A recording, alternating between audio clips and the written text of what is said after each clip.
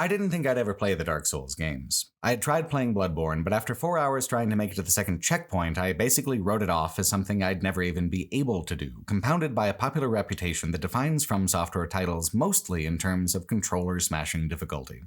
I wrote off the games especially hard on account of the community's rallying catchphrase, Git Gud, an exhortation to suck it up and deal with getting your ass kicked over and over and over again, with a heaping helping of irritating moral judgment if you decide that there are actually better things to do with your time than try to make your little action figure hit the other guy in just the right way. In November 2021, when Dark Souls won the Golden Joystick Award for Ultimate Game of All Time, I was kind of confused. Wasn't Dark Souls, in a fundamental way, kind of a niche title? Wasn't the entire point that only self-ordained gods of gaming can beat it, and that the only reason that I would try it myself is so that those people would have someone to laugh at? Ultimate Game of All Time is a hell of a statement to make. As someone trying to make their way through the keystone franchises of the medium, it wasn't just a statement, it was kind of a professional imperative. I'd felt pretty secure most of my life ignoring the hell out of the Dark Souls games as something for other people with wildly different tastes. Ultimate Game of All Time, though. That's harder to ignore. It basically necessitates some kind of opinion, agree, disagree. The only bad answer seemed to be I don't know and I don't care. So I decided I'd finally give it an in-depth try. I went in with a lot of loaded expectations. Absolutely none of them were true. Not a single one. I was wrong about the Dark Souls games being arbitrarily difficult. I was wrong about them being primarily about the bragging rights of players. I was wrong about them being boring or monotone or any number of assumptions I made based on the reputation they have of being the hard ones. Each of the Dark Souls games is a wildly different experience from one another, but all of them share one fundamental trait that broke down all the barriers that I had assumed would be insurmountable to me. That trait is flexibility. These are some of the most thoughtfully, cleverly mutable action titles I've seen in my entire life. Anyone can play them. They are not remotely insurmountable. I surmounted them, and pretty much every video I ever made inevitably gets a comment that goes something like, I wanted to watch this, but your disgusting ineptitude at even the most basic elements of gameplay made me literally want to vomit. By the time I was done with the trilogy, I wasn't just impressed, I was a fan, not simply in the will positively name-check during conversation way that's regular. I talked about Dark Souls to friends who didn't want to talk about it. I drove my wife up the goddamn wall with my bullshit. I even ordered merch, which is something I've done like twice in the past decade. I felt more enthusiastic and enthralled by these 3 games than really any of the past 3 dozen or more that I've played. I can barely remember a time since I was a teenager that I felt this excited about a game. Another reason why I never imagined that I would really play these games, let alone become completely obsessed with them, is that it seems like anyone who plays Dark Souls and then talks on the internet for a living ends up making a video essay about them. It is hopelessly oversaturated. I mean, I remember a few years back when one guy had a negative opinion on Dark Souls 2, another guy countered with a double-length argument in its favor, and then some third jackass shows up to make a 10-hour rebuttal trying to prove once and for all with science that no one is allowed to enjoy Dark Souls 2. Who wants to stick their nose in all of that? In the years since, the pile of print essays, video essays, lore analysis, and bathroom graffiti devoted to Dark Souls has only grown. Well, here's mine. Just toss it on the fucking stack, because I get it now. If you like Dark Souls, it's hard to shut up about Dark Souls, because the act of overcoming the games and getting through them is a deeply personal experience to each player. I feel like I really did something, like I did something special and interesting, just like all the many thousands of people who played it before me. My goal then here isn't to say that one game is any better than another, or that any one style of play is correct, or that there even is a singular Dark Souls experience to be had. The beauty of the games is that there isn't any such singular path, any such unifying metric. Each human being who endeavors to see these games through from one end to another will face different struggles and overcome those struggles uniquely. I want to tell the story of my path. I want to talk about how these games took my expectations, crushed them, and presented me with an experience much more gorgeously complex than I'd ever guessed from the endless repetition of Git Gud. I want to talk about them for the exact same reason as everyone else. People like talking about the experiences that change them. I sure made a lot of people mad when I made a God of War retrospective in which I pretty much refused to use the block button. Playing on a lower difficulty accommodated me on this, and I found the game plenty difficult anyway and essentially ignoring this key mechanic. I just like to play God of War aggressively, and they let me do it how I wanted by just turning the difficulty down. That seemed like a fine arrangement to me. Infamously, the Dark Souls games do not have an adjustable difficulty. On the surface. The first few hours have a difficulty mostly determined by starting class, but very quickly the player can begin investing points in attributes that, alone, mitigate some individual element of the difficulty and, cumulatively, lower the overall difficulty as you go along. I'll talk about it much more later on, but I even played through on the New Game Plus mode, which lets you start over with your earned inventory and point investments. Despite largely doubling the damage output and health totals of most enemies in the game, including bosses, New Game Plus is a cakewalk in comparison to your first time through. It's basically a revenge tour where you get to put out a cigarette in the eyes of every boss who ever looked at you funny the first time around. Your attribute choices gradually, steadily reduce the difficulty. The way death works in the game essentially allows you to collect bonus points and extra levels from your failures and experiments, meaning that if you go in with lower innate player skill and reflexes than other people, you can constantly and adequately mitigate that difference with mechanical power. Consider the most popular kind of Dark Souls challenge run, the Souls Level 1 game. In this mode, which is strictly on the honor system and not part of the explicit design at all, a player chooses not to ever take any attribute points, instead relying on found items and a player's mastery of the in-game systems to survive. It is entirely possible to beat the whole game this way. The appeal of the Souls Level 1 run is that it does create a unified baseline of experience that actually isn't there otherwise. Each player will face the same challenges with the same tools. Some folks will even say that's the real Dark Souls experience, a common refrain in the literally endless arguments that these games generate. Thing is, that baseline has to be created because Dark Souls otherwise has no standard of experience between players. Once players start investing attribute points, they begin facing unpredictable levels of challenge with a widely varying toolset.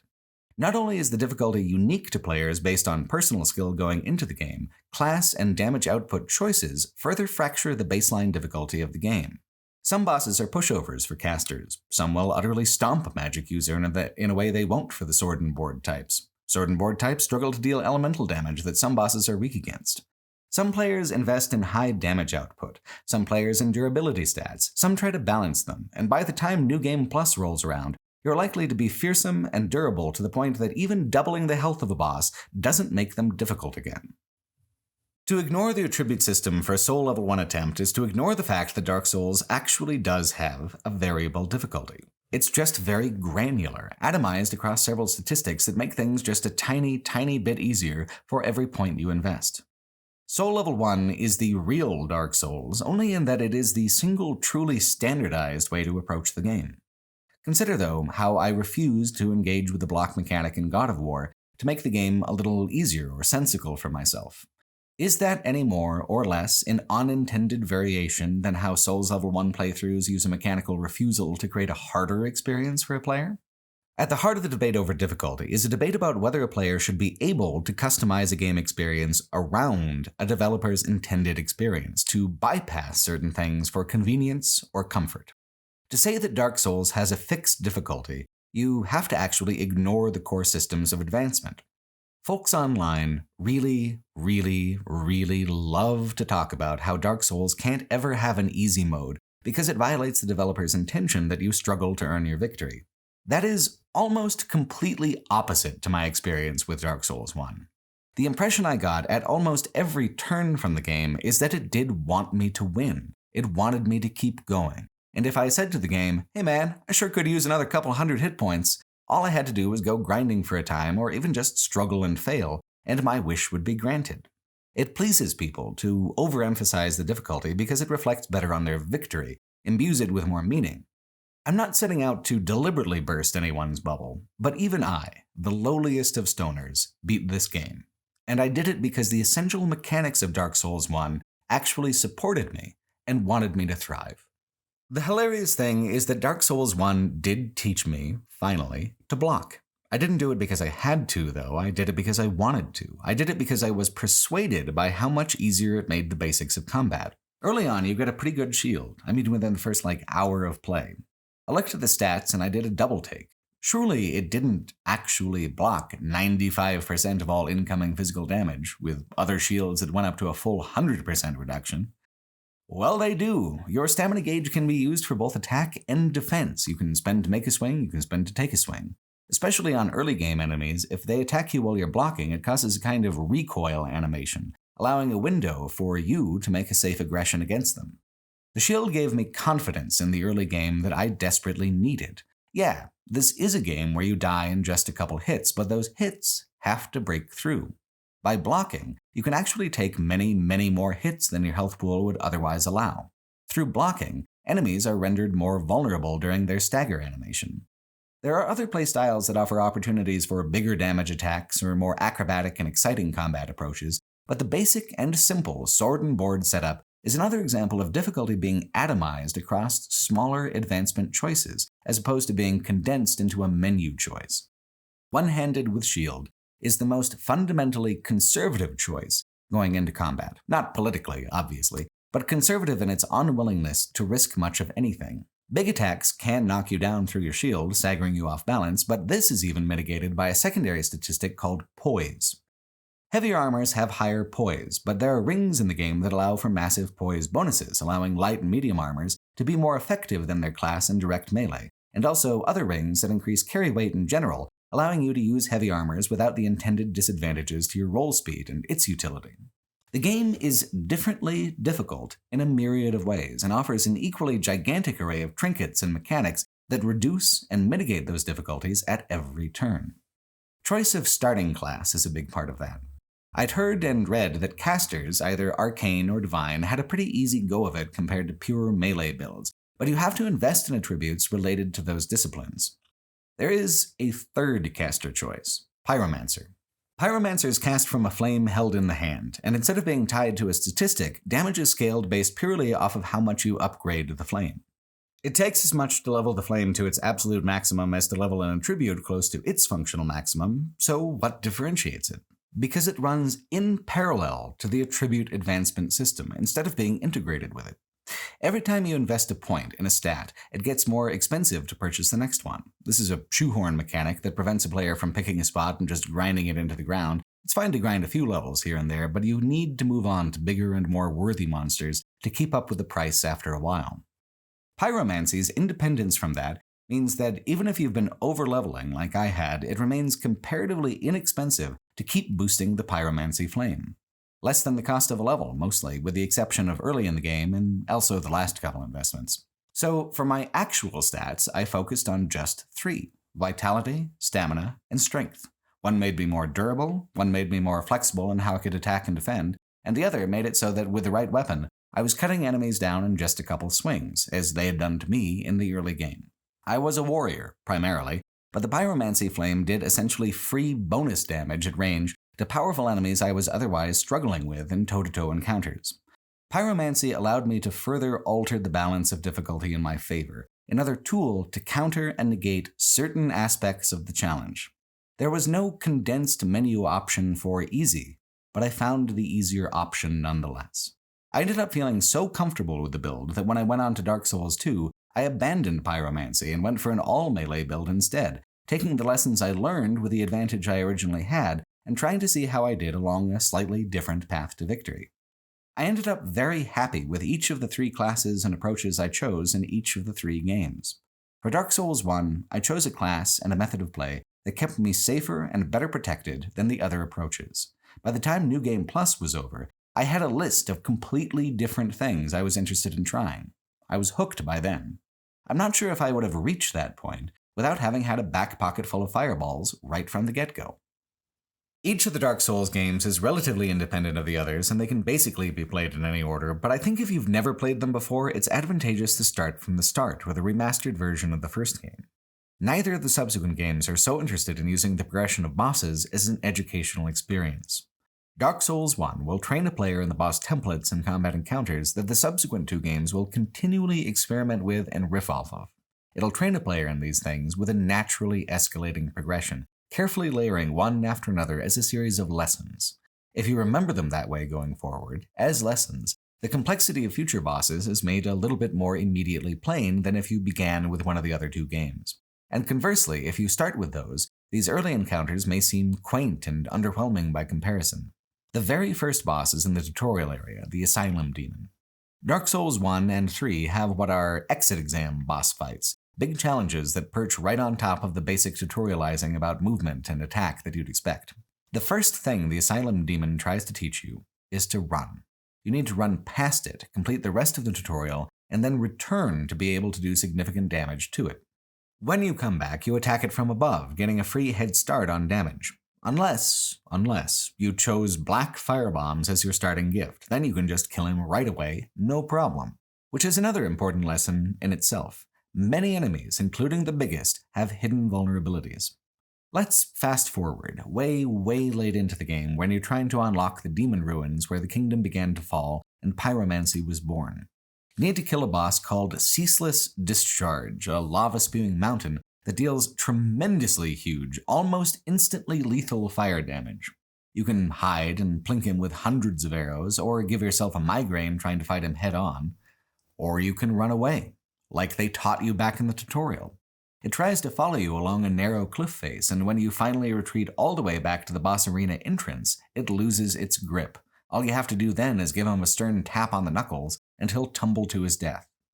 How do you know you're supposed to run away? Because it is miserable to fight him head-on, and you barely dent him with regular attacks, just like trying to fight the Asylum Demon with a broken sword. Some people insist that the cliff-top method is cheesing the boss, an unfair shortcut to victory, but this is not a glitch, it's a bespoke animation put in the game for the express purpose of bypassing Ceaseless Discharge as a threat entirely. Is it more honorable to kill the demon with your wits and your weapons? Sure, why not? But most of us play alone with no one looking over our shoulder. Ceaseless Discharge isn't a boss as much as he is a late-game trick question. Are you now too powerful to demonstrate the humility you had in the game's early hours? I don't think the folks who fight this boss in direct combat are doing it the right way. I think they're just being stubborn. And the game is so flexible that it will accommodate also the stubborn answer even when the more straightforwardly correct choice is simply to run. Or consider the next boss in order after the Asylum Demon. At the high parapet of the castle wall, you meet the Taurus Demon, a minotaur who's just terrifyingly large. You have nowhere to run but backwards, which is exactly the correct strategy. He's as wide as the walkway itself. You're extremely disadvantaged for trying to fight him regularly because your rolls will stop short and his attacks are huge sweeps. So you run away and then climb the tower you came in on, leaping down and performing a plunging, jumping attack, which you also just learned from the Asylum Demon fight. You have to get it then to chase you the other direction and dodge around its legs and attacks to reset the series of actions. And that's also not exactly how I killed him either. This happens, I would guess, rarely, but the Taurus Demon fight actually taught me something else, too, because of the way that I won it. Posthumously. Trying to get around his tree trunk legs, I was sent tumbling over the side of the castle walls. Seconds later, the Taurus Demon also slips and falls. Victory counts. When I come back to retrieve my lost souls, the winnings from the Minotaur have been added to the stack, and he is nowhere to be found. The lesson is this. You are gonna die in some stupid, cheap ways playing this game. It will occasionally do things that seem deeply unfair. You can flip that dynamic. You can use the game's various traps, pitfalls, and quirks of level design to try to murder the hell out of other creatures. Sometimes they'll kill themselves just trying to get to you. So even in its jank, and even in its cheapness, there is an inherent fairness to Dark Souls. All inhabitants of this world are at risk, not just of a glorious death by combat, but of suffering a banana peel pratfall that ends up being extremely fatal. If you choose the black firebombs, if you manage to trip the Taurus Demon into taking a fall, these are unmarked and auxiliary paths to victory, but they're equally valid. I think that's a major component of what's kind of fun about the high baseline difficulty of the games. Anything that gets you through it is a valid choice. I never got quite so desperate to try, but you can even throw piles of shit at bosses to poison them to death, slowly. There's no such thing as a dirty trick in Dark Souls. They're all mean and all dirty. The important thing is that you're trickier than the obstacles being thrown against you. There's an early game boss whose entire job is to truly cement the idea of the difficulty in this game sometimes being cruel, and to challenge the player to be creative in their desperation. The Capra Demon is an infamous crucible of progress for the Dark Souls franchise. You have a tiny box to fight him in, he swings wide and he swings deadly, and he starts out with 2 companion dogs whose entire purpose is to force you to panic and catch you flat-footed. It is easy to die in the first 10 or 20 seconds of stepping into the arena. There's a broken staircase, which is the only source of defense. You can travel up the stairs and catch a quick few seconds before the demon follows you. This can also give you an opportunity you need to get the dogs out of the way. Pyromancy helped in the Capra Demon fight, eating his health down at a distance, but there's no such thing as a mana bar. Magic is handled D&D style with a set number of uses per rest. So, after a while, I had to get up close and seal the deal. I died over a dozen times. And then, at last, I found myself with a tenuous advantage. I pressed it, blocked a frightening attack that seems like it shouldn't have even been blockable, pressed the advantage again, and the demon died. I won. I was shaking, my heart was racing. I felt on a very animal level that I had prevailed over danger, even though it was completely the smoke and mirrors of my own imagination. That was the moment that Dark Souls hooked me completely. There was a lot I had been enjoying, from the bleak and melancholy tone to the beautiful art direction to the intensely clever level design, but none of it had struck me as completely novel or totally unfamiliar yet. I was waiting for the thing that made the game truly special. In my victory over the Capra Demon, I realized that the special thing wasn't inherent to the world of the game itself alone. What made it special was its ability to take all those things, the tone of the setting, the opaqueness of the storytelling, the hostility of the environment, and intertwine them into a series of combat encounters that are emotionally provocative in unexpected ways. I feel emotions in games in a similar way to passive media a lot of the time. I relate to characters, I appreciate the visual art, I'm invested in the narrative stakes. In Dark Souls, there is no player character. It's just you. You in this sad, strange, murderous little world, trying to make your way and understand your place in it. Much later on, in the DLC area, you meet an old giant named Hakai Go. He mostly does wood carvings these days, but he'll shoot a dragon out of the sky for you for old time's sake. When he does, he reminisces about the ancient war that he fought alongside Gwyn, the boss of the game and lord of this stagnant world, against the mostly now extinct dragons. Go says, "Exhilaration, pride, hatred, rage, the dragons teased out our dearest emotions. Thou wilt understand one day. At thy twilight, old thoughts return in great waves of nostalgia." This is the guiding design thesis for the Dark Souls trilogy as a whole.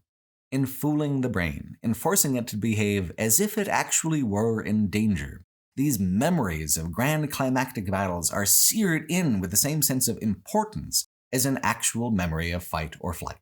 In a certain sense, I'm the game being played. The deep animal portions of my brain are being activated and exercised in ways that are deeply, shockingly satisfying. Obviously, I'm not saying that it blurs the line between fantasy and reality. It's very obviously just a game, but that is what is so impressive about what's going on here. Despite being clearly just a dark and bloody cartoon, my hands shake and my body sweats, and I am transported into a mental space of fearful desperation mixed with exhilarating triumph. It teases out my dearest emotions. I have never been so shocked to have won as when I beat the Capra Demon. I figured this game was going to be impossible, and the first couple times I fought this guy, I pessimistically guessed that this was going to be the part that I got stuck on and gave up on. Instead, each attempt made me feel like it was more and more possible, despite the loss, despite the failure. I wanted to keep trying. And it worked. The Capra Demon feels, at first, unfair, and it is by design. The odds are stacked impressively against you, however the odds are not zero, not even close. What's happening is that Dark Souls is operating at the extreme peaks and valleys of what video games, as a medium, are able to artistically evoke.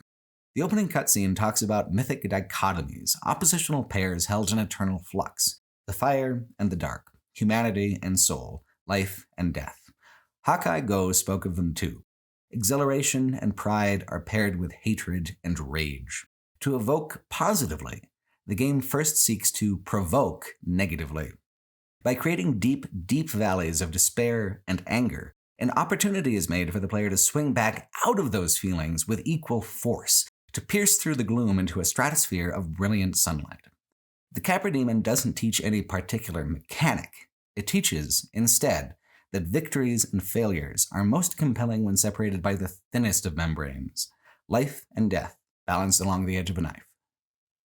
It's not just the bosses that are lethal either. The thing that makes these games so famously hard is that each and every enemy is lethal in its own way. There aren't any effortless creatures. Even the weakest among them are designed to avenge themselves on players who aren't paying close enough attention or giving them enough respect. The Undead Burg, the game's first real area, is famous for its clever utility as an expanded tutorial area, making each encounter in sequence more challenging and complex than the last, demanding that a player figure out a way to navigate a majority of those challenges before even letting them face the Taurus demon. I spent probably 6 cumulative hours in the Undead Burg. Similar, very similar to my experience with Bloodborne, actually. The difference that allowed me to keep going here, where I just gave up on Bloodborne, is the comparative slowness of combat. In Bloodborne, there's no blocking. You just attack and you dodge. It's meant to be aggressive and acrobatic, which is cool and fine, but also gives the impression that it's possible to be too slow or too clumsy as a player to actually succeed at all in the game. Dark Souls has a combat system where, instead, it feels like a constant exchange of individual actions, if-then statements, a dialogue of violence, not just a frantic whirl. It took me a while to understand that, to stop playing it as if it was based on reflexes, because it's actually based more on choice. Choice is so much more compelling than pure reflex. When I came through on New Game Plus, I kind of marveled that the Undead Burg gave me as much trouble as it had. That is because I had learned to speak, at last, in the specific dialect of Dark Souls violence. It's not about an exchange of numbers, damage for damage, hoping their numbers go down before yours. It's about an exchange of animations. The undead attacks, and if it succeeds and I am staggered, he will be able to press the attack with another one. If I block, he staggers instead. I am afforded the aggression. I get the follow-up attack. It's also possible to parry, getting an immediate and visually impressive double damage counterattack, but that takes some real finesse and skill. I've been told that looking at the elbows of enemies is the best way to time it. When the elbow moves forward, you parry, but I struggled to pay that kind of minute attention, to have those sort of fast reflexes. Blocking works so much more easily and consistently, since if you incorrectly time the parry, the enemy gets to carry through the attack anyway and you take full damage. Some enemies, like spearmen, can block and attack at the same time. You need to get behind them, or else time your attack in the brief window after they move their shield to make their own attack.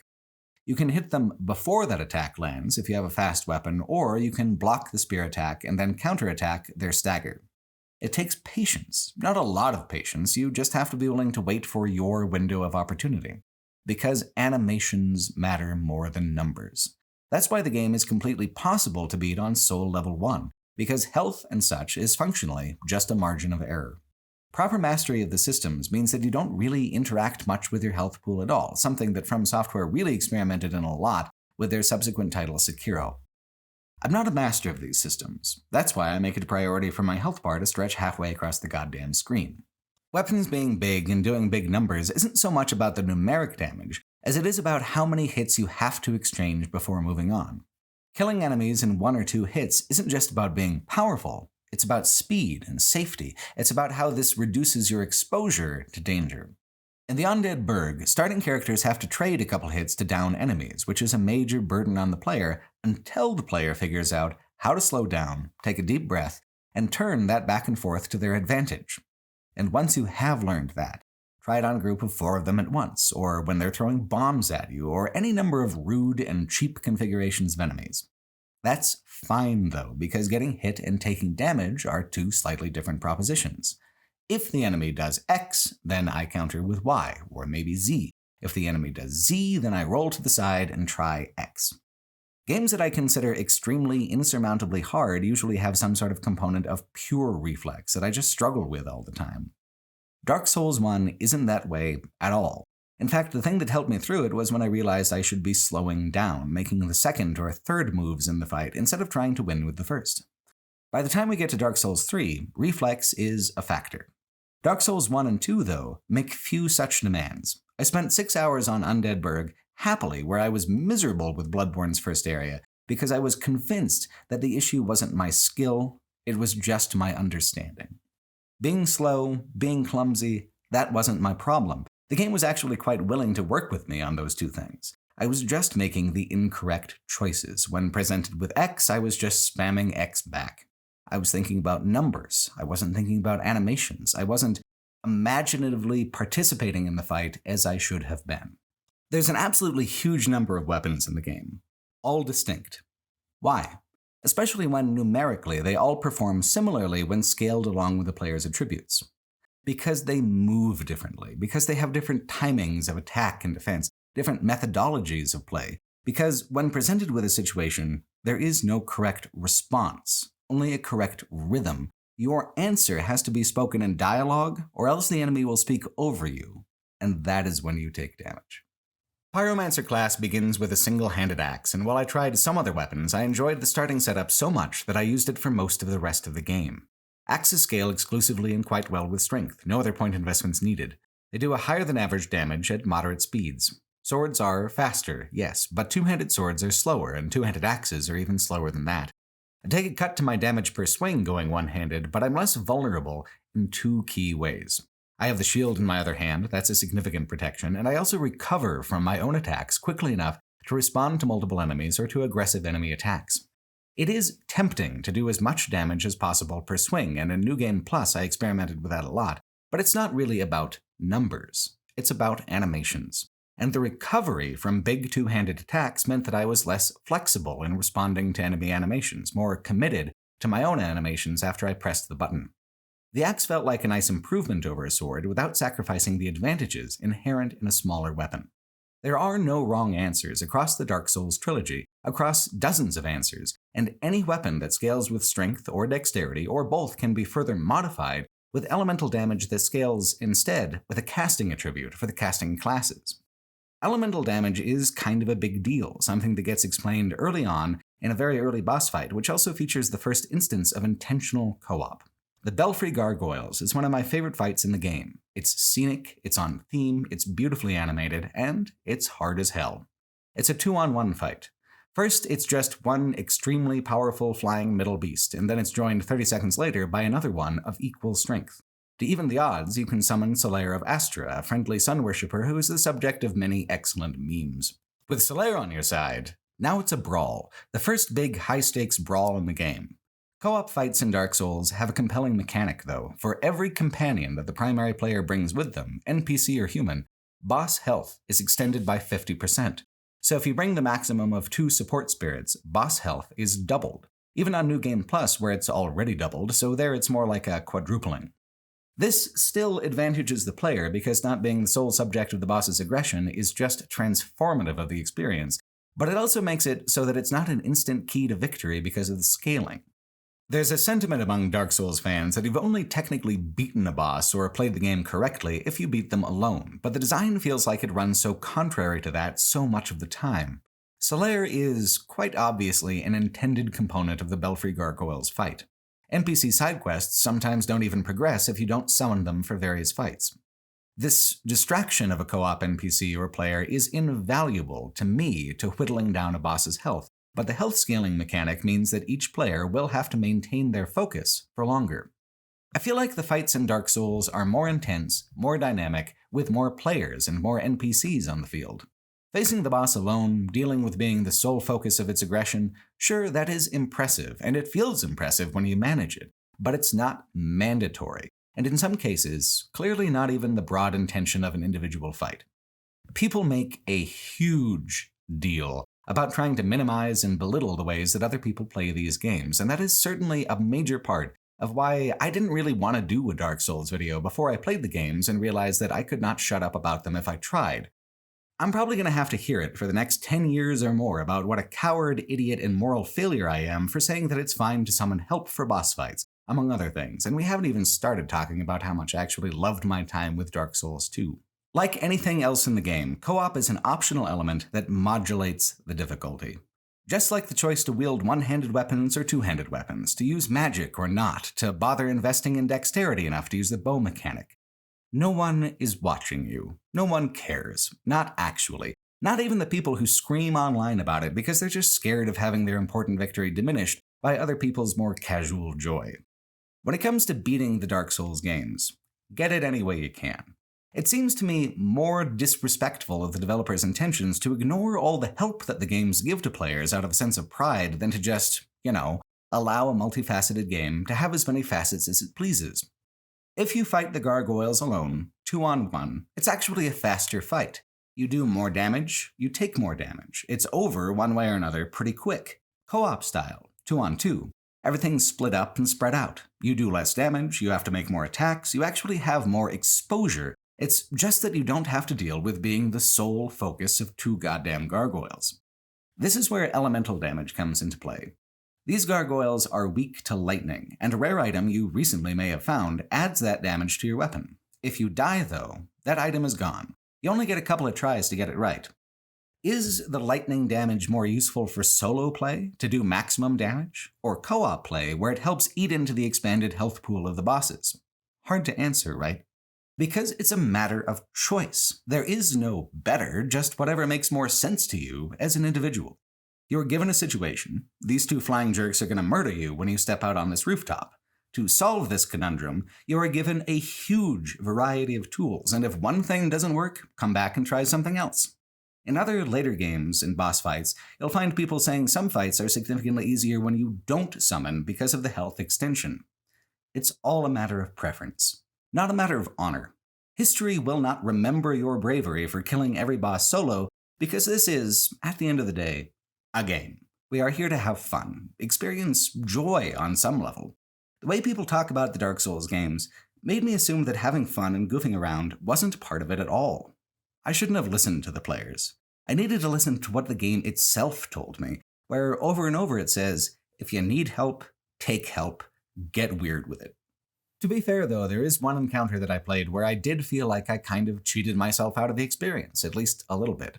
The most famous boss encounter in Dark Souls 1 is the Ornstein and Smough encounter, a balanced pair of bosses where you have a fast, single-focus attacker paired with a giant area of effect bruiser backing him up from behind. I've been looking forward to Ornstein and Smough all game long. They were representative of the entire art style, the entire aesthetic. I summoned another actual player to help me instead of just the NPC because I assumed I was going to get my ass kicked. And then this guy does an outrageous amount of damage. I mean about fully 4 times as much damage per swing as I did. So, really, he killed Ornstein and Smough while I offered my moral support. You can't reset the encounter if you win like you can when you die. This was my one chance to experience this famous battle, and it was over in like 45 seconds. It was the one moment of frustrating anticlimax I had in the game, frustrating in a more deeply unsatisfying way than the frustration of getting stuck on a boss and banging your head into it over and over again. Without a struggle, it didn't really mean anything. I was robbed of both the thrill of victory and the agony of defeat. I just got a checkmark that says pass. Funny thing, though, is that I was paired with this exact player again later in my playthrough, and I was extremely grateful he was there. The longest boss fight in the game, and one of the hardest ones for a build like mine that doesn't do huge amounts of damage per swing, is one of the most narratively interesting. At the bottom of the whole kingdom, not quite the absolute bottom, but close enough, is a drowned city called New Londo. It was drowned because in the depths of this town is a tear in the fabric of reality, a hole to the abyssal void where humanity came from. When they say void, they mean it. The city just trails off into a featureless black nothing. It's kind of frightening. You fall deep into the nothing, and down there are the 4 kings, ancient lords who sought power and knowledge in the abyss and were lost instead. They hover above a black mirrored plane, one king about every 30 seconds or so, which is manageable if you kill them fast enough, but can spiral completely out of control quickly if you fall out of pace with their arrival and let them gang up on you. There's an NPC summon, but she isn't too useful. She doesn't really do enough extra damage to negate the extra half a health bar that every king has. After 10 or so attempts, and a very annoying sprint through enemies that takes almost 5 minutes to reset the fight, I just wanted out. I wanted done. And here comes Mr. Murderator with his fancy sword, just the hero I need. With this guy helping, we stayed ahead of the reinforcement curve. We killed each king individually as it came, and it didn't feel like cheating. This was exactly the way the encounter is designed to go. I just really wasn't mechanically prepared for it, and this guy was. I had struggled, then I won. I got the full experience. I know I wouldn't have minded the help on Ornstein and Smough so much either if it hadn't have been my first try. I just didn't think that I could take them on my own, so I didn't even spare a single round to try. I might have sold myself a little short there, which goes to show you that any advice you get, and any advice you give about these games, is not 100% true all the time, and certainly not true for 100% of people. Not even my own advice from myself. If you get stuck, there are a lot of things you can reconfigure, many approaches to trying again. Don't be afraid of getting stuck, because there is something much worse than trying again and again and again, and that's not having to actually try at all. When people get defensive and flustered about the idea of an easy mode for Dark Souls, I think it's that flattening of the peaks and valleys of victory and defeat that they're primarily objecting to. The idea that you can make the game too frictionless, and without friction, deny it the weight and meaning that it's capable of expressing. The flaw with that argument is that this is already possible in Dark Souls 1, 2, and 3.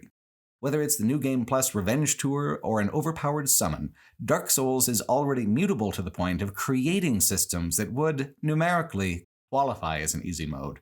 This guy doing 4 times as much damage as I did on the Ornstein and Smo fight made it easy, flat out, in exactly the same way an easy mode typically would. It rebalances the numbers in the player's favor, reducing the threshold for victory. I don't think the question is whether a Dark Souls title should have an easy mode, because it essentially already does. The question is how to formalize it, how to anticipate what is easiest for the largest amount of people, as opposed to fragmenting the things that mitigate and negate difficulty across 1,000 tiny choices.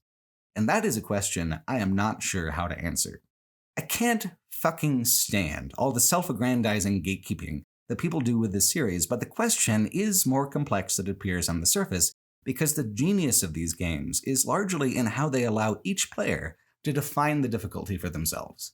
I think that's the core element of what annoys me so much about the Git Gud mentality, and as a catchphrase specifically, because it suggests that there's just a general level of competency you either hit or you don't. It actually completely bypasses the methodology by which you could improve your player skill at the game. Git Gud assumes you just suck, flatly, broadly. Just get better, you dumb asshole. The game never says anything like that to you. Not once, not even close. If you internalize, like I had, the idea that you're just bad and you just need to get good, you avoid both the questions that the game is asking and murdering you all the time, and the answers you could give to thwart the murdering. Here's what the game actually says to you. If you tell me the ways you're struggling, specifically, clearly, I will give you all the tools you need to negate those things. So let's break down the ways in which I suck at the game from a generalized judgment into a more specific set of statements. Item 1. I'm slow to react and I get hit a lot. The provided solution, from the game itself. Just get a shield that allows you to get hit constantly, penalty-free, and it'll also even provide better telegraphed windows of counterattack.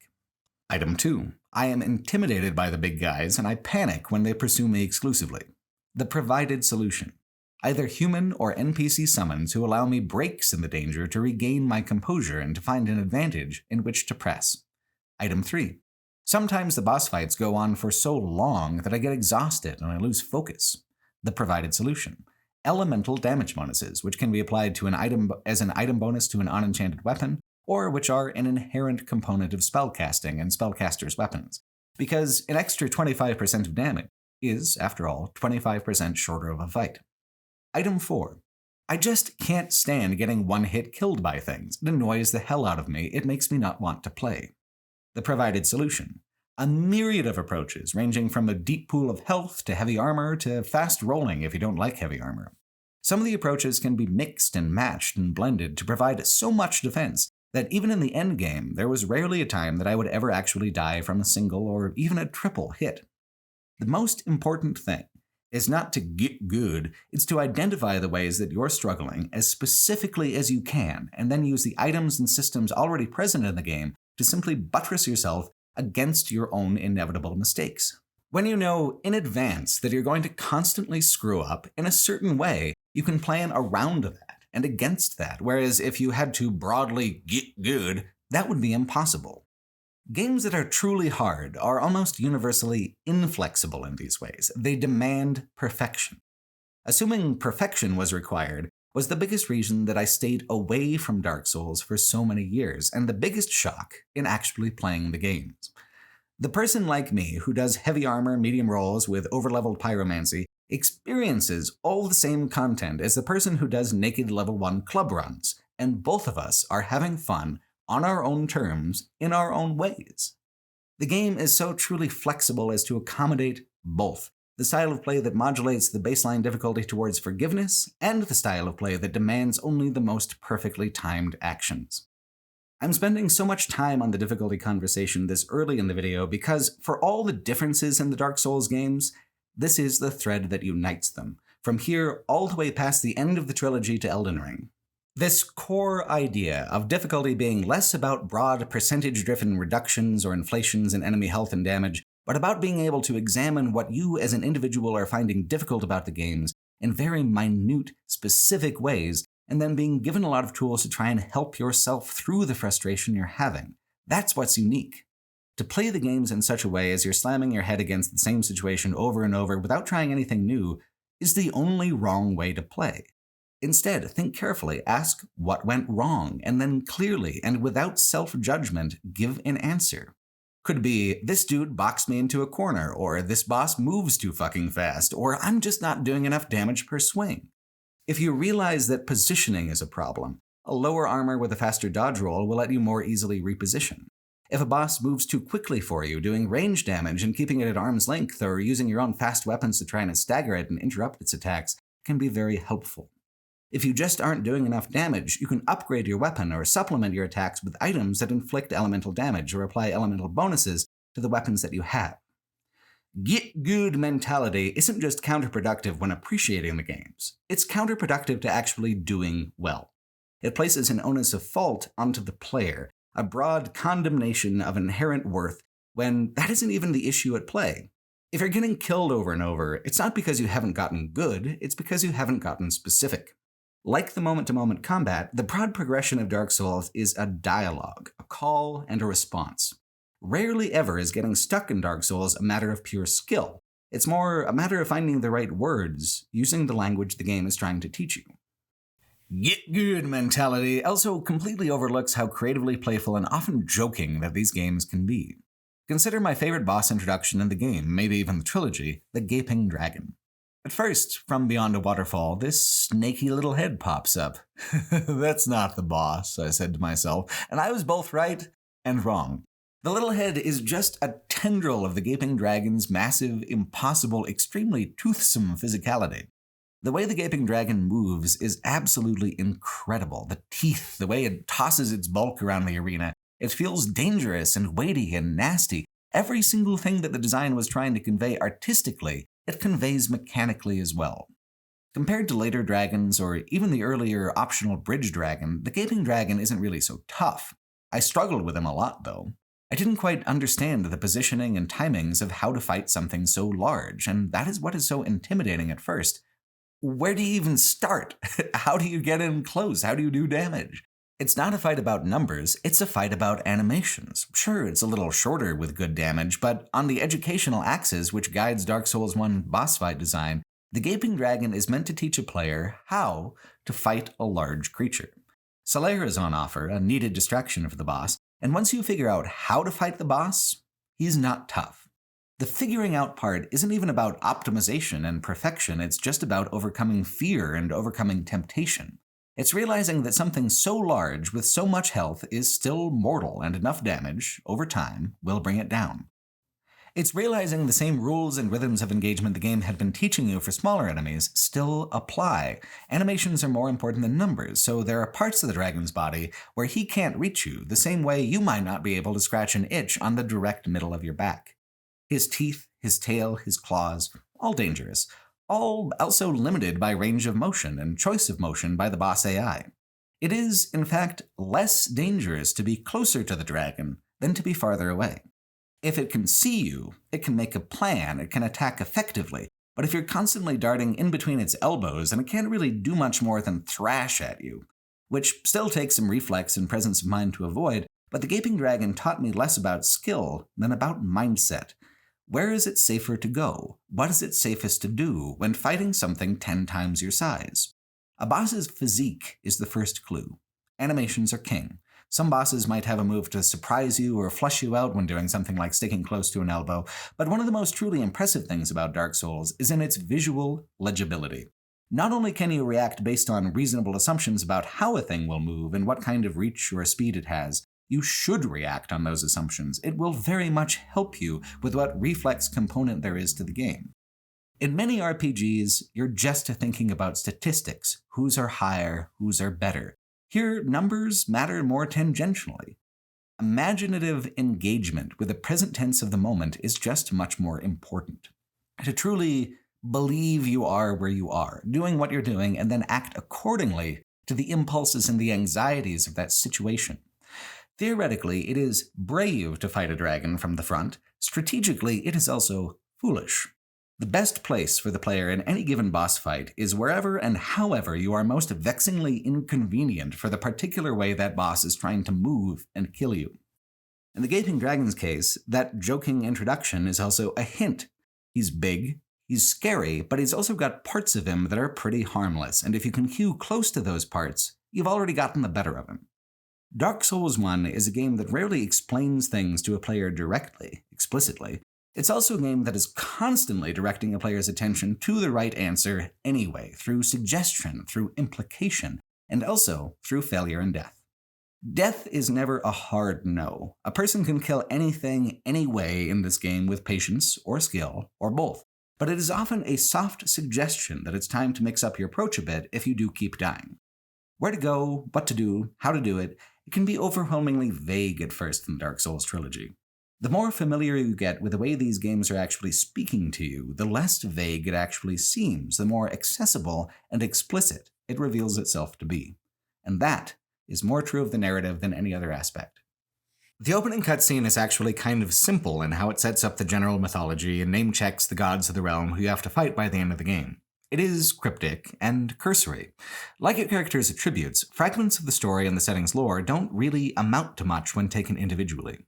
One point of any attribute hardly has any tangible effect, but stack 5 in a row and the results can suddenly be felt mechanically. No one line of dialogue, no individual paragraph of exposition seems to make much sense or add much context.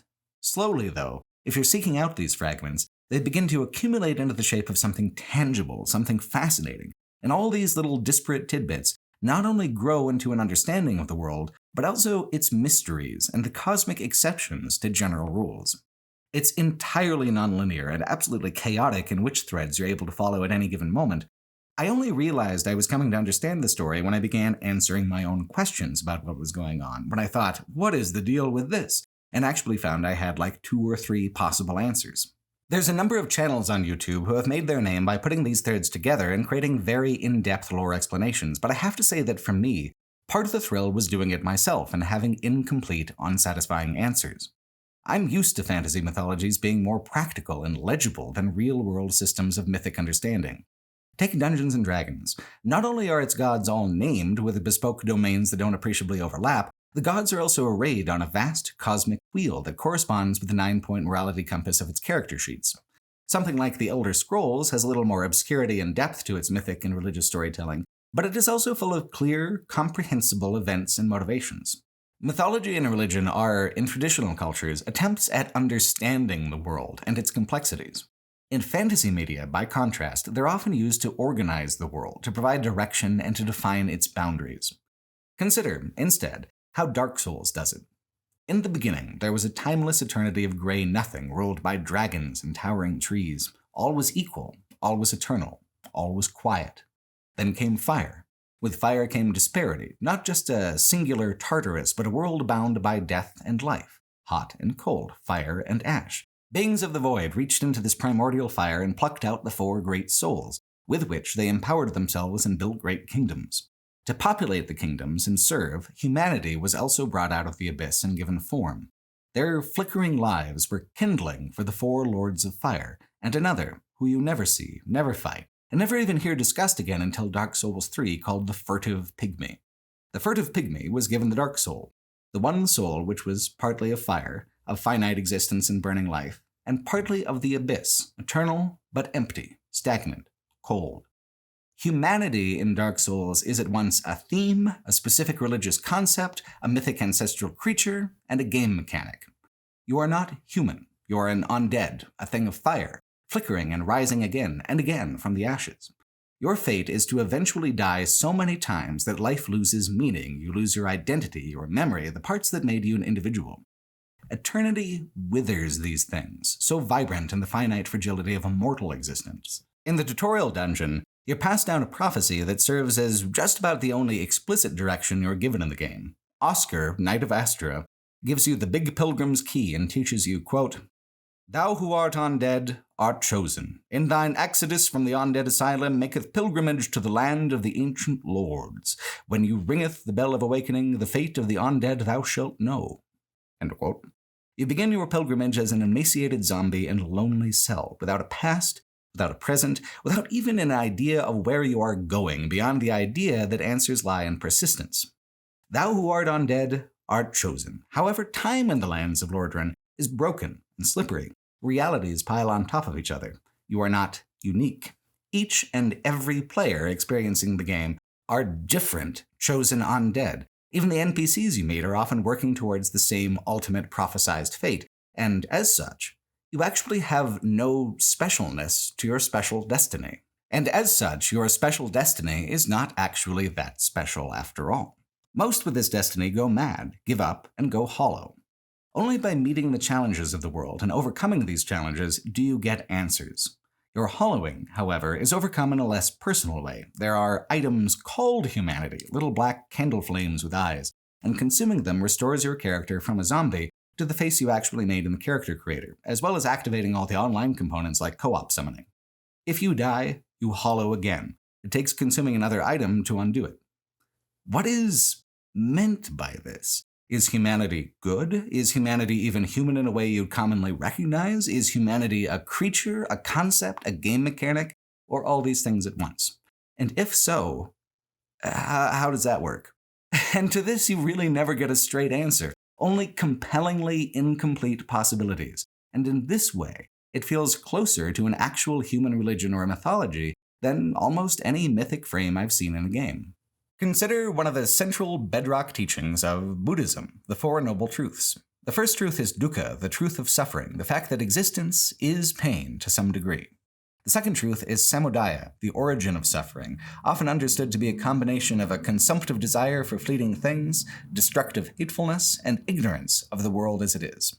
Nirodha is the third truth, the truth of the end of suffering. We are finite, flawed creatures with only two ways out, either cyclical death or transcendence through enlightenment. The fourth noble truth, then, is the truth of the path out of suffering, the Noble Eightfold Path, which is the next series of Buddhism's core tenets. I'm not a Buddhist myself, and I know only really the most basic things about the religion, but I'm sure you can already see the major contrasts between its religious focus and the focus of most fictional fantasy religions when people set about writing them.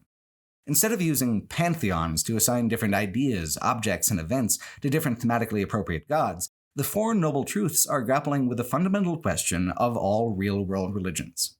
Why do we hurt? Why are our lives so full of both beauty and pain, and how can we make some sense out of it? In lacking a concrete answer in our concrete reality, it creates a frame within the world of the unseen and supernatural to hang these questions on and set to the work of connecting the dots in ways that feel resonant, true, or meaningful. The biggest temptation in creating fantasy mythologies and fantasy religions is to actually create concrete truths within the world of the setting. And that can be fun, fascinating. The story of your character in Baldur's Gate, for example, and the choice of whether to ascend to godhood by the end of it or not, is one of my favorite fictional narratives in video game history, but it's also fundamentally a separate experience of religion than living people have, a more practical, a more actionable one. This is true to some extent in Dark Souls. You meet the gods, and often you slay them, and the cosmology as presented is demonstrably accurate to the world, but the cosmology is also obviously poetic and metaphorical to a large degree, and in that allegorically mythic way, reflects back on our own even more cryptic universe and its utter lack of concrete answers. In the DLC Artorias of the Abyss, your character is sent back in time to the doomed city of Ulasil, a city of beautiful and delicate lost magics who followed the advice of a primordial serpent and opened a gateway to the abyss, which swallowed the city bit by bit and corrupted its residents into twisted and loathsome shapes. The DLC's boss is one of the most physically intimidating and impressive monster designs in the entire trilogy, Manus of the Abyss, the first to fall into the abyss and become twisted by its maddening emptiness. His corruption is fascinating because humanity came from the abyss. In fact, the black candle flames of the humanity item are actually creatures who dwell in the abyss right around Manus, floating quietly toward you and snuffing your essence. When you kill them, they give 0 souls, the only enemy in the game to fail to provide them. Because souls and humanity are 2 different mythic concepts held in a balanced dichotomy, like all the paired concepts in the introductory cutscene. Humanity is that part of us which is eternal, unchanging, but also flat and stagnant, anonymous. It's kind of pessimistic. Humanity in Dark Souls is more like what you'd think of as a soul in Christian thought, the part that is divine and will return to the divine. The souls of the primordial fire are what create difference, personality, the color and the beauty of the living world, the daytime world, the world beyond a monochrome forest of dragons and colossal trees. The reason you have to kill the gods is because they have actually betrayed this cosmological dichotomy. Fire fades, and the age of abyssal darkness is part of a natural cycle. Kingdoms live and die like animals do. They must fall dead and decay for something new to grow. Lord Gwyn found a way to stop all of that. He and the other lords conspired to extend this age of fire to keep the status quo going indefinitely, to blur the lines between life and death, beginning and end, and this is why time is broken, and you start the game a zombie. As you gather the souls of enemies, you steal their essence, their individuality. You take from them their animating fire, and you keep it for yourself. Yet without restoring your humanity, you are forever alone with that power. By touching the abyssal anonymity that connects all humans, the online components are enabled, and you can literally share that connection either cooperatively or as a predatory invader. The essence of individuality, of souls, is not enough on its own to make you complete, to reverse the hollowing and restore your humanity. The essence of our humanity is that none of us are different and we are all connected. In your human state, you are mortal, finite. Only one death will revoke your humanity and return the hollowing, shutting down the online elements. Our existence, then, as players and a people, is an interstitial twilight between fire and dark, life and death, individuality and anonymity, an impossible and unsustainable tension between cosmic opposites. And that feels, to me, true and resonant and meaningful. Although the setting is designed around a kind of hyper-Gothic European aesthetic, Western thought actually isn't the best angle to view the mythology from. What is a sin in this universe? A Judeo-Christian perspective doesn't really offer any helpful answers despite all the cathedrals. It actually kind of confuses the matter. Think back on the 4 noble truths for a minute, though. An interruption of the natural cycle of life and death locks people into perpetual suffering with no hope of release through either reincarnation or enlightenment. Lordran's inherent stagnancy would quite naturally lead to more and worse suffering. From a Buddhist perspective, what Lord Gwyn has done is obviously a tremendous sin, about the biggest you can make. Dark Souls uses its mythological and religious elements not just to build its own world, but to construct it in poetic, allegorical contrast to our own. And that is an extremely rare and complex approach for any piece of media to take. Getting to the point where you're forming your own opinions on what it all means is a journey of asking those questions. What does the game mean by a soul? What does the game mean by humanity? How is sin or virtue measured in Lordran? Slowly sifting through the pebbles and sand of the game's lore to try to find a golden answer, a sudden flash of illumination and connection, feels every bit as surprising and thrilling as overcoming a difficult boss fight when they both begin to click. Like the flexibility of combat, Dark Souls is strengthened by its flexibility of interpretation. I have only explained to you the way I have personally made sense of this setting and universe. Your mileage may vary, and I have no idea how what I said stacks up in contrast to other people's interpretations, because I haven't much sought them out. Perhaps there's a more lore-focused explanation for humanity and the corruption of the abyss, but I don't really care to hear it.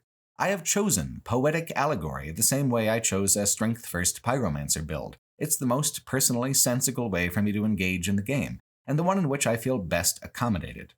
Just as there are dozens of valid combat playstyles, there are dozens of other valid interpretations of the lore, and this is another component of what feels so comfortably familiar about the game's mythology. We're all working from a series of fragmented, ancient, cryptic texts, where a lot of us personally don't even speak the language they were originally written in, and then we get mad at each other for reaching different conclusions. Oddly realistic that way, isn't it? Astoundingly, some of the game's most important lore dialogue is class-dependent, and I happen to choose exactly the right class for it. One of the four who inherited the Great Souls and began the Age of Fire was a woman called the Witch of Izalith. At the bottom of the world, and I mean mostly pretty much the absolute bottom this time, is the city of Izalith itself, the demon ruins, where Taurus and Capra demons like you fought so dramatically early on wander around freely. Izalith is, infamously, the game's most rushed and incomplete level, and certainly it doesn't quite have the same impact as some of the previous areas. But if you've been paying attention to the lore, it's still exciting. This is the oldest, most cursed part of the entire world, one of the places where the sins of the world originated. The Witch of Izalith tried to extend the Age of Fire by summoning her own flame of creation, tried to take upon herself the work of the cosmos itself. In what mythology would such hubris not be punished? The flame burns her into nothing and sears a hole through the whole world, through which her daughters and the rest of Izalith was turned into monsters. Lordran was forevermore tainted by demons, a sickly flame of human greed, which is what pyromancy in the game still is, why it's considered a heretical magic as opposed to more conventional arcane or divine spellcasting. You're using a tainted imitation of the flame of primordial creation itself.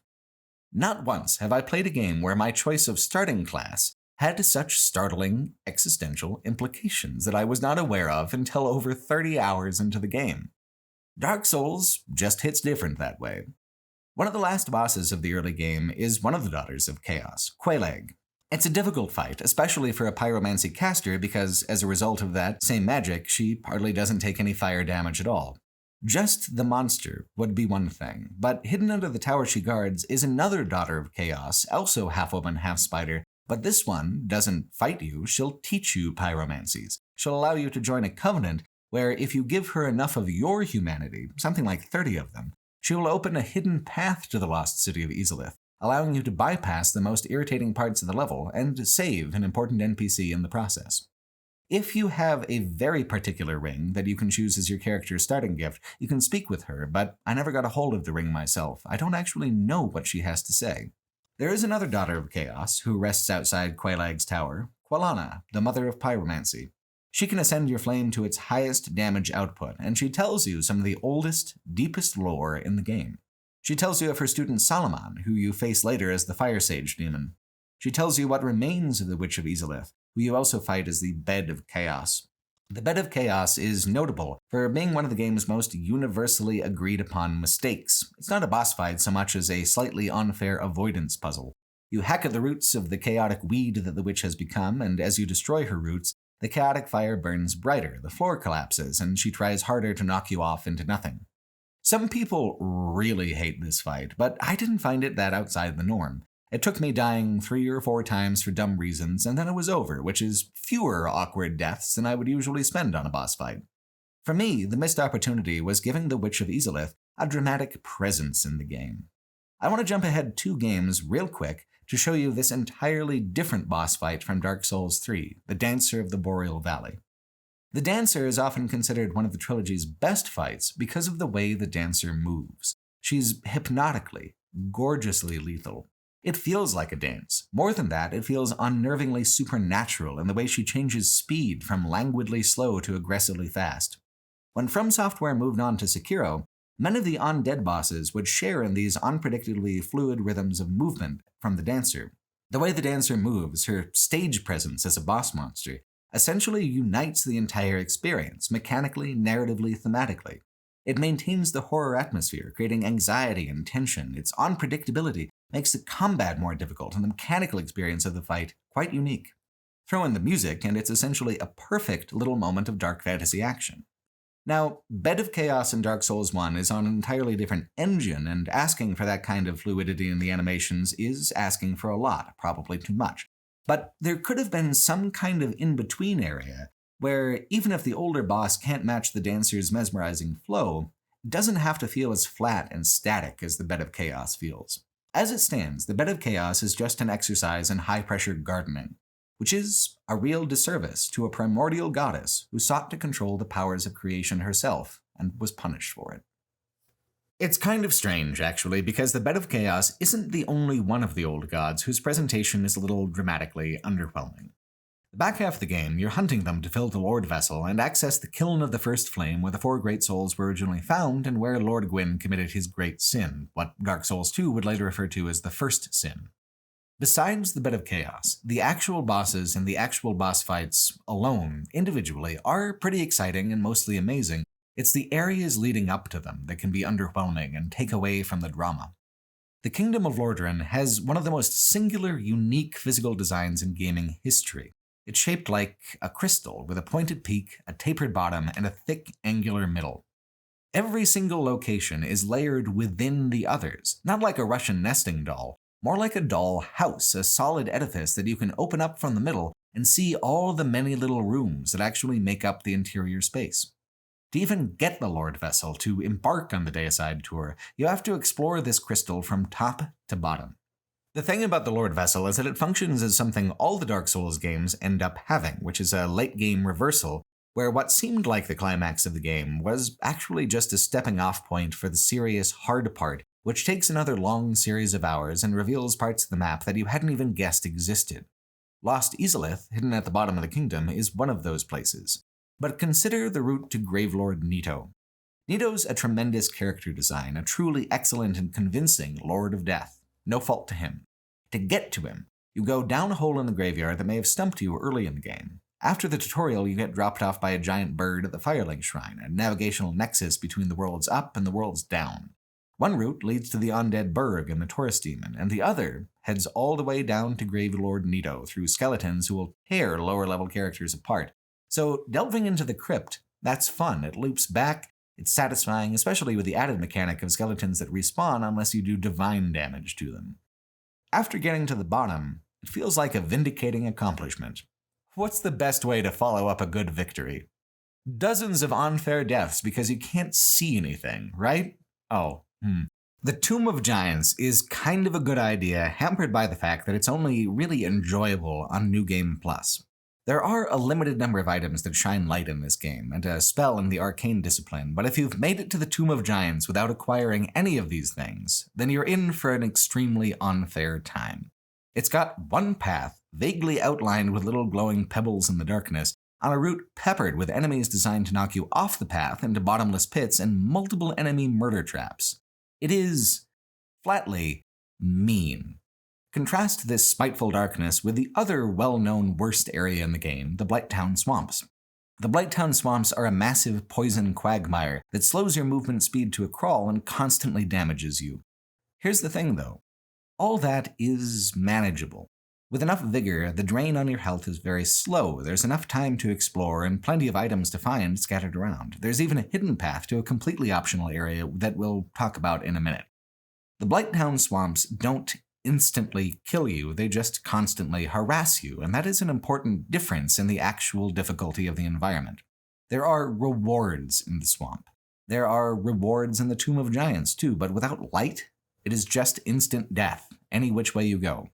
With light on New Game Plus, I actually kinda liked the Tomb of Giants. Like everything else about the level design, it is tightly coiled in on itself, with rooms and paths stacking on top of each other and reaching ever downwards.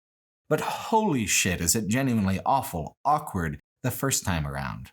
Other late-game areas have their own frustrations. For example, the Duke's Archive, where the dragon who betrayed his own kind to usher in the Age of Fire lives and works, is a great level. It's complex, difficult, layered in a fascinating way. The lead up to Seath the Scaleless himself, however, is kind of a soul-crusher. The Crystal Cave is a dense and winding maze of invisible walkways and tough enemies. And you need to go through the whole thing anew every time you die to the boss. It's draining. It's hollowing. Even if the environment is, in this case, a lot more visually interesting than the skeleton cave of the Tomb of the Giants, the environment hostility is equally severe in the lead up to a difficult encounter with the Lord of Lordran. It is just cruel, which is not unusual for Dark Souls, but it is mean in a kind of arbitrarily punishing way that feels disappointing compared to the game's moments of more playful sadism. Which brings us back to the secret tree in Blighttown.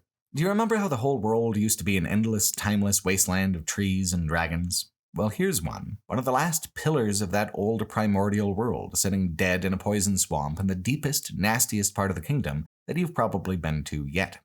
You have to push through 2 invisible walls, and then you find that the tree trunk is hollow, spectacularly hollow. It just keeps going down.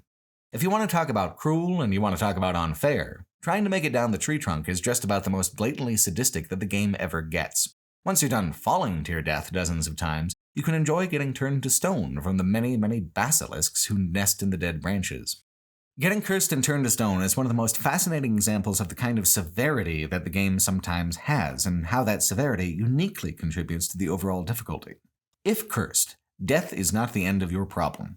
Your health is permanently reduced an entire 50% until you lift the curse, which you can only do by revisiting the tower in which you fought the gargoyles and buying a purging stone from the weird guy in there.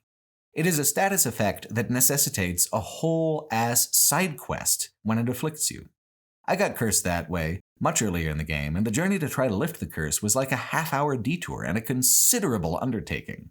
I wasn't mad about it, though. It was a deeply immersive consequence. I increased my understanding of the connectivity of the map by doing all that backtracking. I gained a lot of experience hacking my way through enemies who constantly repopulate the areas you've been to each time you rest. I felt like this hadn't been just a passing barb like poison or toxic status. It had been an event in my character's little digital life, a quest as purposeful as any other. So you have to go back to the tower every time you get cursed? Nope. Option B, never stated, always there, is to simply bite the bullet and roll with the consequence. Once cursed, you won't be cursed again. You can still die, but 50% is the maximum reduction. Like the poison swamp, you can grit your teeth and you can just power through. You can also pick up a couple purging stones before you head down the tree, die over and over on your way down, and then just pop the stone at the end of the danger. The most hilarious, iconic little act of sadism in the tree trunk, though, comes at the bottom.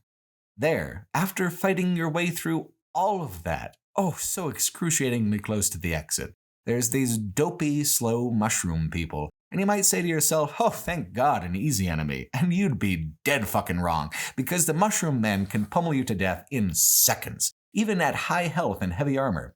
They are both insult and injury, on top of being one of the most inoffensively storybook monster designs in the whole game.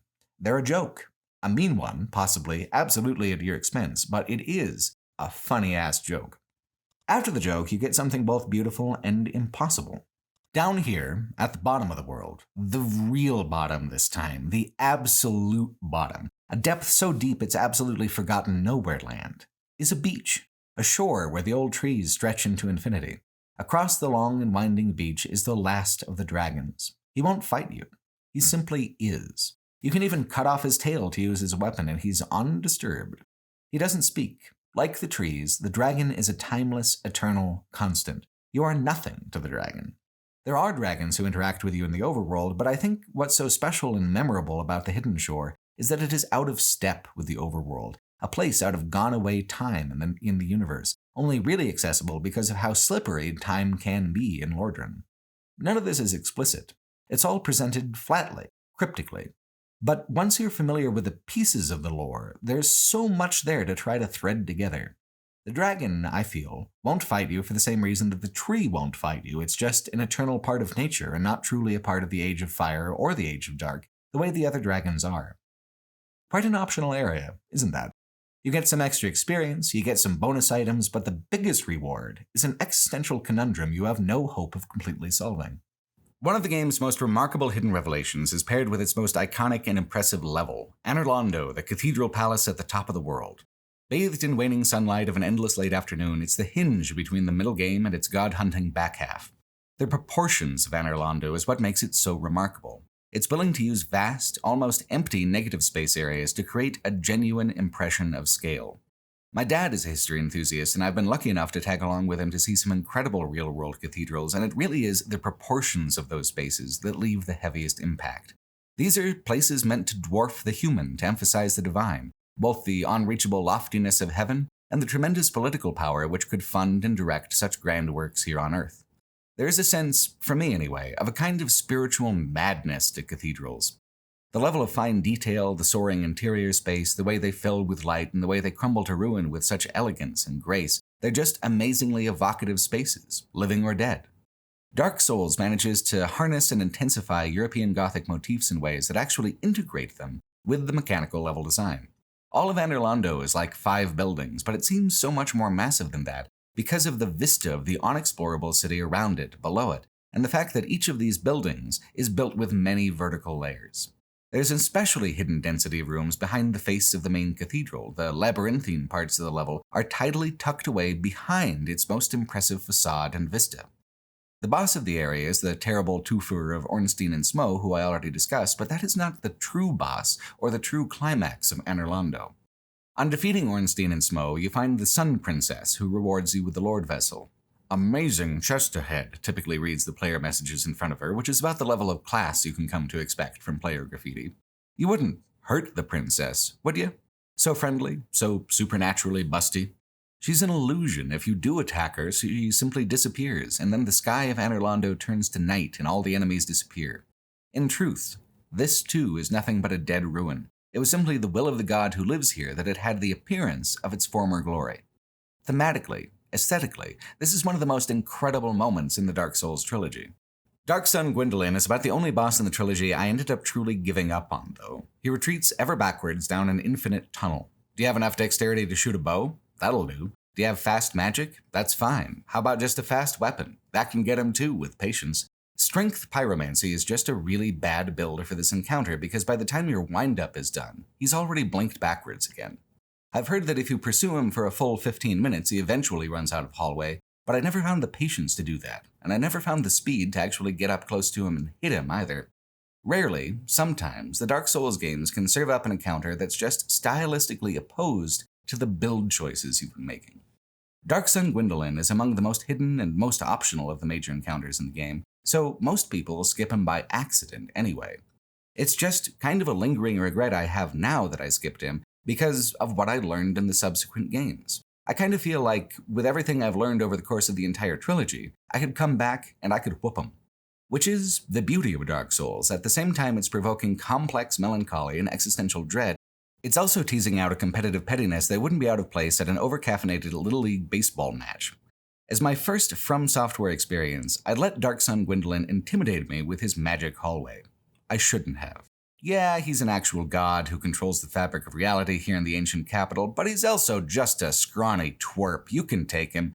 The biggest illusion in Anor Londo and beyond is the perception that any challenge in these games is actually and flatly too hard to accomplish. In addition to a secret boss and a secret truth, there's even a secret world hidden inside the churches of Anor Londo. Layers within layers. That's the Dark Souls way.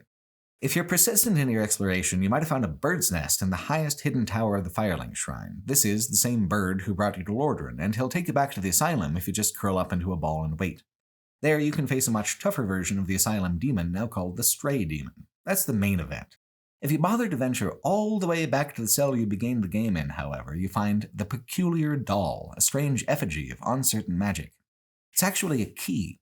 With this token of the occult, a tremendous painting will now suck you inside of it, to the painted world of Ariamis.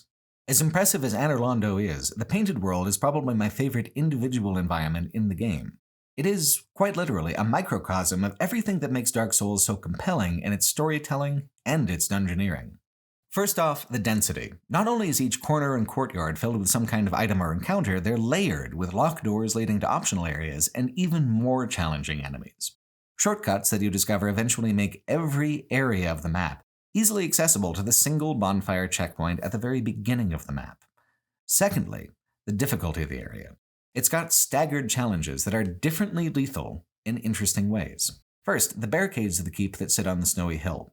They're filled with not only regular kinds of soldier enemies who are very tough, but with ones that are great toxic pustules that explode either offensively or when you kill them.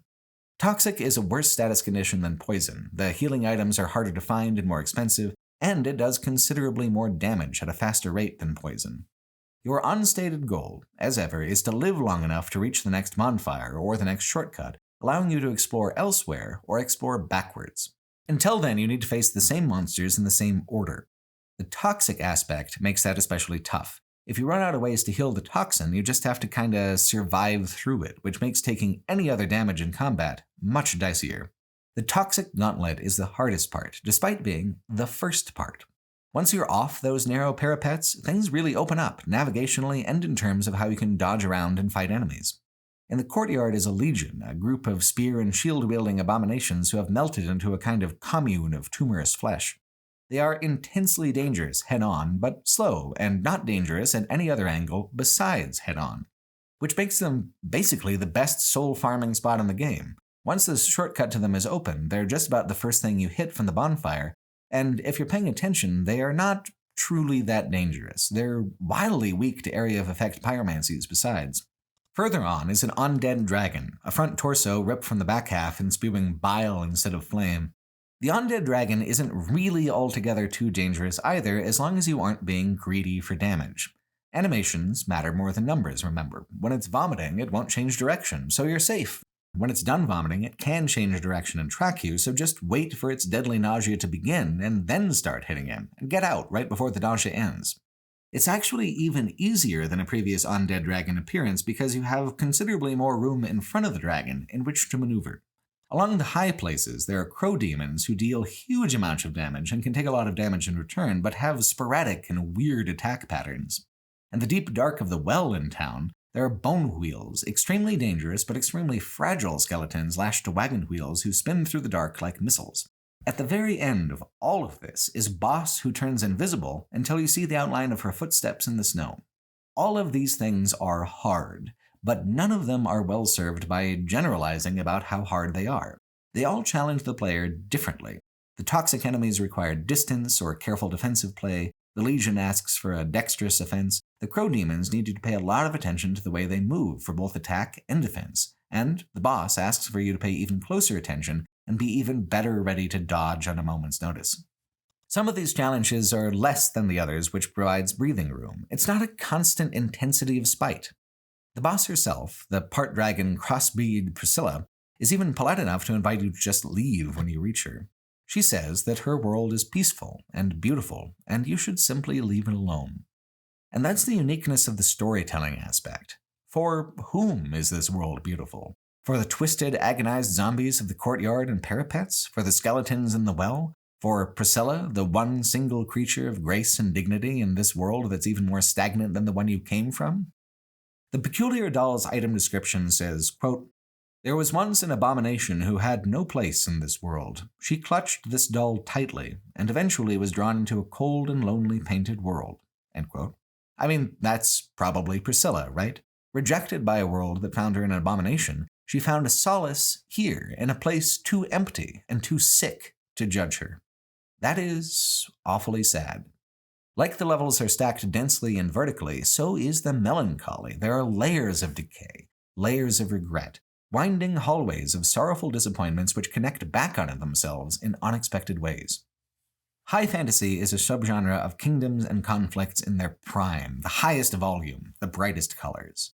Dark fantasy is more concerned with the muck and the mire, the peasant's experience, and the more raw side of fantasy world-building implications. Dark Souls has pieces of dark fantasy and pieces of high fantasy, but it feels ultimately like something a little different. Its sadness is deeper than its grit. Its melancholy is deeper than its spectacle. It is itself a faded painting in a forgotten room, an image of grand decay that yet provides a kind of sad comfort to the lost and to the dispossessed. What's to be done with such a world?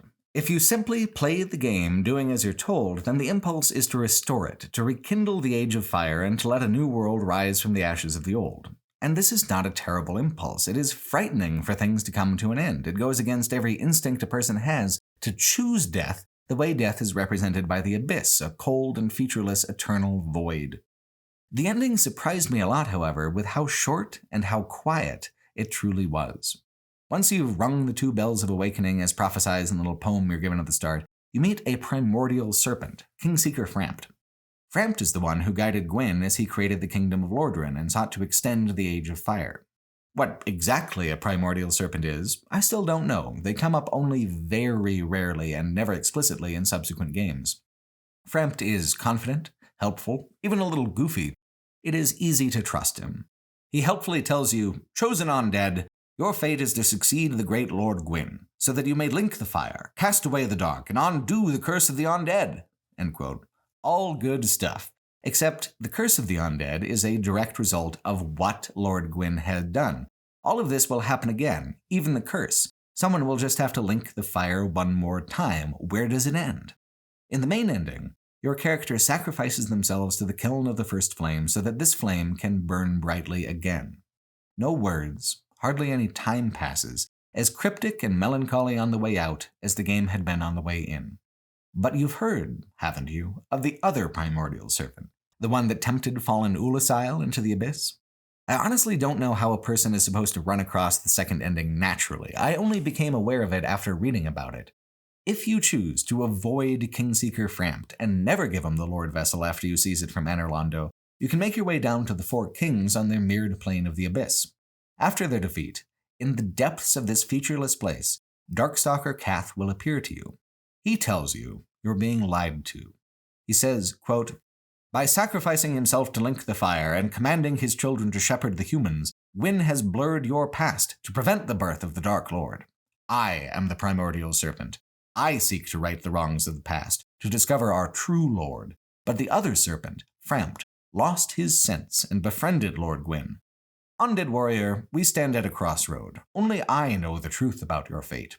You must destroy the fading Lord Gwyn, who has coddled fire and resisted nature, and become the fourth Lord, so that you might usher in the Age of Dark." End quote. Instead of succeeding Gwyn, you follow in the footsteps of the furtive pygmy. What Cath says is more compelling by far than what Frampt has to say, but like all the best lies, it seems to be only mostly truth, mixed in with really important self-serving deceit. If you have seen Ulasil, then the Age of Dark is obviously something to be feared and avoided. The part that's compellingly accurate is that Frampt is obviously wrong in refusing to give up on a bad idea, and a little cutthroat in how happily he tosses Gwyn under a rug in favor of you, the new linker of the flame. He'll clearly do the same to you in favor of some newly chosen undead further down the cosmic line. Cath is lying more insidiously, though. Sure, you'll become the fourth lord, the Dark Lord, but how's that gonna work out for you? Like it did for Manus? Like it did for Artorias? Like it did for the four kings of New Londo? The really interesting thing is that if you back Cath and become the fourth lord, Frampt falls in line along with dozens of other primordial serpents who gather to hail your ascension and the end of the Age of Fire. This is, I would guess, their true purpose. Continue the cycles, no matter what. Frampt really was an outlier, a weirdo, a heretic. Even this ending, as fascinating as it is, lasts less than a minute. I was curious enough about that 60 seconds to play the entire game through twice. I've never actually bothered with a new game plus playthrough in any game that I've ever played. I mean, why wouldn't you just start a new playthrough? Isn't progression of power from lowly to mighty the point of these RPG experiences? Why would you bother to just start out at mighty? Well, in this case, vengeance. Sweet, delicious vengeance. I was so curious as to how it would transform the game to come back with an inventory and build that I'd really been enjoying and feeling powerful with. It does completely transform the experience, but not in a way that makes it flatter or less dynamic. Instead, with enemy health and damage roughly doubled throughout, the peaks and valleys of difficulty just fall much differently. The biggest weapon that carries over for a player isn't any stat or any weapon, it is knowledge. With knowledge of what to do and where to go, I rang the bells of awakening in like 4 hours instead of 20. Little can actually stand against you, not necessarily because of the damage you do, but because the endgame creatures are so much larger and more aggressive.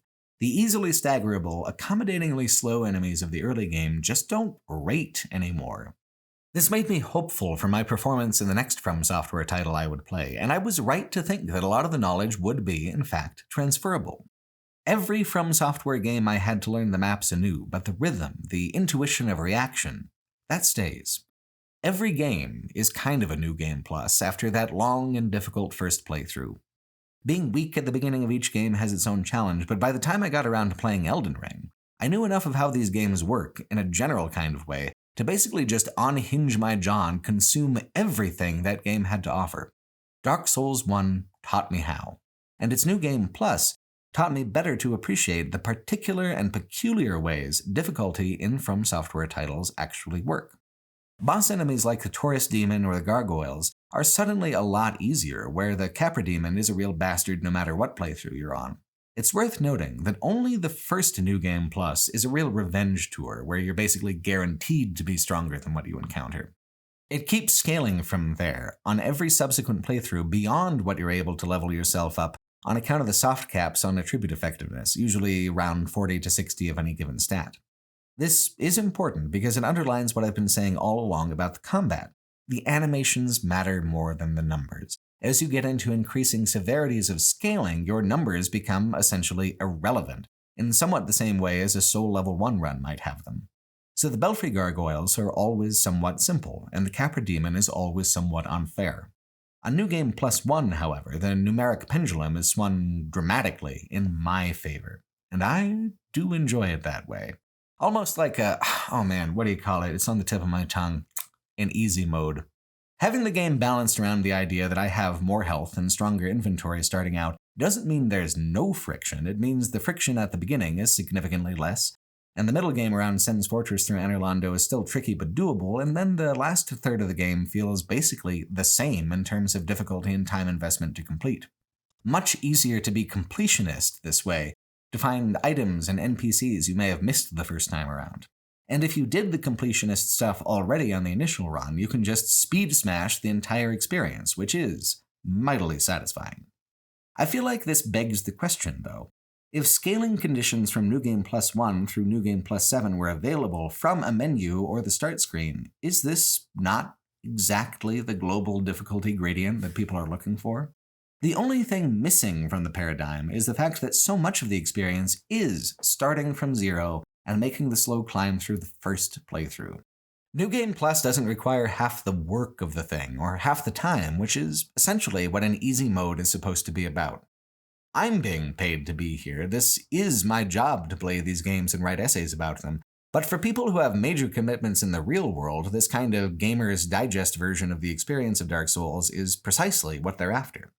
There's a fair debate to be had over what would be lost from the experience by playing a New Game Plus 1 style character before putting in the sweat and tears of a from-scratch playthrough, but it's pretty foolhardy to say it's inconceivable to think of what these games would look like with an easy mode. Here I am, doing it now, with tremendous joy and no remorse, bonking bosses on the head like the name of the game is actually whack-a-mole. In subsequent Dark Souls games, I got deeply into the New Game Plus part of the experience as a way to experiment with and re-experience the difficulty curve in a new way, but I didn't quite get how meaningful the second playthrough can be in cementing your understanding of the Dark Souls games when I played the first Dark Souls. It is the only one of the trilogy where I did not go back and replay the DLC on New Game Plus, since I thought that reaching the hidden ending was my goal and I didn't really slow down in trying to reach that goal. Which I regret in retrospect, because the Artorias of the Abyss DLC is one of the best of all the various DLCs in the trilogy, and certainly the one with the most coherent and exciting plot. While we've already discussed the fate of Ulasil, another wrinkle is added by your relation to the legend of Ulasil's fall. Most everyone in the kingdom knows that the one who fought the Abyss, sacrificing himself in the process, is the legendary knight Artorias, the greatest swordsman the kingdom has ever seen. As part of the main game, you fight his dog, Sif the Great Wolf. Sif has stayed resting at his dead master's grave for hundreds of years, and has the most absolutely badass introduction of the game as he pulls the sword of Artorias from the ground and attacks you with it, blade in his teeth. What a good boy. What a great fight, and what a cool climax to everything you accomplish in the DLC. Bundled with the Dark Souls Prepare to Die edition and every copy of the remastered version, the DLC is integrated far more closely with the original content than I've come to expect from post-release content in general. It honestly does not feel like a complete game without it. Unlocking it is also wild, involving freeing a trapped NPC from within a golden golem, and then finding a subsequent golem with a key item that'll attract the notice of Manus, who opens the time portal and then pulls you through. In fact, a puppy version of Sif, still doing the sword teeth thing, is the only summonable NPC for the fight with Manus, provided you save him in a semi-hidden part of the caves leading up to the fight. So, if you helped him back then, why does Sif try to kill you in the present? Maybe he doesn't remember you, or maybe he figured out that you're the one who killed his master earlier in the DLC, and he spends the interim centuries bulking up on the Alpo diet to take his revenge. The fight with Artorias is, hands down, the most amazing and complex boss fight in the game. Too complex, for me, ultimately. I could not beat Master Swordsman Artorias. I'm not a Master Swordsman. I'm an idiot. So, how do I kill him anyway? Well, remember when I said that nothing about Dark Souls is consistently true, including my own advice to myself? Here is a great instance. Yes, this game is about animations over numbers, unless you use your numbers to negate and bypass the animations. Poise is by far the most neglected and most powerful secondary statistic in all the games of the trilogy. By combining the heaviest armor in the game with a ring that adds nearly that much again, you can get the poise score well over 100, and at that point, you don't flinch.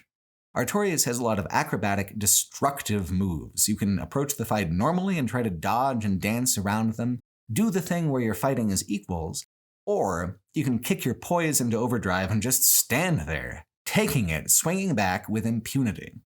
Artorias is prepared to kick the ass of a lot of builds and a lot of playstyles, but he struggles with it when you make yourself a statistical boulder. Is this dishonorable? A cheese tactic?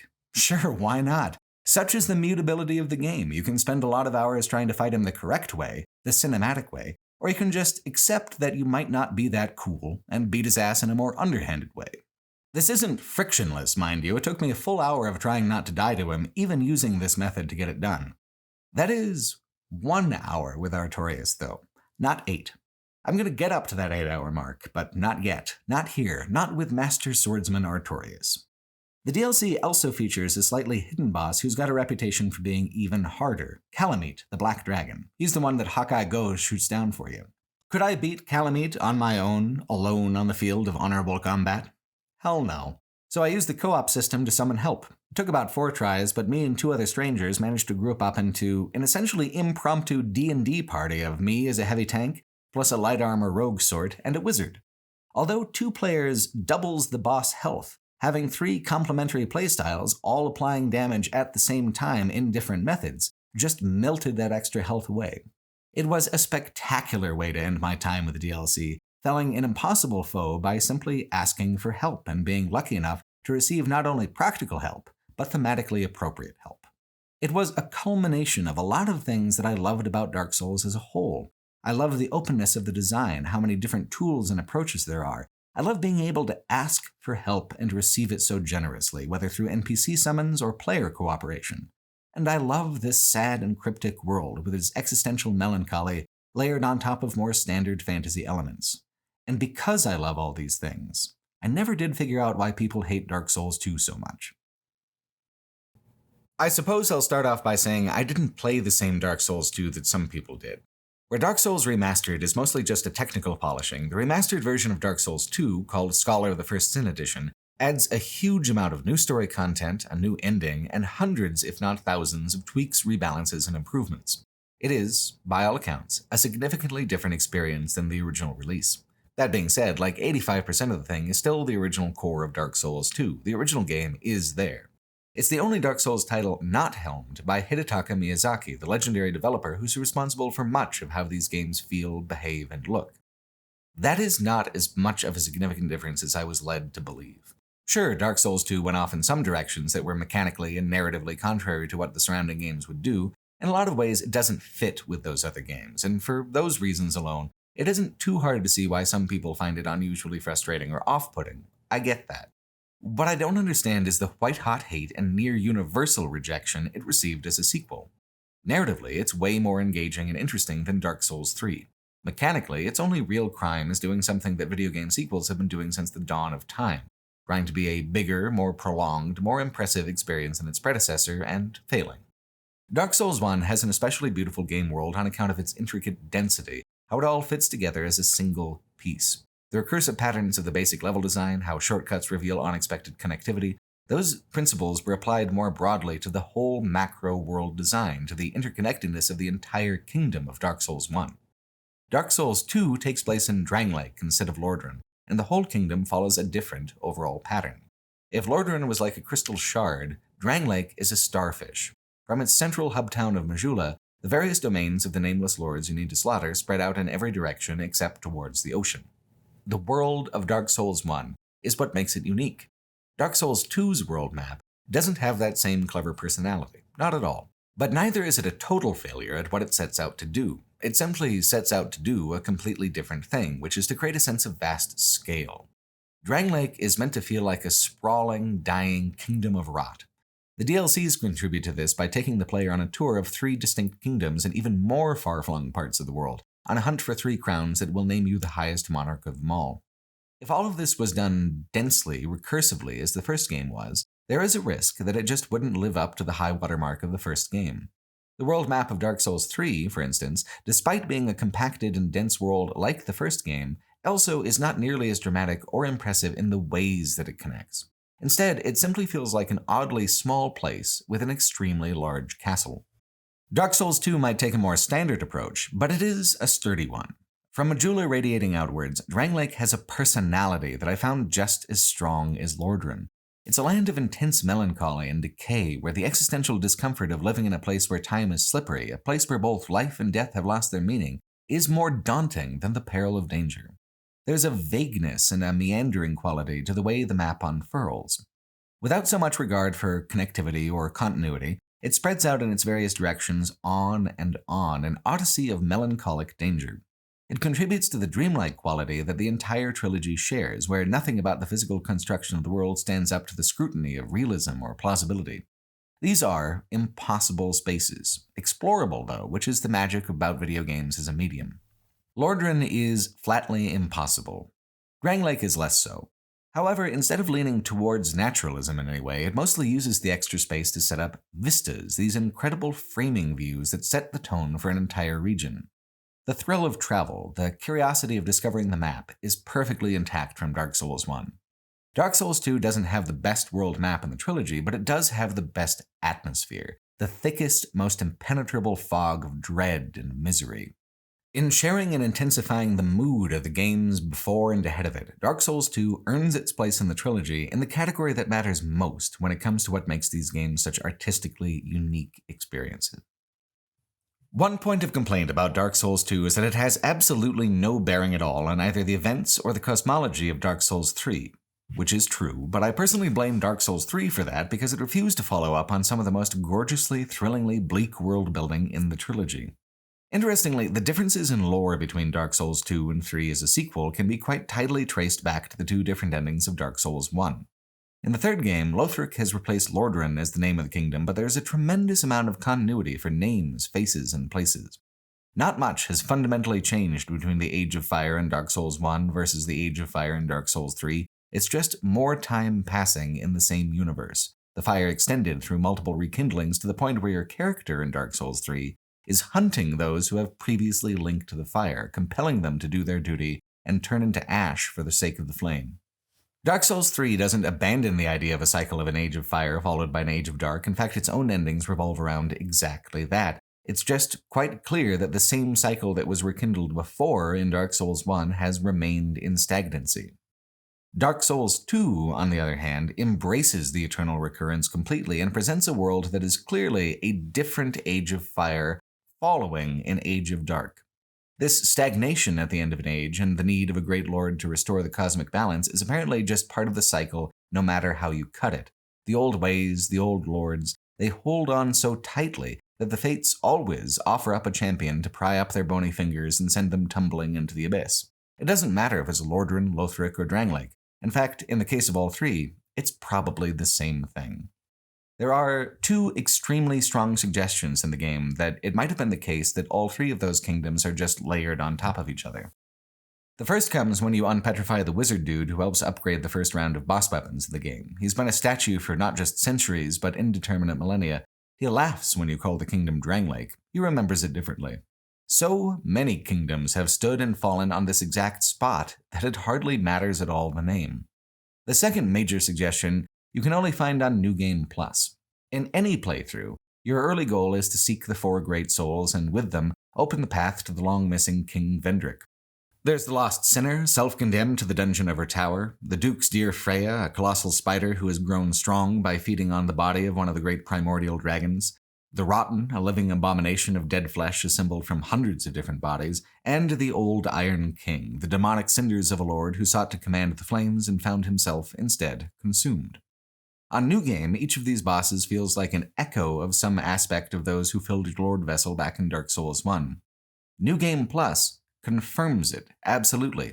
Each of these bosses yields an extra soul, an old soul, which even provides unique boss weapons you can only acquire on the New Game Plus cycles.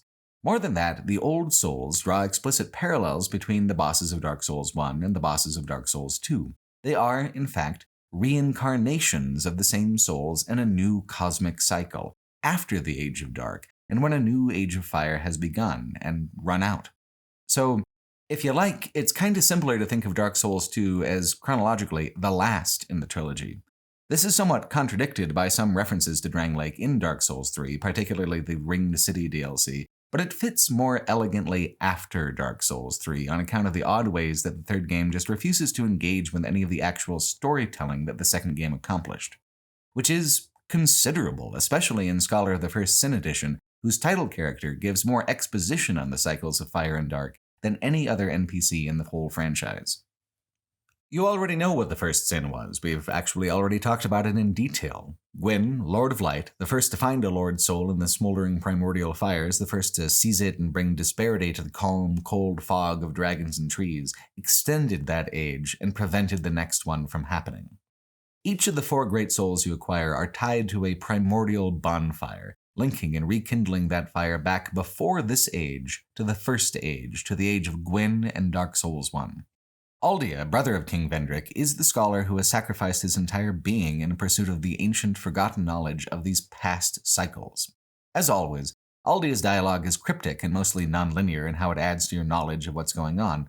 However, by remixing some of the dialogue into a more straightforward order, he is unusually helpful for a Dark Souls character. As a mixed quote, he variously says, quote, "I am Aldia. I sought to shed the yoke of fate, but failed. Now, I only await an answer. Once the Lord of Light banished dark and all that stemmed from humanity, and men assumed a fleeting form. These are the roots of our world. Men are props on the stage of life, and no matter how tender, how exquisite, a lie will remain a lie. Peace grants men the illusion of life. Shackled by falsehoods, they yearn for love, unaware of its grand illusion, until the curse touches their flesh. We are bound by this yoke, as true as the dark that churns within men. All men trust fully the illusion of life, but is this so wrong? A construction, a facade, and yet a world full of warmth and resplendence. Young Hollow, are you intent on shattering the yoke, spoiling this wonderful falsehood? Life is brilliant, beautiful, it enchants us to the point of obsession. Some are true to their purpose, though they are but shells, flesh and mind. One man lost his own body, but lingered on as a head. Others chased the charms of love, however elusive. What is it that drives you? Young Hollow, there are but 2 paths: inherit the order of this world, or destroy it. But only a true monarch can make the choice. Very few indeed have come even this far, and yet your journey is far from over. Half-grown Hollow, have you what it takes, truly?" End quote. Again, what really strikes me is the fact that this dialogue is much more poetic and emotionally evocative than an approach centered around lore and linear plot. Is the most important thing to connect all the proper nouns of castles and kings into a coherent history?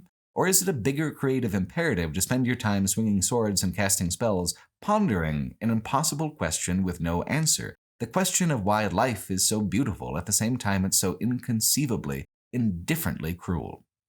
Leaving Dark Souls 2 entirely out of it, isn't it broadly true that most of us are fleeting props on the stage of life, that no matter how gorgeous and complete a life ends up being, we still wither away into a hollow nothingness? The tender, exquisite lie we tell ourselves is that we can achieve permanence in this world. That's the irony of the undead curse. The finite, fleeting part of our existence gives it meaning, gives it truth and weight. Everlasting life seems so tempting, but what would we do with it? Linger, and by lingering, make the whole world stagnant. Only a true monarch would have the power to make such a choice, of course. Lord Gwyn was one, your character in Dark Souls 1 was another. Here you are now as a third. When Aldia asks you what you seek, you aren't really given an in-game option to respond. You can say yes, you can say no, it doesn't really matter. It's actually a question that the game just wants you to think about. Why are you doing this? Why are you even playing this game? There are many, many things in this world to do with your life. Why continue to die over and over again in this illusory place? There are several ways to throw off the yoke of this world. One is to become the true monarch to make your choice. Another is simpler, more powerful. At any time, you can simply quit the game. You can go outside. You aren't required to be true to your purpose, which creates a fascinating emotional condition for actually reaching the end of the game. It is a self-defining act of willpower. You create for yourself the role of true monarch, purely through the act of seeking it, by remaining true to your purpose, although you may be just a shell of flesh and mind. Which is really the other big point of conflict and contention about the game. A lot of folks feel that the combat is especially hollowing, unfair, and slightly broken, with too many enemies and not enough ways to avoid them. Many words have been written and much invective thrown around trying to prove that the combat in Dark Souls 2 is, in fact, fundamentally broken, and perhaps you found one of those posts persuasive and are just itching to tell me all about it down in the comments section. If I can, I'd like to stop you right there. I'm not interested in trying to talk anyone out of their disgust and hatred for the game. That's fine, whatever.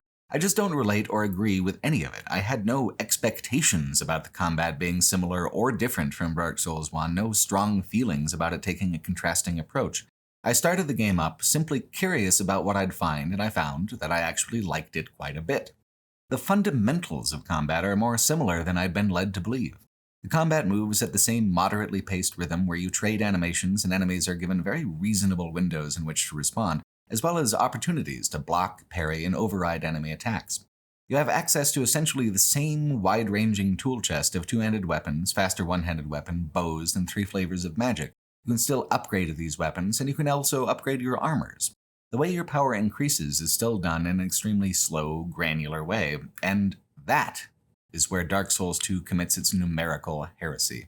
The rate at which you gain levels and spend attributes is so essentially sacred in the From Software catalog that it is exactly the same in not only Dark Souls 1 and 3, but even going so far forward in time as Elden Ring. If there is an orthodoxy of Dark Souls, it doesn't have to do with any particular playstyle or another, it has to do with the rate and rhythm at which these playstyles evolve. Dark Souls 2 threw all that out the window. Did it replace it with something better? No, absolutely not. Dark Souls 2's character progression is completely bizarre and wildly misguided. It's easy to see why it is heresy to a lot of people. Let's move beyond invective, however. The game was developed and released this way as a sober decision by industry professionals. It's foolish to say that there is no logic or no reason behind the heretical progression, that it's broken. It seems to me that it works exactly as intended, with a different intention. Like the world map, it is designed for a larger and more prolonged experience, to give a sense of greater scale over a longer arc. It chose to approach this longer, prolonged journey by spreading out the player's power progression even more thinly than it had before, atomizing the difficulty in your character's durability by introducing a 4th and 5th survival statistic. Vitality no longer governs your health pool, now that stat is Vigor. Vitality, instead, adds small defense bonuses and increases carry weight. The carry weight is the main thing. It's no longer bundled with endurance, meaning you need to invest twice as many points to get the same kind of bonuses as you would have in Dark Souls 1. Endurance is less exciting to invest in when you only get a stamina bonus from it. In Dark Souls 1, there was a deeply unpopular stat called Resistance, whose sole purpose was to raise your defense versus status effects like poison and bleed. This has been replaced with the absolutely most controversial, opaque stat in all of the Dark Souls trilogy: adaptability. Adaptability is a key attribute for actually enjoying the game. It governs many unseen and mostly unlisted calculations that can make the difference between feeling weak and feeling powerful in the moment-to-moment play of the game.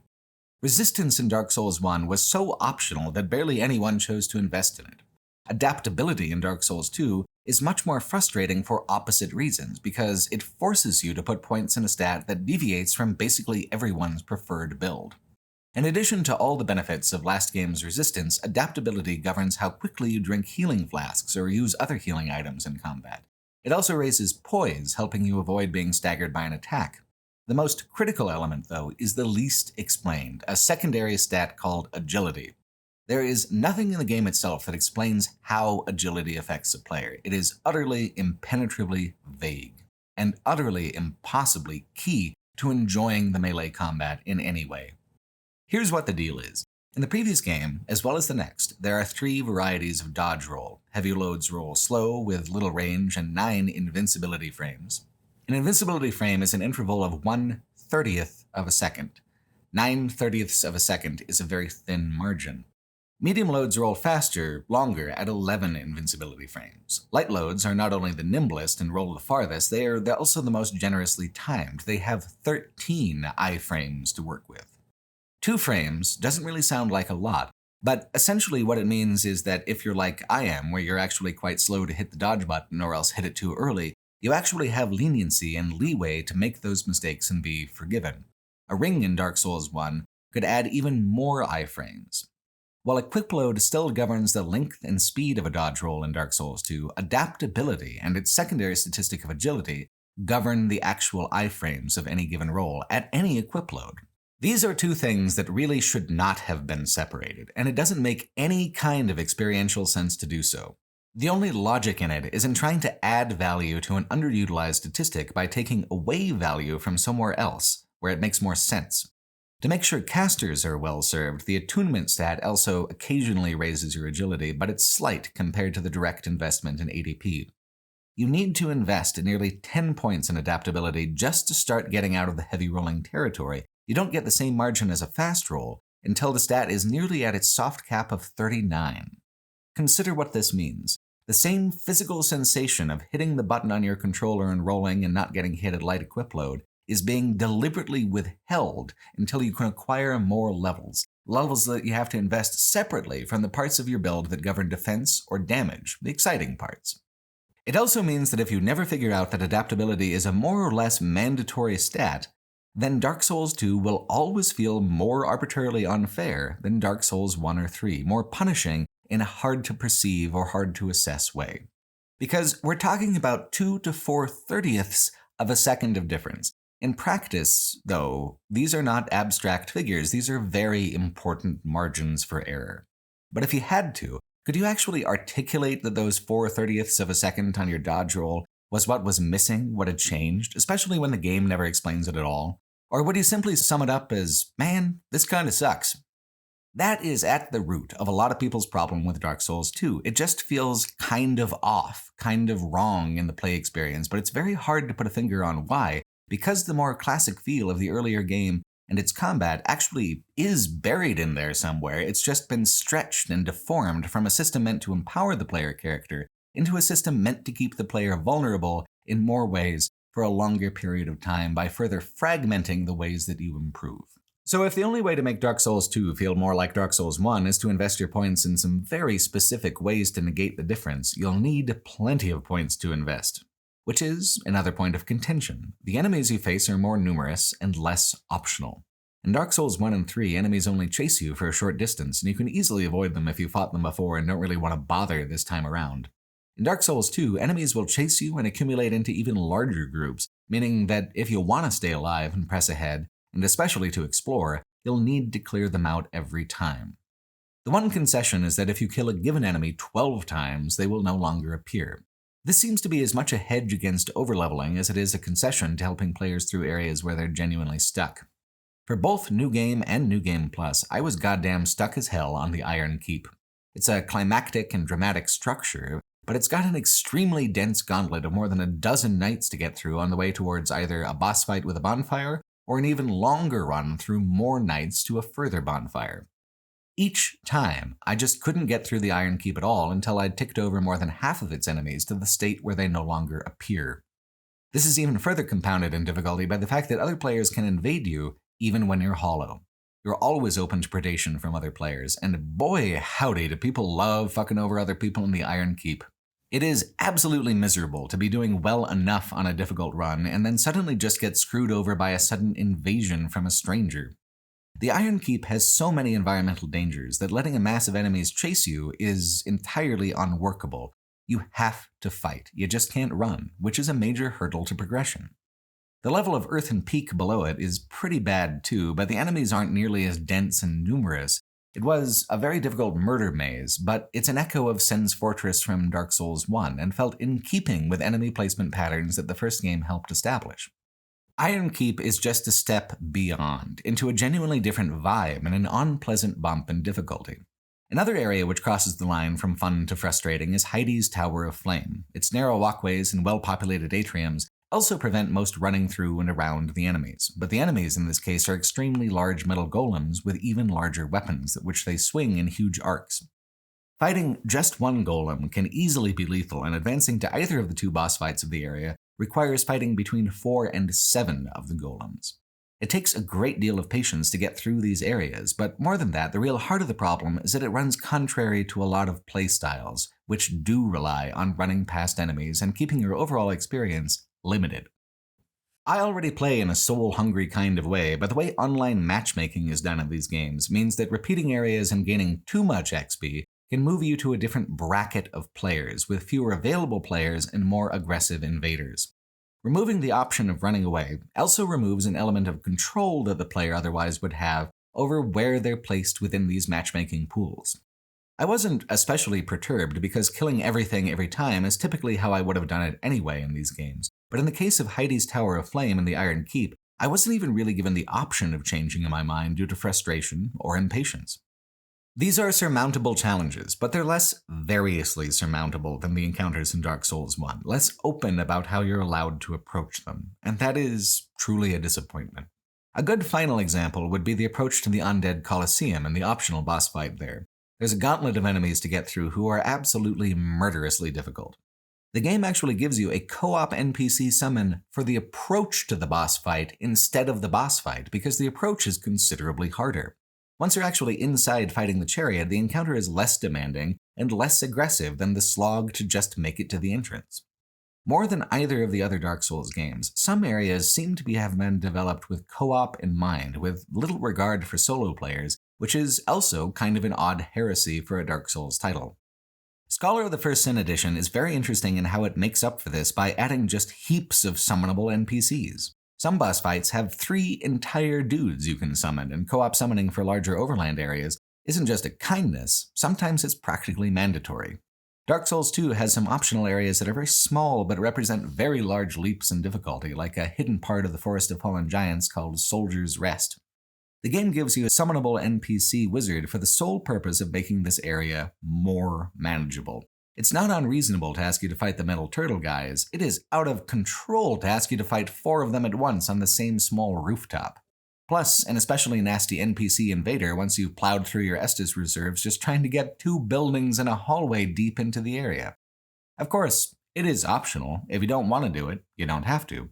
Compared to the world design and encounter design of the first game, however, it is quite obviously not as considered and tight. They're spiking the difficulty in kind of a basic and cheap way, then providing an impersonal, build-independent tool to try to mitigate that spike once it's proved too excessive using the NPC summons. It is the flip side of the difficulty argument I was making earlier. If the real beauty of the combat in Dark Souls is that it's primarily driven by choice and individual player personality, then these flatter and more impersonal approaches to upping the difficulty that Dark Souls 2 occasionally took are certainly drab and ugly in comparison.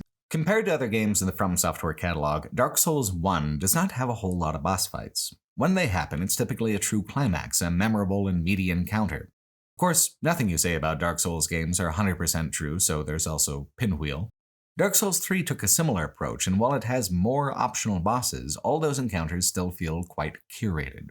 Dark Souls 2, by comparison, has absolutely tons of boss encounters, not just at climactic moments at the end of areas, but for flavor or surprise.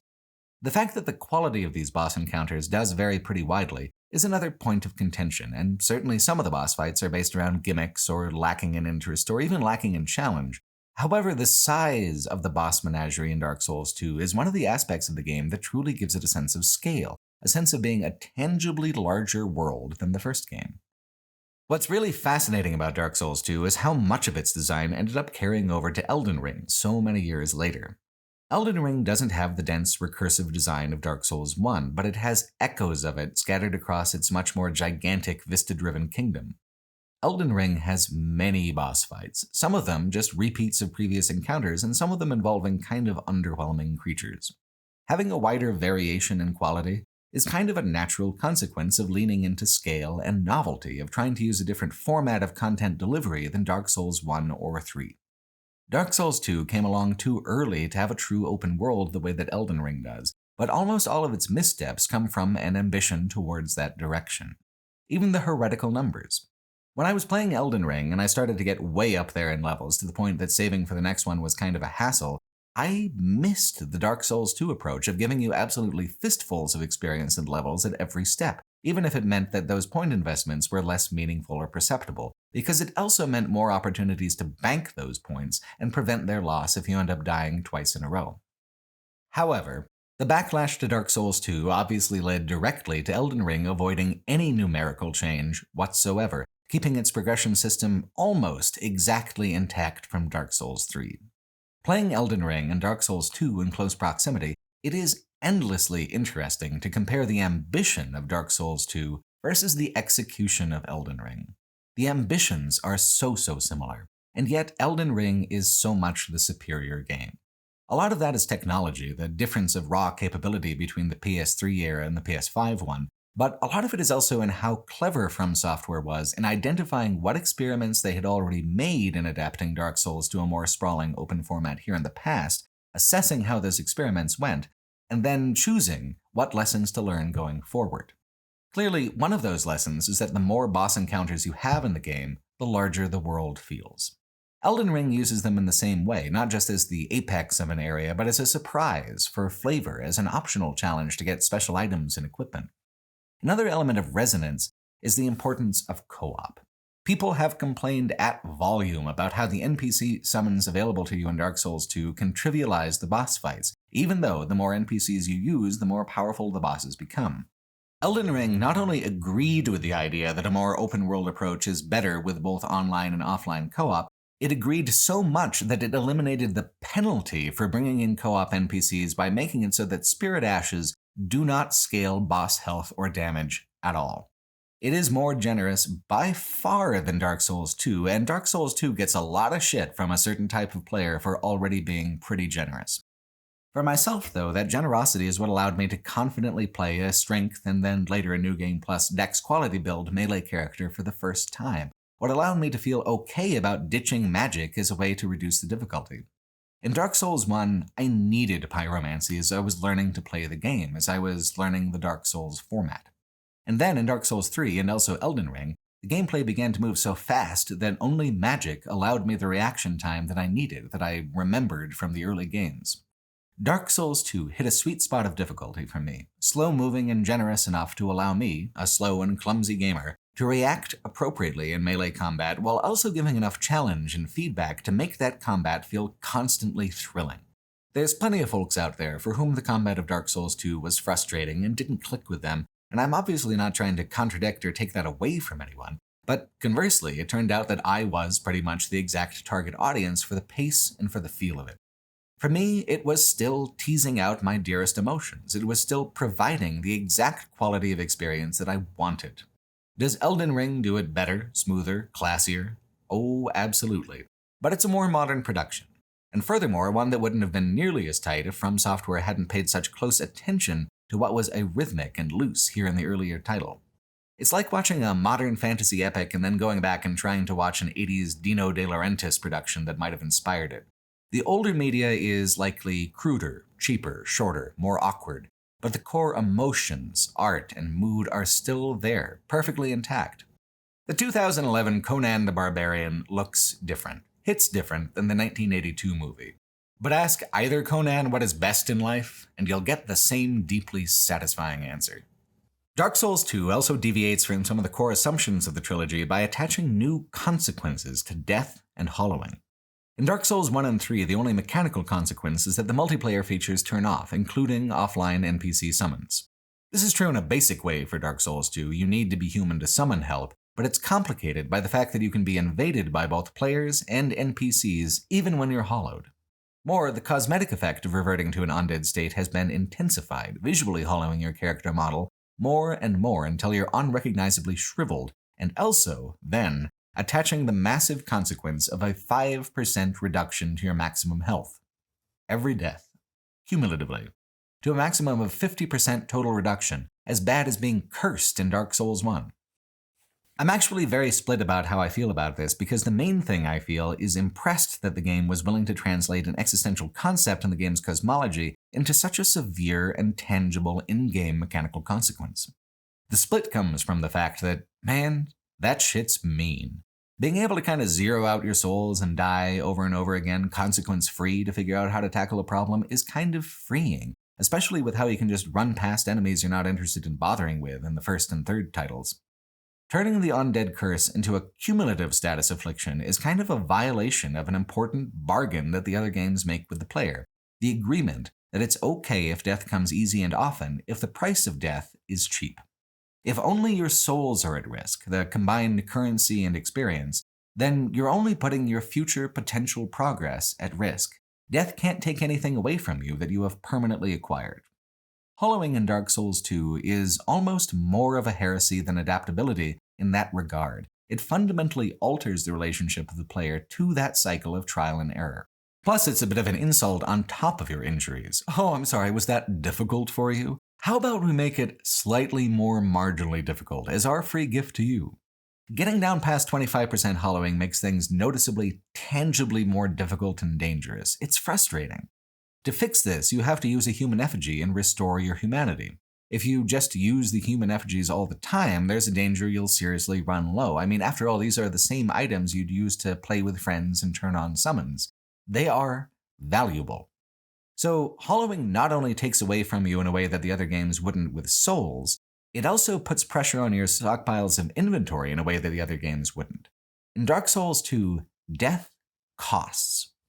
To offset this, you're given new ways to try to cheat death in the form of life gems, healing items that work slowly over time.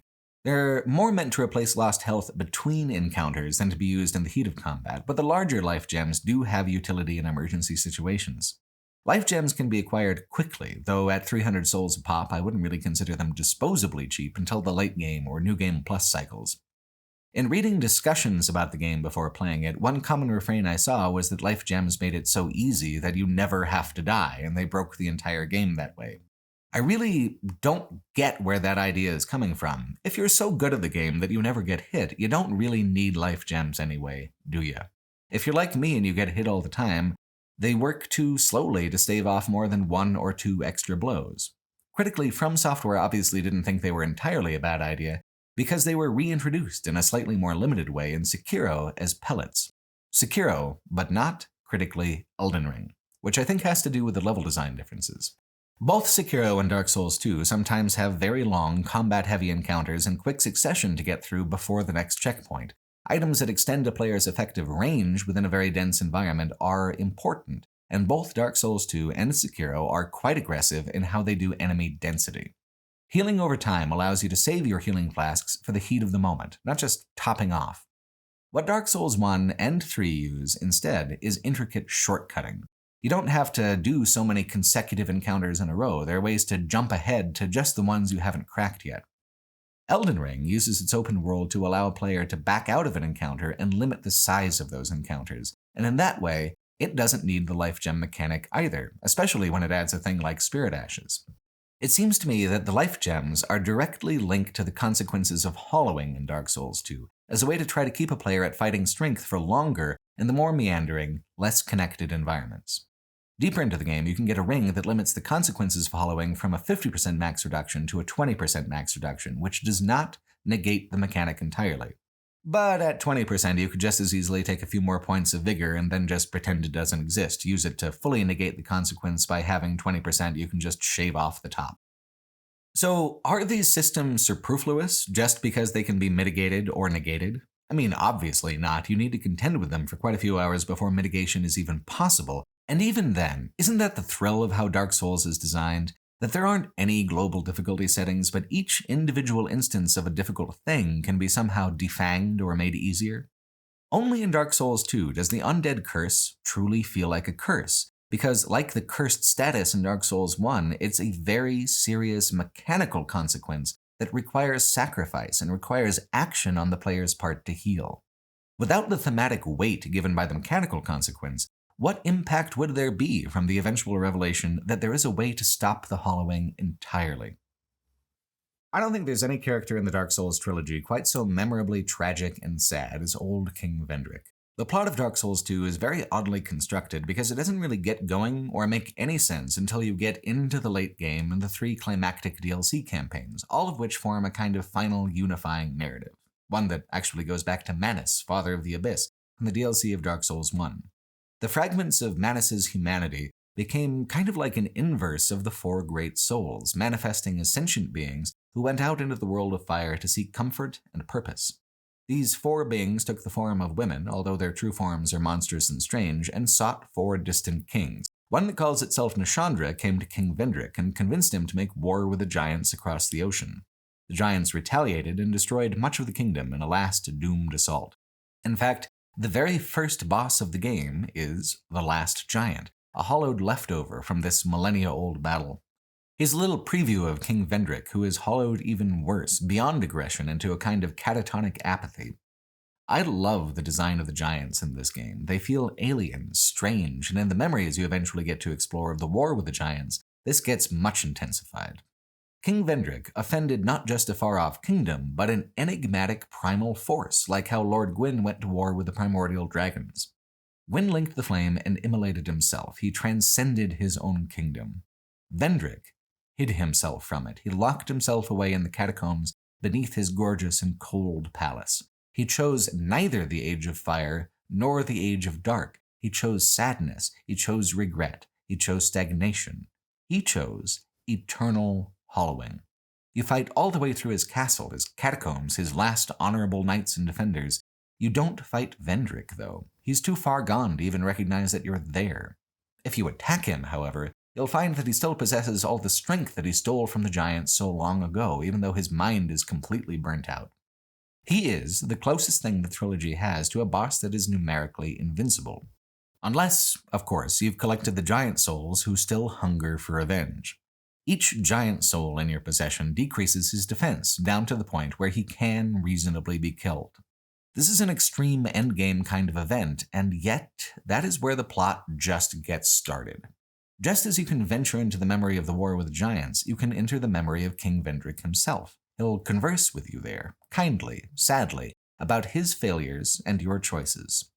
I'll remix some of his dialogue like I remixed Aldia's. Cumulatively, Vendrick says, "I am king of this wretched, unraveled kingdom. I subdued the giants and claimed their strength so that I might step closer to fire. I'm no king. I'm more fit to be a jester. I was unaware of my own blindness. We are feeble vessels with feeble souls. We will cast aside the prop of life, only to face greater hardship. Are you another such fool? Or something more? I failed to see your design, young moth, but I see very little these days. I too sought fire once. With fire, they say, a true king can harness the curse. A lie, but I knew no better. Seeker of fire, you know not the depth of dark within you. It grows deeper still the more flame you covet. Ranglake will fall, the fire will fade, and the souls of old will re-emerge. With dark unshackled, a curse will be upon us, and men will take their true shape. Men will be free from death, left to wander eternally. Dark will again be ours, and in our true shape, we can bury the false legends of yore. Only is this our only choice?" End quote. Vendrick is leaning towards choosing an Age of Dark ending, but he just can't commit to it. It's too much. It's what Nashandra wants from him, but he hid down here and locked himself away so that he would not actually have to make the final choice that you make at the end of all the Dark Souls games. He even hid his own soul from himself to prevent this. When you kill him, you don't get anything but a key. Hidden away, somewhere elsewhere beneath the castle, is a tiny, undecorated room with nothing but a plain wooden chair. Vendrick's clothes and his soul are still there, safely stored in obscure darkness. The only clue that they're down there at all is the presence of one of the king's royal dragon guard outside of it. In the memory of the king, he still has his armor, his shield, but in the present tense, he's left those things to rust in a heap. He paces near naked in an endless, pointless circle as he drags his old sword along the uncaring stones. It is so wonderfully, beautifully bleak. And there's one hidden memory that is even bleaker, the memory of the dragon that the giant spider who held Siath's old soul was eating. Inside its memory, you are transported back to a kind of version of the base of the world trees, like the hidden area in Dark Souls 1, but shrouded in the monochrome mist of the primordial world, before time, the Age of Dragons. In this memory, the trees are all shattered and the dragons are all dead. Even what little remains of the very beginnings of the universe have been used up and destroyed. They've been corrupted and exploited by the many, many ages of fire and men and the way they hang on to themselves at the world's expense. And I look out on my own world of the same 3 strip malls repeated endlessly across a once beautiful landscape, and I can't help but think that yes, this is also something true and something real, even though it's just a fleeting fantasy of dragons and fog. The melancholy of Dark Souls 2 isn't just pervasive, it's crushing, and I love the game so goddamn much for that. It makes it completely unique among any RPG I've played, unique even within the trilogy itself for how thoroughly it's committed to misery as a thematic and narrative anchor. From the very opening cutscene, where other openers tend to lean towards a dramatic recitation of the boss list, this one opens by talking about how utterly fucked you are. You have the curse. Whatever life you had, you'll break. Whatever love you had will fade. You will be pulled inevitably towards Drangleic and away from the broader world. And there you will suffer again and again, a moth burned by the flame. In fact, one of the most powerful items in the game is a bright bug, one of the mystic insects that opens the gateway from the living world to Drangleic. It'll raise your attack by 20% and reduce incoming damage by a full across-the-board 20%. It is a tremendous and rare help, but you can only use it alone. And in terms of the lore, this makes sense. The bugs live in the swirling transition between life and death and on death, taking in their essence, burns yours more brightly. Every other NPC you meet is the same way, drawn to Drangleic from somewhere far away and in the process of forgetting and reinventing themselves. Sometimes it's kind of a dry joke, like the merchant. He's come from nothing and can barely imagine himself being successful. He's been a wandering failure for so long. With your patronage, though, he expands his shop steadily. He becomes exactly the person he wanted to be. He becomes a success. And in doing so, he forgets who you are. He forgets he was ever poor. He's completely undisturbed by his loss of self because he's replaced it with something that he likes better. The older shames are inconvenient to him now. What a dick. Consider instead the head of Vengarl. He was a fearsome warrior, but after he was beheaded and his body went off to kill on its own, he changed his mind about the value of his old life, about the value of life in general. He was a fool. He sees that now from his humbled perspective of a disembodied head perched on a pile of rubble. The saddest and most constant companion you're likely to come across, though, is Lucatiel of Mira. She hides the hollowing on her face with this long mask, but she can't stop herself forgetting. Every time you meet her, she's more unsure, more frightened, more desperate. She says, quote, "Loss frightens me to no end. Loss of memory, loss of self. If I were told that by killing you I would be freed of this curse, then I would draw my sword without hesitation. I don't want to die. I want to exist. I would sacrifice anything at all for this. It shames me, but it is the truth. My name is Lucatiel. I beg of you remember my name, for I may not myself." End quote. This dialogue reminds me very strongly of one of my favorite small bits of writing from Planescape Torment, The Crier of Es-Anon. Es-Anon was one of the most beautiful and delicate cities of all the multiverse, gone now, destroyed, and only one last survivor remembers that it existed at all. He carries the burden of the memory. He cannot live so long as the dead city weighs him down. Only by commemorating Es-Anon with a tattoo can you free him. Loss, and fear of loss, can inspire some of the saddest and ugliest behavior that humans are capable of. Shameful, but certainly the truth. Lucatiel would fight anything, do anything, to preserve her memories and sense of self, but it isn't a fight. It's just the way of the world.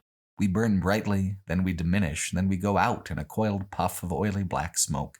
No sword can stop it. Even eternal life can't stop it because the self is diluted by endless time and lack of meaning into nothing anyway. Consider the fate of the cartographer. The grand map of Drangleic is finally complete just some short time after he loses the memory of his old profession and his love of maps. He has a guess as to what the map might mean, but it doesn't mean anything to him. Not anymore. I think that's one of my biggest fears about getting older, like really older. The idea that I might forget myself before the end. Eventually, every head is too weak to bear the crown. No matter the sovereign, no matter the kingdom. That's the narrative of Dark Souls 2. Time slips through our bony fingers and then we die, and if we refuse to go along with death, then we drag those around us down too.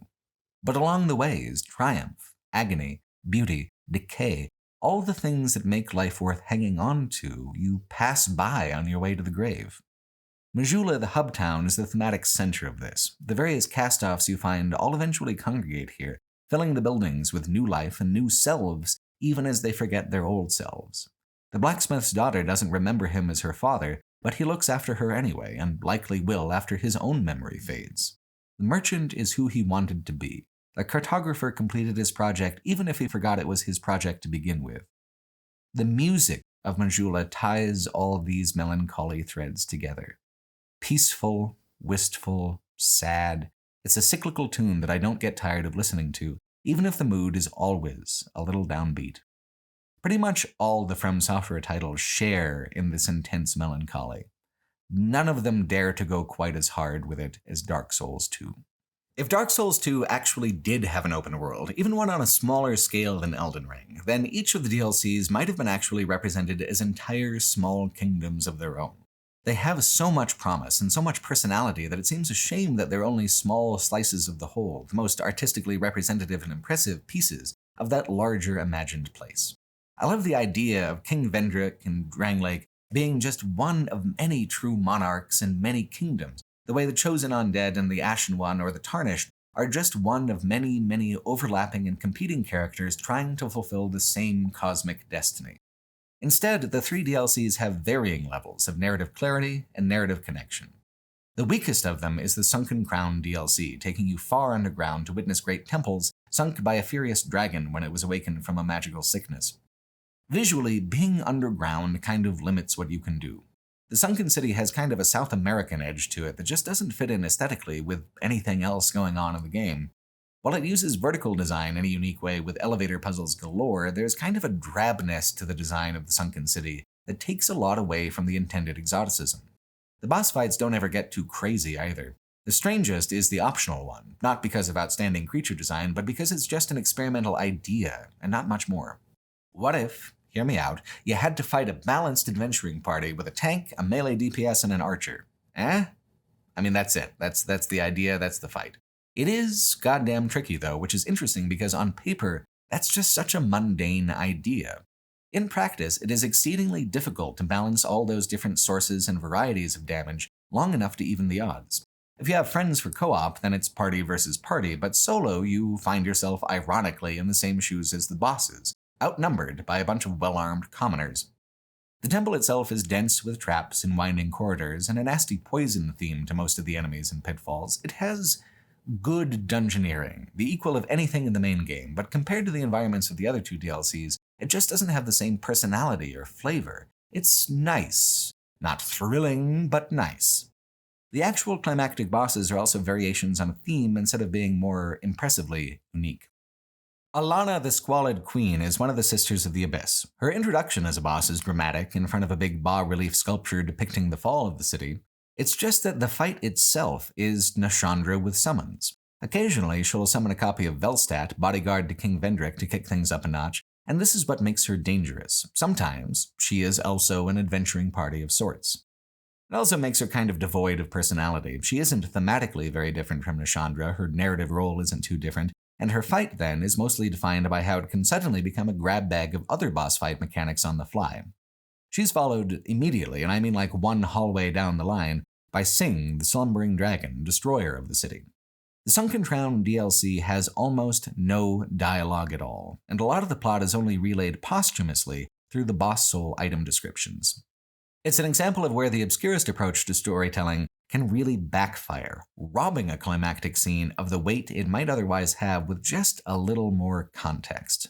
I mean, it's a good dragon fight, but there have been others and there will be again. The Artorias of the Abyss DLC for Dark Souls 1 was so remarkable in the massive amount of lore it added, as well as the extremely memorable distinct boss monsters. Dark Souls 2 is famous for those things as well, just not specifically the Sunken Crown adventure. The entrance to each DLC is a portal marked with tablets, and some of the tablets are the same for all three DLCs. The best of these repeating tablets is, "Trespasser will face adversity befitting a monarch." Not only does that basically flat out tell you this is endgame content, it doesn't even begin to suggest how wicked difficult these areas are compared to the main game. The hardest and best of the DLCs is Crown of the Old Iron King, the very same Old Iron King you likely murdered hours ago, in fact. Instead of going backwards or forwards in time, instead what you're after is an empty throne, guarded by a once revered warrior who has been completely reduced to an animated cinder. It's actually a very interesting lore parallel. The Old Iron King is, after all, supposed to be an echo of Lord Gwyn, first to link the flame, and Lord Gwyn created his army of Black Knights by incinerating them inside of their armor when he linked the flame for the first time, binding their souls within. Gwyn is gone, his legion of Black Knights are gone, but at the foot of his echo's long-abandoned seat of power is a singular version of the Black Knights, more individually powerful than any of them ever were, more powerful and more fierce, really, than Lord Gwyn himself. The Fume Knight, the famously fatal Fume Knight. But to even get to him, you have to reactivate and descend the Broom Tower, a dungeon contraption that looms thousands of feet over a burning plain. Nothing here is alive. Everything is fire and ash for as far as the eye can see, and it's some of the most scenic destruction in the entire trilogy. Where the Sunken City felt claustrophobically drab, the Broom Tower is a truly gorgeous bit of digital art. The best fantasy art, I think, challenges a person's ability to conceive of a scene in detail and depth. The best fantasy artists add new concepts and words to the visual language of a viewer's imagination. Say, a dragon, or a castle, and we can all do some amount of imaginative lifting, but talented fantasy artists are just on a completely different level with this stuff in a way that actually kind of rubs off on a viewer, even if just a little, as you carry those images back into your own dreams, your own imagination. The sense of place and proportion at work in the Broom Tower, for instance, is beyond what I ever would have arrived at just by description. The massive rusting chains to walk across from tower to tower, the way the entire level actually fits within the dimensions of the tower with no false proportions, the construction of the tower as a colossal furnace beyond any kind of reasonable industrial scale, the way it sits above the burning wasteland, an empty throne for an empty kingdom, where the enemies burst out of piles of gray ash to ambush you. It's gorgeous, and more than that, it's emotionally evocative on several levels. It's thematically evocative, oriented towards the same artistic motifs of fire and decay as the whole trilogy pivots on, narratively evocative in how it exists outside the arc of the Iron King himself, an artifact from the time before he built his Iron Keep, lingering on to the time after the Iron King has been slain and removed from this world, and even mechanically evocative in how it presents the entire general progression right away as a series of vistas. On the inside, the Broom Tower is about as densely fiendish as the trilogy ever gets, on par in difficulty, I think, with the Ringed City DLC for Dark Souls 3. The verticality that the Sunken Crown DLC had been playing around with is much intensified. Different elevators create hidden floors, and unusual paths move up and down as they meander through walls and make the most possible use of the available space. Everything enjoyable about the macro world design of Dark Souls 1 seems to make a return in miniature with the complexity of how the Broom Tower is interconnected. There's even a hidden boss, Sir Alon, who you actually do go back in time to fight, delving into the memory embedded in his long-abandoned suit of armor. This vision of the Broom Tower at a greater height of beauty is the thing that artistically really seals the deal on the whole thing.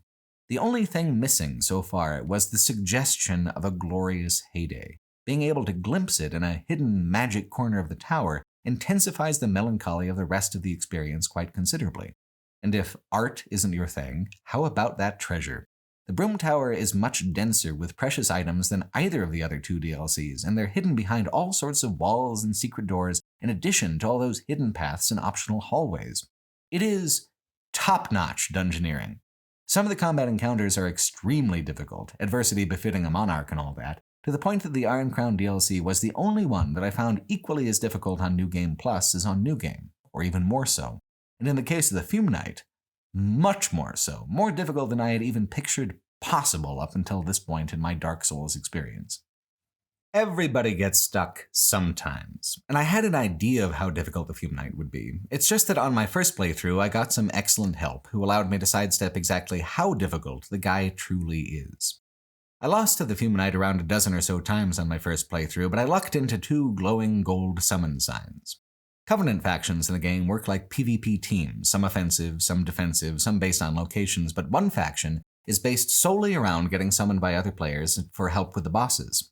The community calls them Sun Bros because of their helpfully golden summon signs. You can rely on them to be courteous, professional, and knowledgeable, which is a pretty cool thing to be able to generalize about any group of players.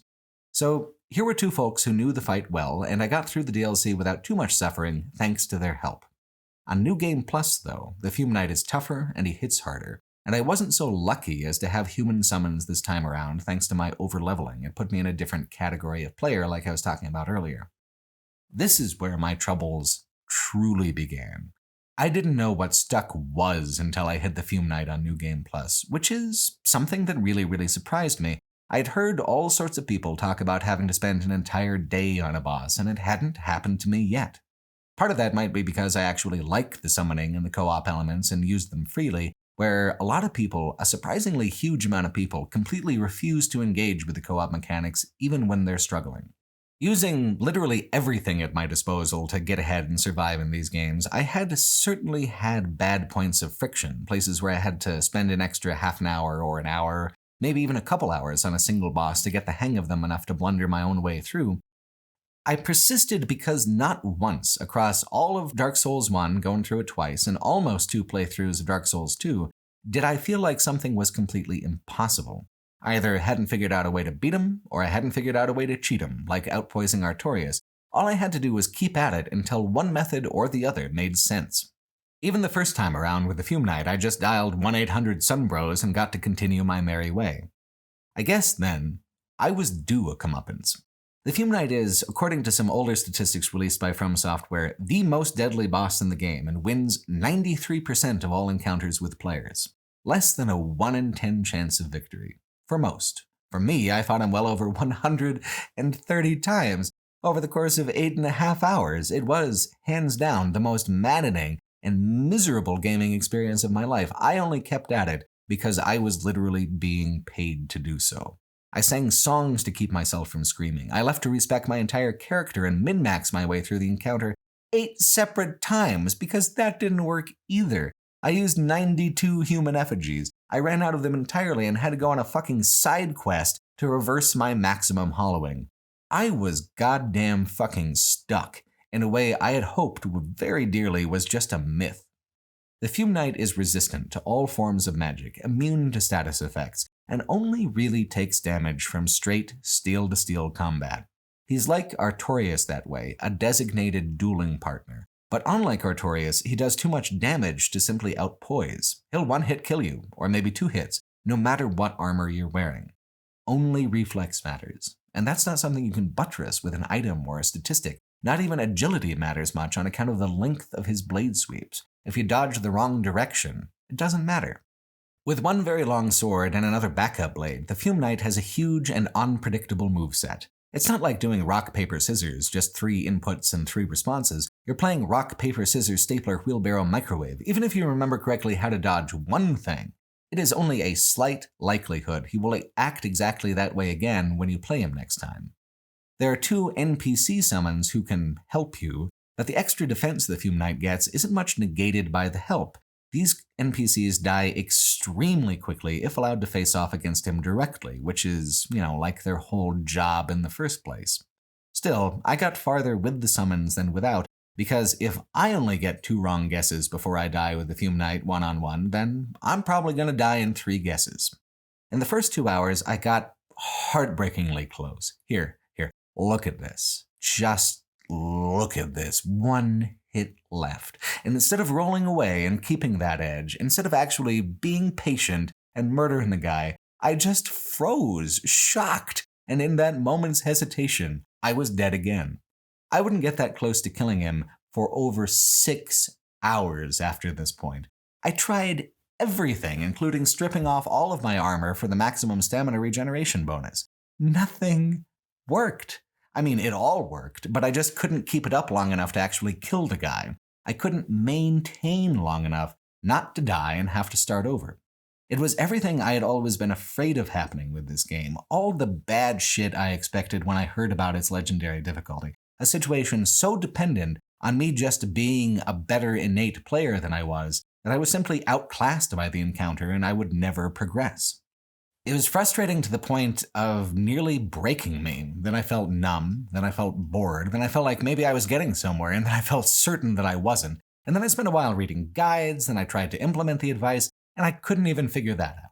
You can skip right to the second phase of the fight by wearing the helmet of Velstadt, Aegis of Vendrick, because the Fume Knight and him beefed once upon a time, and the Fume Knight is like, oh, not this fucking guy again, the moment he sees you, and pivots from 2 swords down to 1 flaming sword and a more simple set of moves.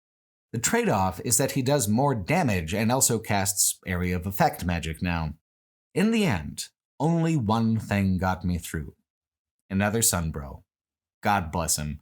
In the end, the only thing the Fume Knight is actually weak to is patience. I made exactly 1 hit, then I back off. Then the co-op companion makes exactly 1 hit, then he backs off. Round and round until it's over. Managed risk. I'm sure it's very important for some people to point out that this means that I have never beaten the Fume Knight, but so what? If the point is to struggle, I fucking struggled, that much I know. And it wasn't fun, it wasn't joyful. I felt, for a length of time longer than it took me to beat the entirety of Resident Evil 3, just completely cut off from the aspects of the game I had been enjoying and connecting to. I was stuck in every sense. I couldn't move forward, I couldn't move back. It was an interminable purgatory of my own clumsy failures. For some people, this is, oddly, what they love about Dark Souls, a sense of absolute impossibility that they actually can, at some point, overcome. For myself, and many others, this is a point of friction so intense, it shears us entirely away from the experience, a quitting moment. For all its similarities to Dark Souls 2, I never got stuck like this at all in Elden Ring. Not once. And I think that's very much deliberate. Hard stuck is not a desirable state of being. It's only the self-aggrandizing Git Gud crowd invested in making it seem that way. Keeping it something until you're satisfied is one thing. That's good. That's the game. Feeling forced to push past that point into a resentful repetition, that is less good. The Fume Knight is not impossible, but the Fume Knight was certainly beyond what I could accomplish alone. The Crown of the Ivory King DLC is actually a fantastic counterpoint to the idea that co-op is somehow a forbidden, lesser part of the Dark Souls experience because the entire arc of the Ivory Crown is setting up a dramatic confrontation of armies where you fight on a team of up to 7 cooperatively. This DLC is set in the frozen city of Eliam Lois, by far the largest area out of all the DLCs for Dark Souls 2, spread across 3 sprawling levels of a city built into an enormous defensive wall. The reason for Eliam Lois being frozen is fascinating. It sits on top of a howling maelstrom of chaos, a false flame of creation like what destroyed Izalith. The Ivory King descended into the fire to save the city, sealing it with an eternal storm. Now everything is frozen by the winds, and frozen in time. Eliam Lois holds no purpose in the world now, besides as a kind of radiator cap on top of a high-pressure geyser of magical chaos. To get to the boss, to face adversity worthy of a monarch, you're going to have to take off the cap and let that chaos free. Eliam Lois unveils itself to the player in a very clever, staggered way. You can only make a very basic circuit of the map the first time, trying to find the eyes that will let you see the guardian of the cathedral and make your way into it. Ava, the guardian, is a giant snowcat who's almost completely invisible until you make that full circuit, although, in typical Dark Souls fashion, you can insist on fighting Ava while it's still invisible if you're stubborn that way. Once in the cathedral, you find an unseen speaker, one of the 4 daughters of the Abyss. Instead of counsel towards oblivion, however, this one fell in love with the Ivory King. She seeks only to preserve his legacy and asks that he put him out of his misery now that he's become corrupted by the primordial wellspring down below. To facilitate this, she commands the winds to cease, the storm dies down, and now many new wings of the dungeon are open to you. Eliam Lois is so large that it feels like an actual city in a way that the previous 2 DLCs really did not. It is every bit the equal of Anor Londo in terms of complexity. In fact, it surpasses Anor Londo by being twice as large. It's almost like a strange halfway point between Anor Londo in Dark Souls 1 and Irithyll of the Boreal Valley in Dark Souls 3, the snow-capped reimagining of the lower parts of Anor Londo that you couldn't access, which features so prominently in the 3rd game. It feels just about as large as Irithyll does, which is quite the compliment. And it abides by the Dark Souls convention that if you see something that looks explorable, it somehow is, even if you need to wait quite a while to figure out how to get to it. For example, a high church steeple on a hill past an insurmountably broken bridge. There's an entire wing of the map to get through and find the other elevator, but you can, and in the church is one of the Lois Knights who have patiently awaited the day they are to be of service to Eliam Lois in closing the portal for good. At the end of each of these optional dungeon wings is another Loist Knight, 3 others hidden in the icy corners of the city. With 3 NPC or player slots available, that makes 7, and you make 8 for the final confrontation. It's one of the most interesting fights in the trilogy, both visually and mechanically. After dropping down to the mouth of a whirlpool of fire, you fight a constant stream of burnt and corrupted knights from 3 portals. One by one, your Loist Knights sacrifice themselves, hurling themselves into these portals and freezing them shut. If you didn't arrive with enough knights of your own, these portals will remain open even after the Ivory King himself joins the fray. The 4th knight is a freebie. If you bring him, you get a bonus hand in fighting the king. If you don't, that's one optional branch of the dungeon you can just skip for time or because you just don't want to bother. Eventually, the Ivory King steps through the most impressive portal of them all and has at you. He does a lot of damage, he's quite quick, but he isn't as insurmountable as the Fume Knight, not at all. You've got a much larger arena, and the help you bring in does much better surviving against his attacks. It's a good fight, difficult, long, but much more generous in nearly every way than the Fume Knight fight was. And in an even larger contrast, I found the Ivory King much easier on New Game Plus than the first time around. This kind of fight is more my speed. This is more my comfort level with the game. Give me visual drama, give me thematic resonance, give me a small army to assist me in the endeavor. The Crown of the Ivory King DLC has the most narrative content out of any of the 3 and builds towards its climax with the most strength. I think the Crown of the Iron King might be a bit more of an impressive dungeon and a more robust combat experience, but the city of Eliam Lois is an even more impressive bit of level design. It truly does add another kingdom to the collection, and if you're thorough, it even features what's generally regarded as the worst area of the trilogy as well. I missed the Frigid Outskirts the first time around. I found the key, but then I just plain forgot about going there. And for that, I'm pretty grateful. By holding off until New Game Plus, I got to skip one of the absolute worst boss runs in the game by coming in powerful enough to just get it done in one. The Frigid Outskirts are an idea more than a coherent map, an idea that basically gets repeated in Elden Ring as the Consecrated Snowfields. The idea is this. As a hidden, extra difficult corner of an open world, there ought to be a disorienting snowstorm where you can hide surprise boss encounters and tough enemies. It works in Elden Ring.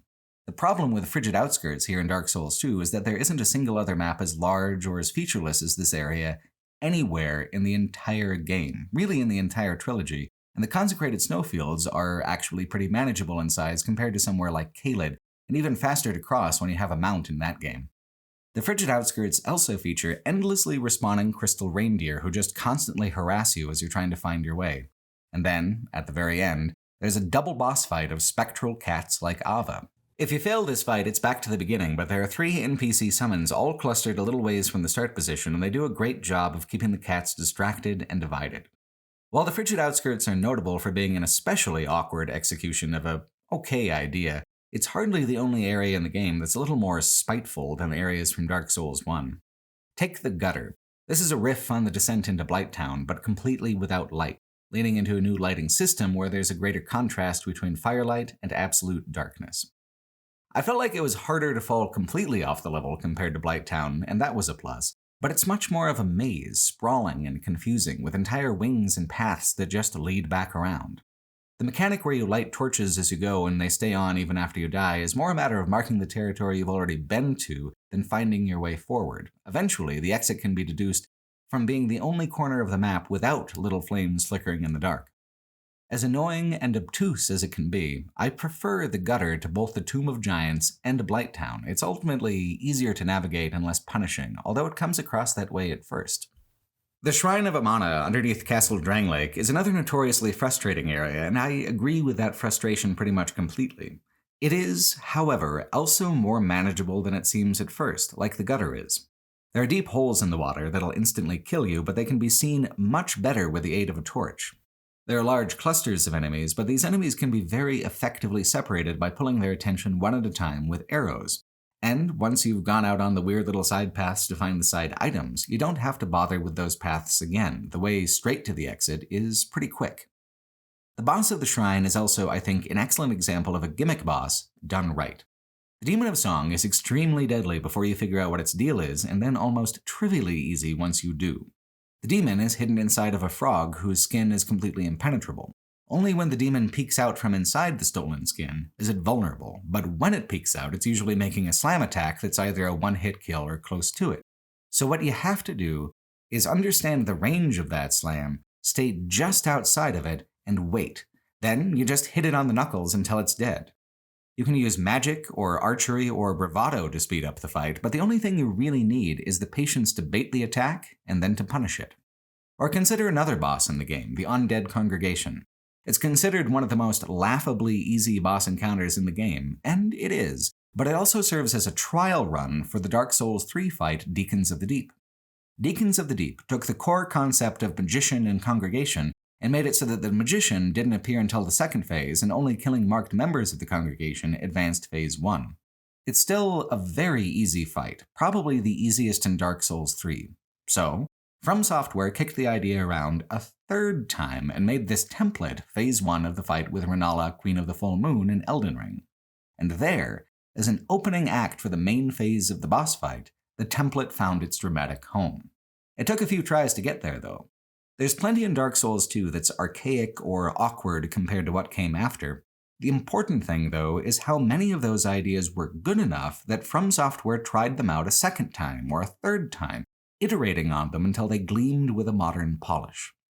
The one thing I'm extremely surprised didn't make the jump from Dark Souls 2 to other titles in the From Software catalog is the idea that New Game Plus should have substantial amounts of new content. Sure, there are more advanced versions of rings and trinkets in the New Game Plus cycles of Dark Souls 3 or Elden Ring, but nothing that really shakes up the lore like the old souls in Dark Souls 2, or the way Dark Souls 2 adds new enemies to encounters and changes up some of its older enemies into more powerful Red Phantom versions. I was sure surprised when I fought the Lost Sinner when 2 pyromancers showed up as backup for her halfway through the fight. It upped the difficulty by changing the whole dynamic of the encounter.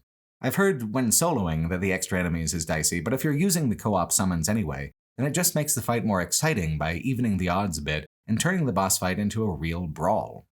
New Game Plus isn't a fully different experience, the new stuff is just a seasoning of novelty sprinkled over the breadth of the experience, but it was enough to set me on the path to a much more completionist approach to my second New Game Plus playthrough than I had done the first time around. I even got to slightly rearrange the order of events. There's a boss enemy called the Pursuer, who you fight in multiple locations, but its first 2 appearances are very tightly linked. It shows up on a high platform early on in the Forest of Fallen Giants without a boss-style health bar, but if you defeat him here, you get the full experience points of the encounter and his arena later on is empty. I didn't have nearly the skill or the equipment the first time around, but now, the second time, loaded down with all my many winnings from the DLC endgame content, wise to his movements from having gotten my ass kicked by him so many times before, I actually prevailed.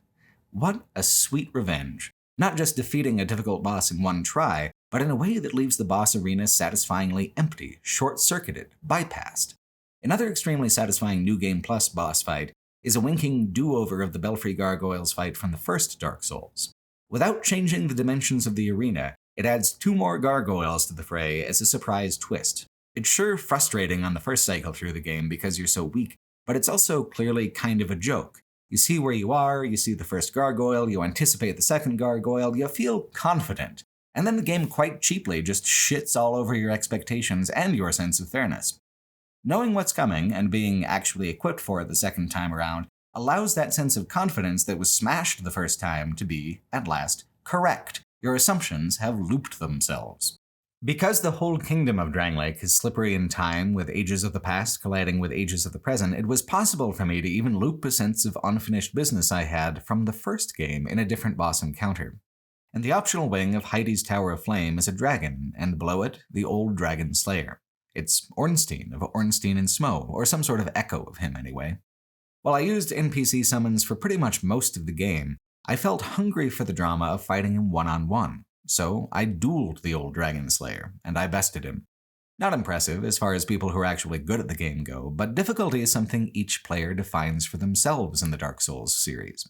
I felt like it was plenty difficult enough to get through Dark Souls 2 using all the summons I did, and rarely did I crave a higher level of challenge.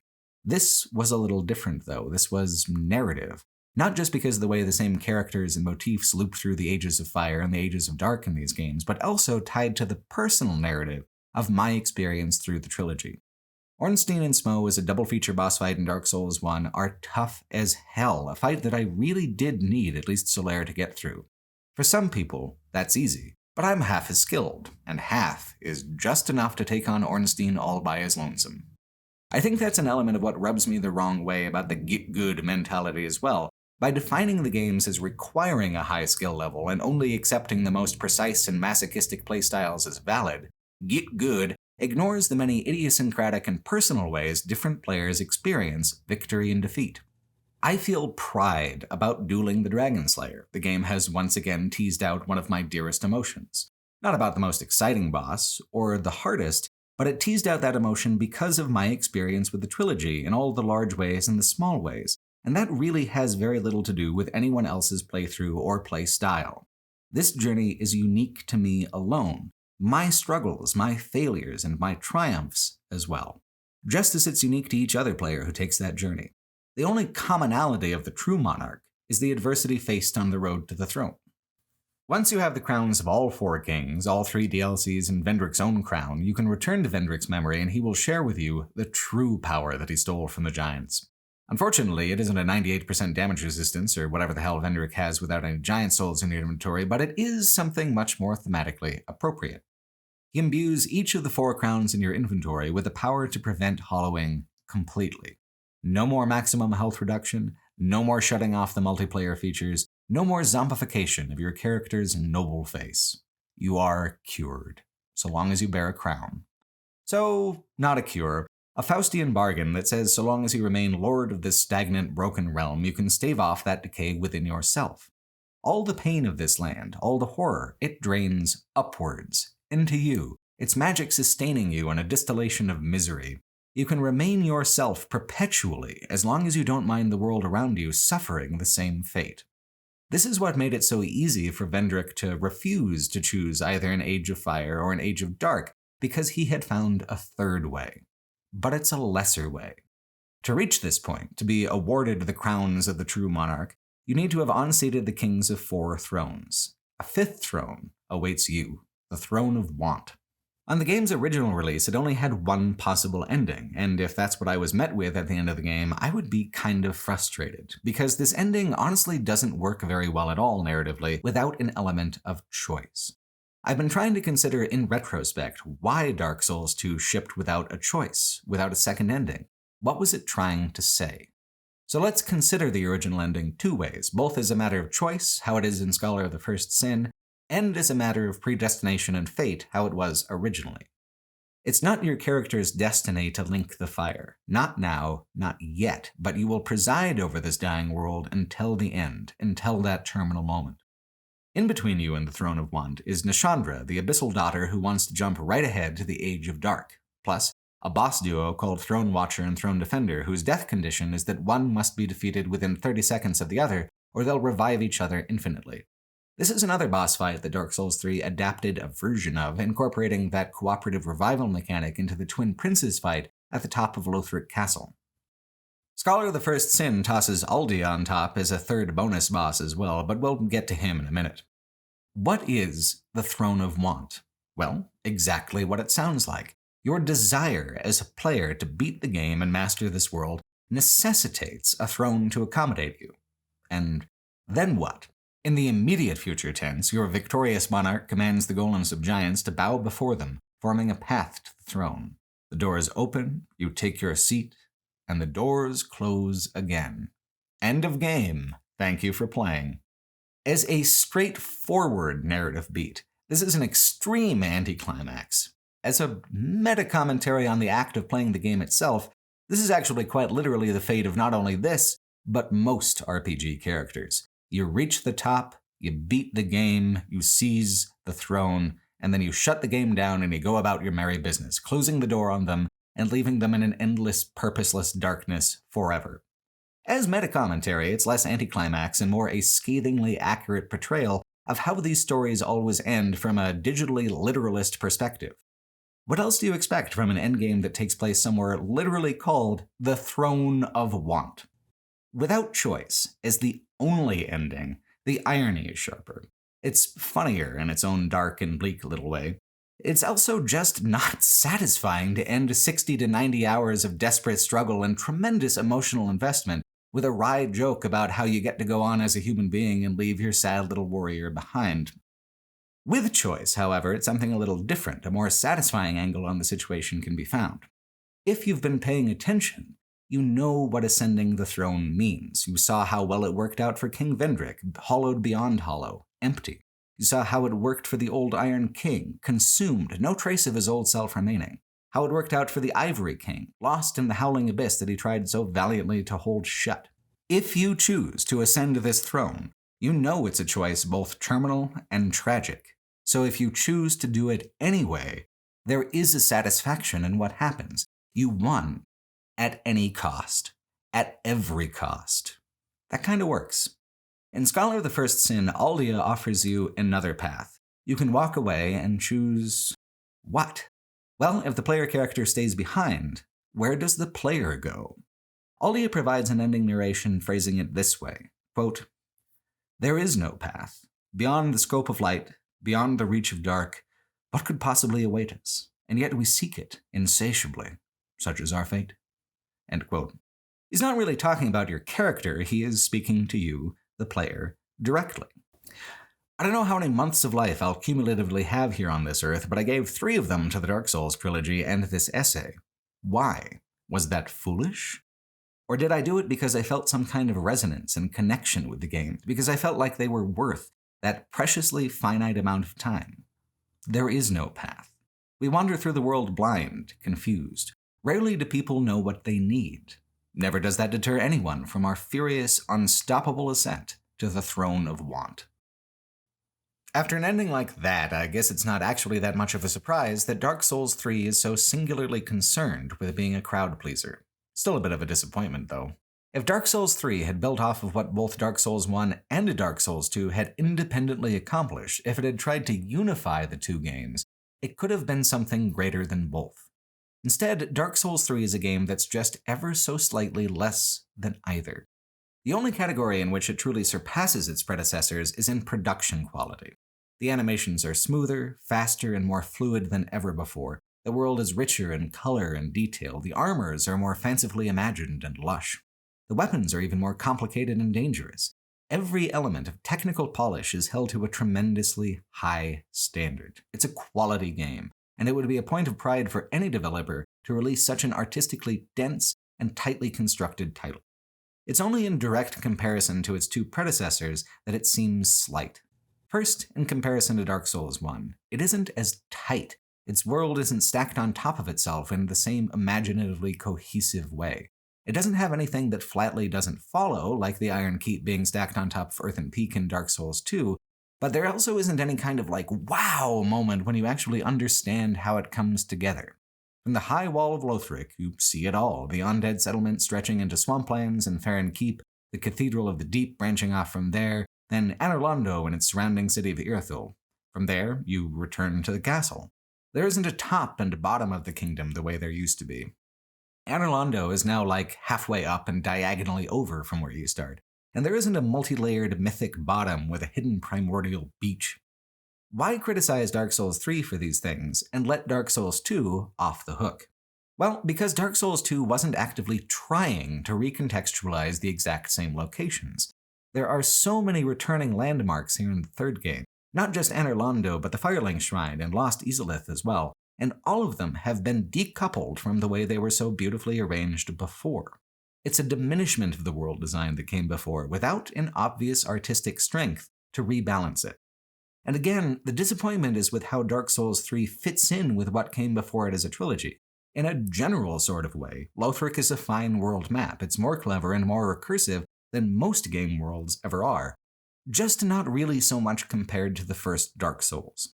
It's a lot of ideas and images that the player might recognize, but not really arranged into anything that gives them new weight or new meaning, which is exactly the way it comes up short compared to Dark Souls 2. The second game was a direct sequel to the first, but it gave deference to the amount of time that had passed in its universe. It buried and hid the most explicit references to the old game in hidden corners and obscure item descriptions. It felt kind of diagonal to its predecessor, and making those connections between one game and the next game felt exciting because of how strange and tenuous those connections could be. Dark Souls 3 takes the most simple, basic possible approach to the lore and world building of the first game: thoughtless repetition.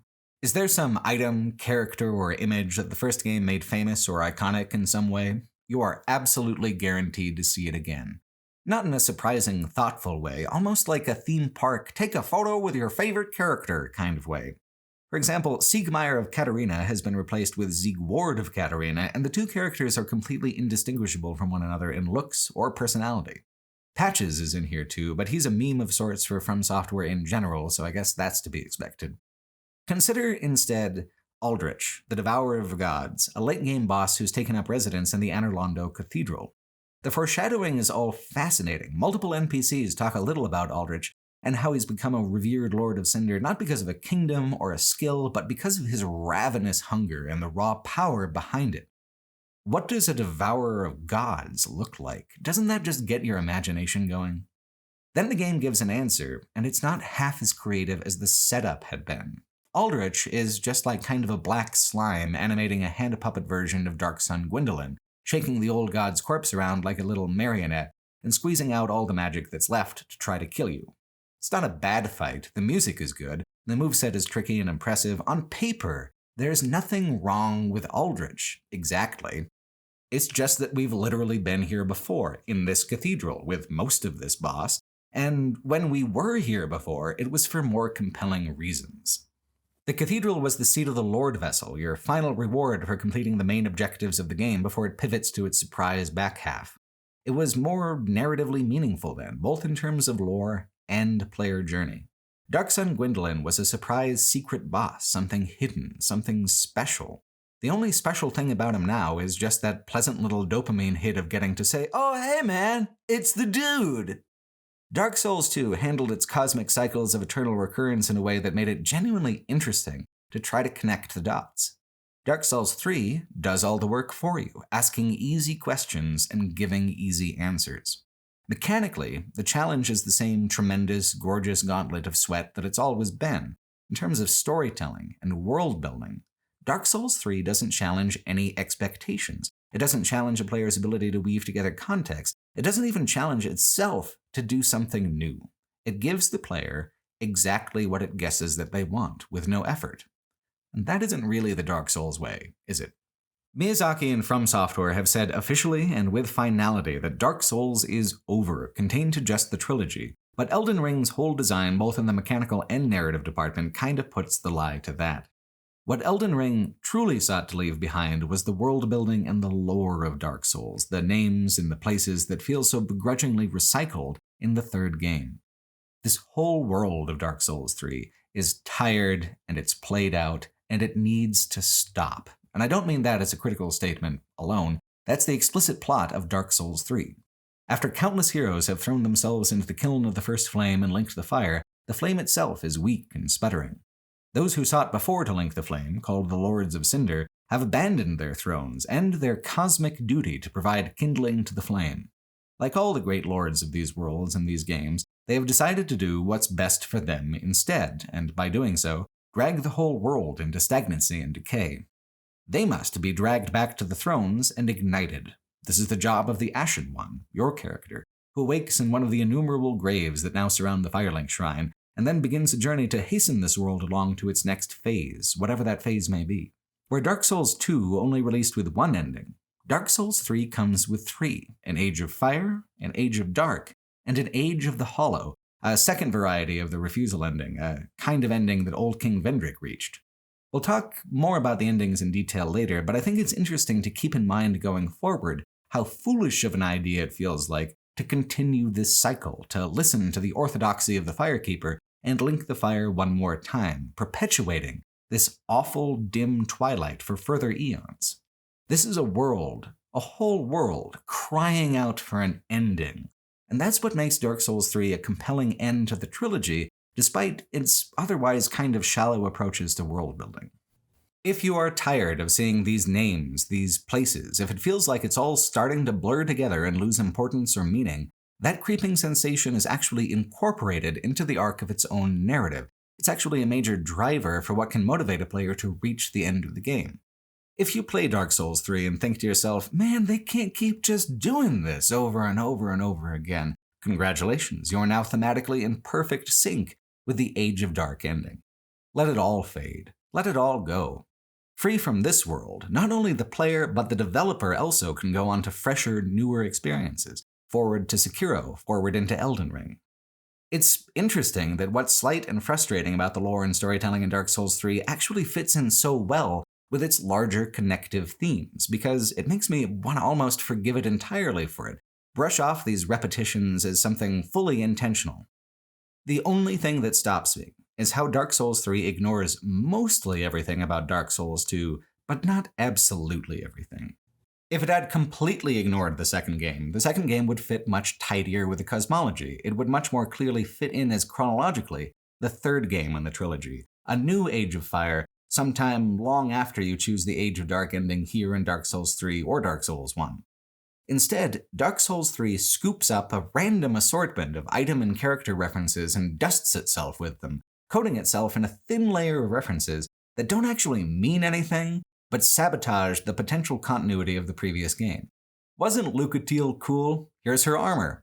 Boy, the Fume Knight has a cool sword. Let's make sure the player can find a copy of that. And oh man, Vendrick's shield wand, that's pretty iconic. Why not toss that on a random corpse at the bottom of a ravine? These are references without continuity, connections without purpose. They only do one thing, and that's repeat a small piece of content that might have been popular with some fan at some point. Did you like it the first time? Cool, keep on liking it in exactly the same way. As divisive as Dark Souls 2 is, I respect it all the more after playing Dark Souls 3 for how absolutely bold it is with its own independent creative priorities, its active indifference to a lot of player expectations going in, and that fostered a very impressive sense of personality, more than Dark Souls 3 managed. Dark Souls 3 wants very badly for you to compare it to Dark Souls 1. It insists that you do it.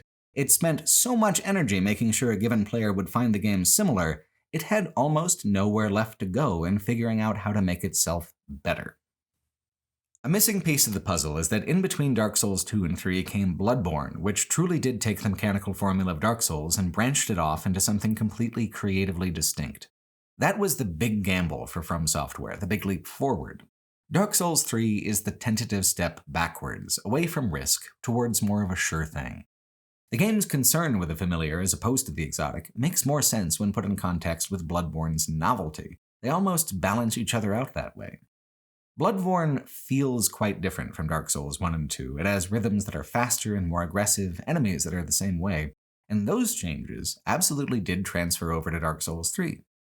Where Dark Souls 3 takes the least risks is with its world building. It makes more changes to the fundamental back and forth of combat than Dark Souls 2 ever did. Dark Souls 3 moves a lot faster than any of the previous Dark Souls games. It's untrue to say that the back and forth is gone, that the if this then that combat has been mutated. That's always been the core of the combat experience, and it is still the core of the combat experience, even all the way through Elden Ring. What's been taken out of it is all of the slack and all the sporting deference that the enemies used to show a player. In Dark Souls 1 and 2, enemies are certainly aggressive and will press a player if given the chance, but there are very clear windows in between attacks, after attacks. Everything is telegraphed in a way that isn't actually that cinematic or that natural. Instead, it's sporting. It evens the odds for the player through an act of polite holding back. That is the slack that I'm talking about. There was room there for the game to move faster, for it to truly reach a point of cinematic, ceaseless action. Dark Souls 3 stokes the fires of its combat rhythm and takes it there, right up to the line of being fast enough to feel completely without a sense of taking turns like it used to, but still slow enough that even players as clumsy as I am can still perceive what's going on and react. Still, after having done passingly well at a melee class in Dark Souls 2, I felt that I was going to be wildly outclassed trying to go that route again with the faster gameplay. It was just at the edge of what I could do to make it through the New Game Plus cycles of Dark Souls 2, and I was living in fear of a repeat of the Fume Knight situation. I was already investing around 100 hours apiece into these games. Adding tens of extra hours of failed attempts sounded completely nightmarish. So I decided to do what I did my first time around, lean on magic. However, the way magic works has been completely transformed in Dark Souls 3. I decided that I wanted to play a pyromancer again. To do that, I would need to take a completely different approach to my whole character than I had before. I would have to invest in different attributes, wear lighter armor, forsake familiar bonuses. Pyromancer in Dark Souls 1, remember, didn't actually require any investment in casting attributes. It was like a casting bonus. Strength, health, stamina, those were the only stats that I advanced in Dark Souls 1. Everything else was just upgrading the flame. Here, in Dark Souls 3, I would need not just one casting attribute, but 3. Pyromancy, as a heretical art dealing with the stolen flames of creation, is neither miracle nor magic, but a blend of the two. And as such, it demands a split investment between both faith and intelligence, both of which scale all the way up to 60 points. So you could be a top-level divine or a top-level arcane spellcaster in exactly half the time it takes for the same in pyromancy. That kind of made it even more appealing to me. If that's the significance of the sacrifice you have to make, what then is the shape of the reward? How powerful can you really get doing it that way? The Dark Souls games are all so well balanced. Often they simply offer help with no strings attached, so if there is a path open to you that requires managing some sort of negative consequence, you can be sure that there is something remarkable sitting on the other end of the scale. The third attribute is attunement, which not only gives you more spell slots like it used to, but it also raises your focus points, the new mana bar that's been added to the upper left corner of the screen.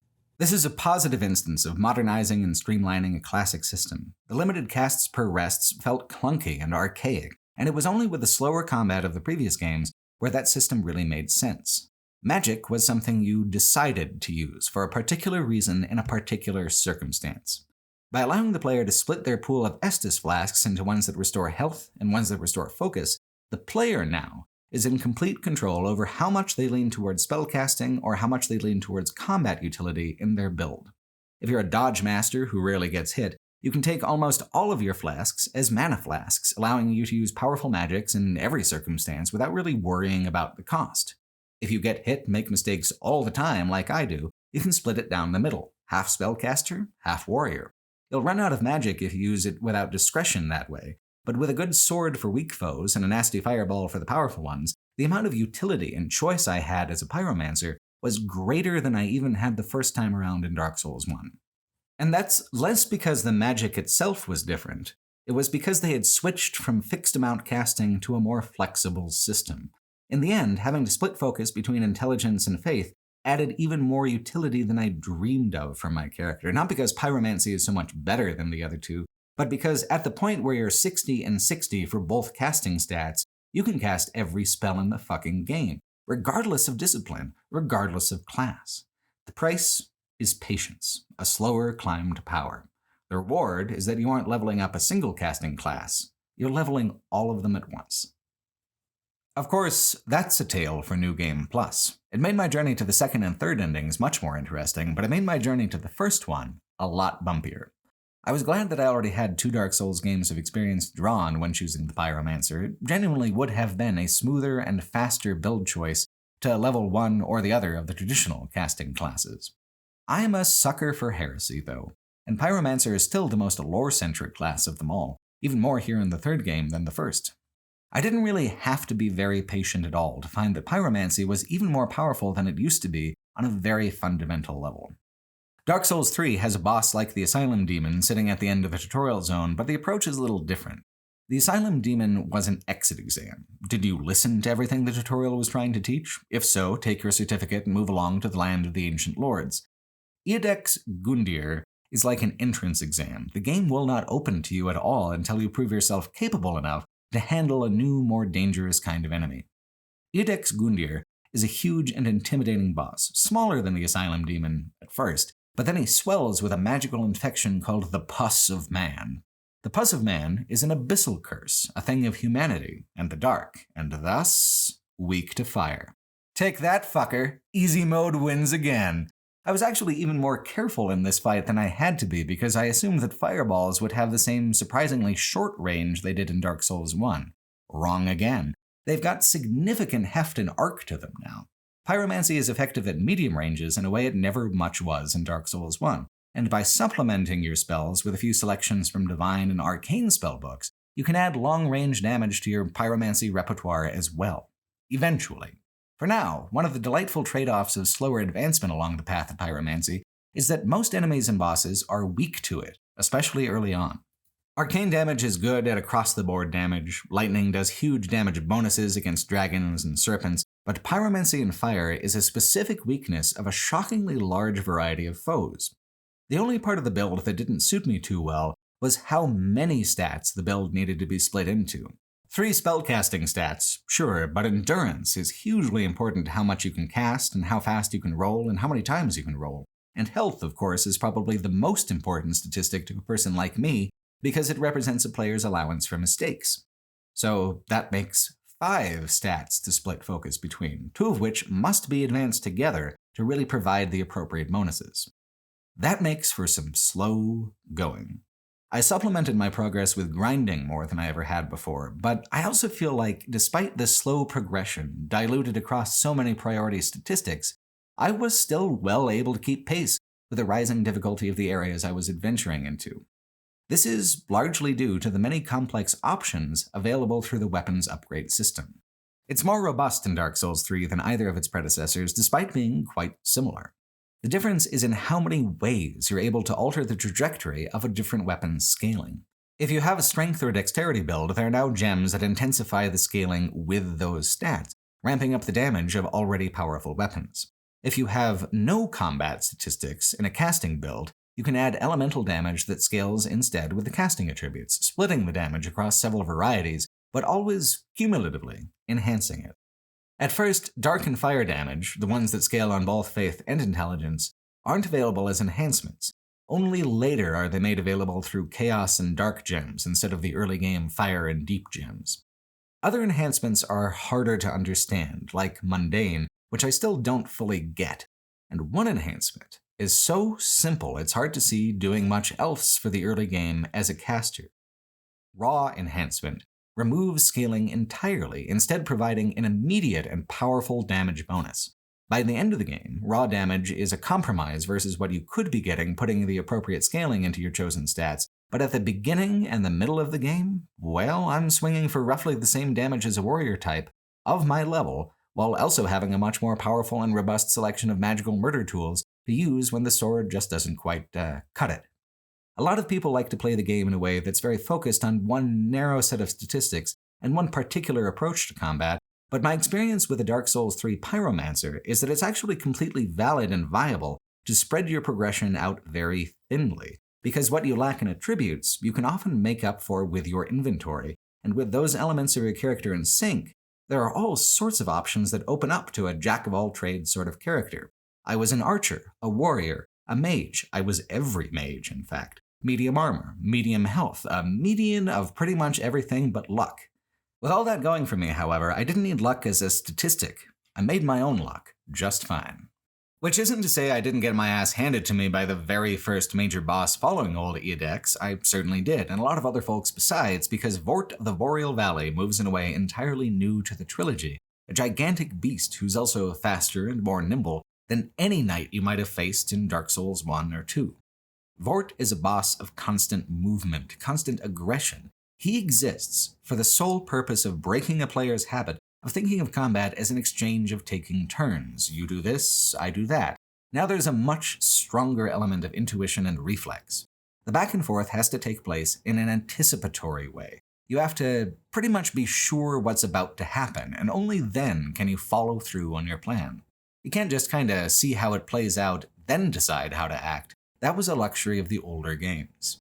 Which is another reason why I think it's advantageous to start with those older games. The older rhythm helps a person understand the core concept of if this then that combat better than something so fast as Dark Souls 3, where reaction is such a key component of the gameplay that you might not even be fully conscious of the reason you're doing well or doing poorly. Dark Souls 1 and 2 are more legible, more sporting, more plain, and because of that, their time in the spotlight was necessarily limited. I never reached a point where I could claim any kind of mastery over the games or their systems, but I did reach a place of relative comfort with both games. I had gotten the hang of them well enough to complete them both twice over. If I felt comfortable, imagine how someone who's actually skilled at these games must have felt. Hungry for more, hungry for the logical next step in the progression of difficulty, the next aesthetic leap and making the combat more artistically impressive and immersive.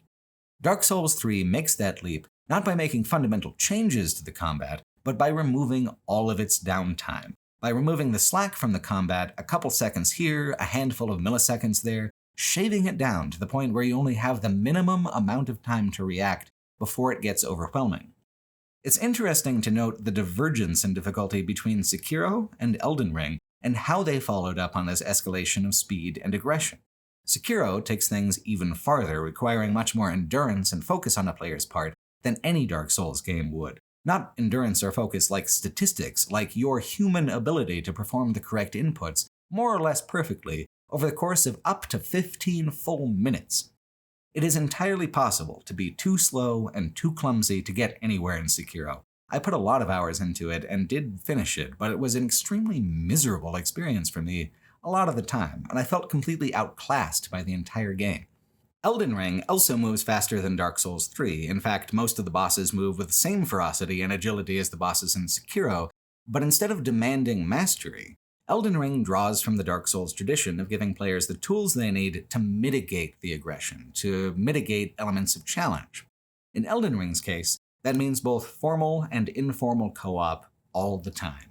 Real players, NPC summons, spirit ashes, whichever you choose, there's some kind of built-in expectation in a lot of the boss encounters that you'll use some tool or some mechanic to pull focus and force breathing room into encounters that otherwise wouldn't give you any. Dark Souls 3 pretty clearly precedes both those games. The enemies are much faster than Dark Souls 1 and 2, but forgiving compared to Elden Ring and Sekiro. However, few new concessions have been given to the increased speed and aggression. You're still mostly working with the traditional Dark Souls tool chest to navigate the new speed difficulty, which can feel intense comparatively, because the enemy density is every bit as high as Dark Souls 2, with huge clusters of tough foes, and if you're trying to thoroughly explore an area and fight everyone, it can be a really exhausting process. Leaning more into magic than direct combat was the only way I ended up feeling comfortable with Dark Souls 3. If the enemies were so fast and so lethal as they are, then the main thing my brain wanted was for them not to touch me. At the beginning of the 1978 animated film version of Watership Down is an amazing retelling of a creation myth that Richard Adams wrote for his rabbit civilization. In it, Lord Frith, the sun, the highest god, curses rabbits for spreading so far and so fast in the world, curses all the animals, in fact, with difference, creating predators and prey. Rabbits would be hunted and killed all the rest of their days. But the sun was not completely cruel. Lord Frith gave the Prince of Rabbits and his people great speed, great cunning, and it gave him some solid advice as well. This advice applies just as much to a player's survival in Dark Souls as to the longevity of a prey animal like rabbits. Lord Frith says, "All the world will be your enemy, Prince of 1,000 enemies, and when they catch you, they will kill you. But first they must catch you, digger, runner, listener, prince with a swift warning. Be cunning and full of tricks, and your people will never be destroyed." That is kind of the thrill of Dark Souls, isn't it? To have the whole world your enemy, to have to resort to your wits and reflexes simply to exist, and having achieved existence, to grow strong, to thrive, to put the boot to those who would challenge the raw and unalterable fact of you. When I was stuck on the fume night, I came across a post on GameFAQs or some damn place from back in the day where the original poster said something along the lines of, "I hate this fucking boss, he's literally impossible. I've been at this all fucking weekend and now I have to go back to work having accomplished nothing." And a reply down below helpfully suggested, "You know, it sounds like you just don't have the right mindset to play these games. They're hard because life is hard. But I guess if you give up on every little thing, you'll never have to learn that." And that guy is an asshole in two ways. First is that you don't tell someone who works an hourly job that life is hard, they're aware.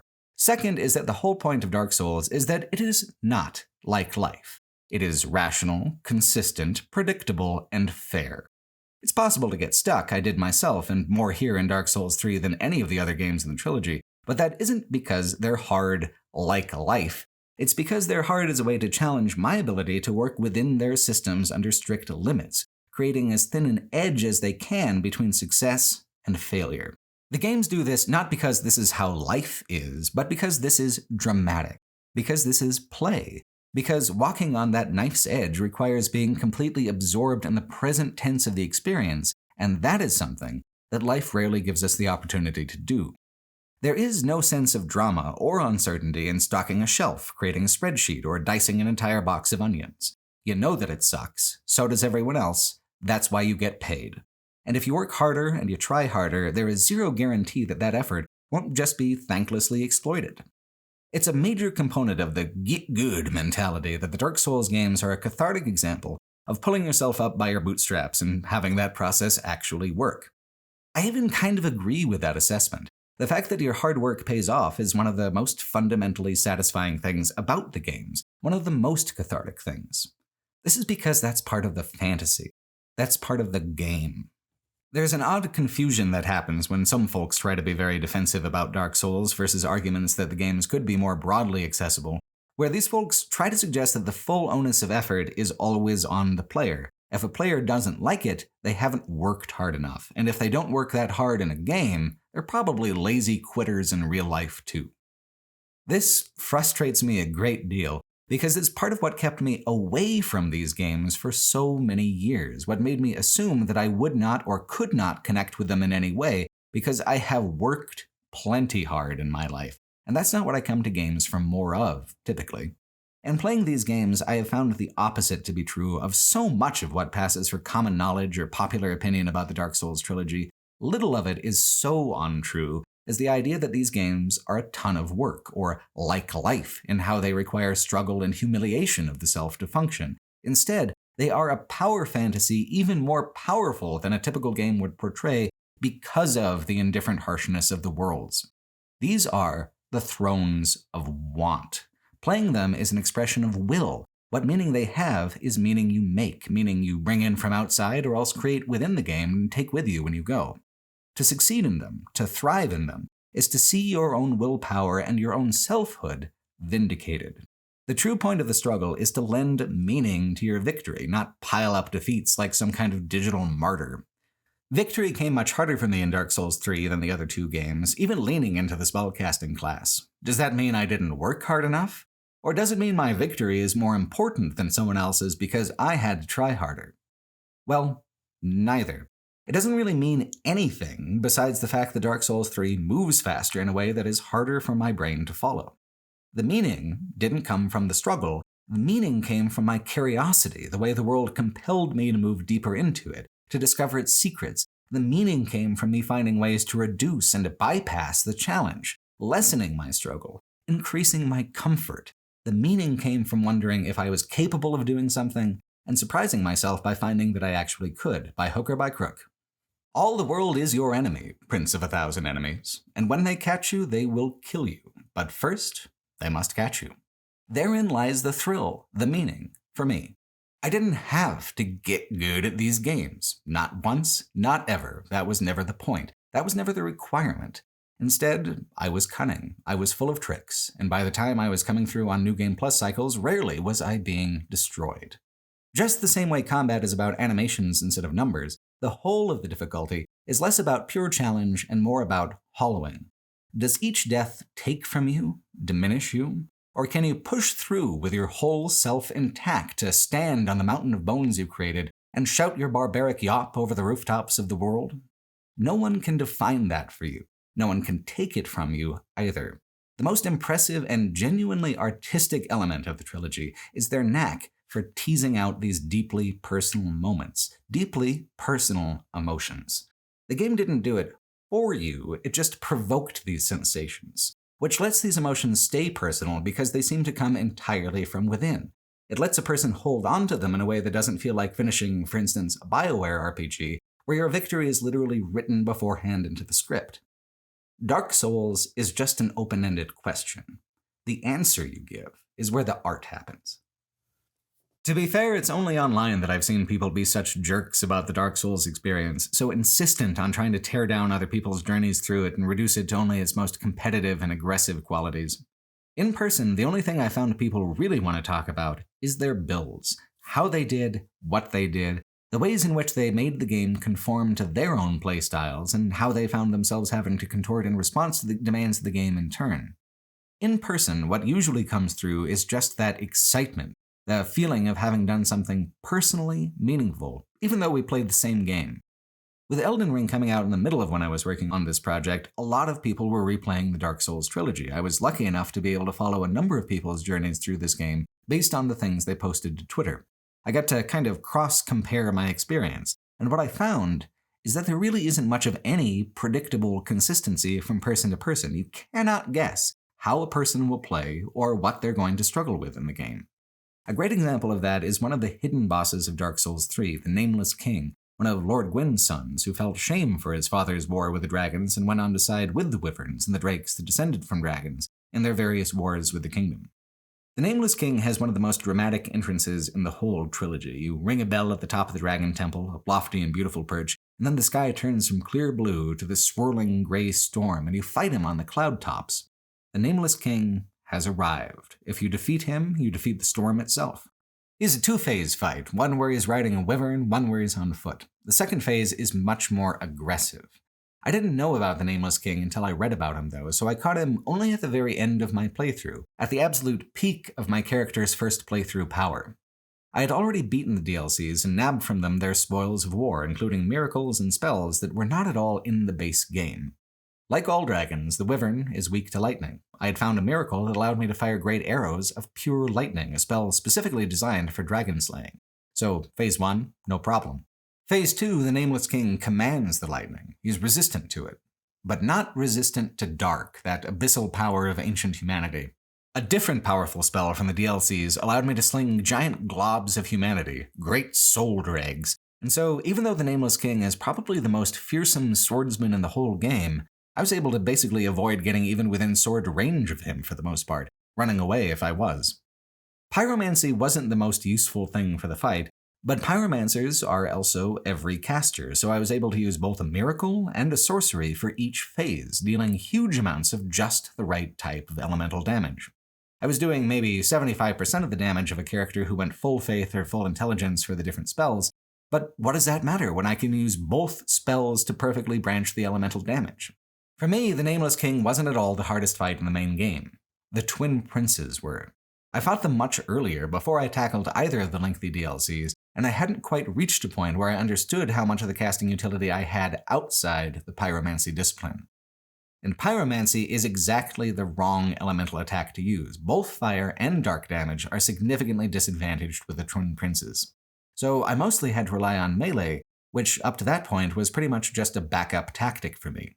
You can kill the larger, stronger prince as many times as you like, but the younger prince is only vulnerable in the window where he's reviving the elder prince. And at the end of that short window, he has a magical burst that punishes you for being too close.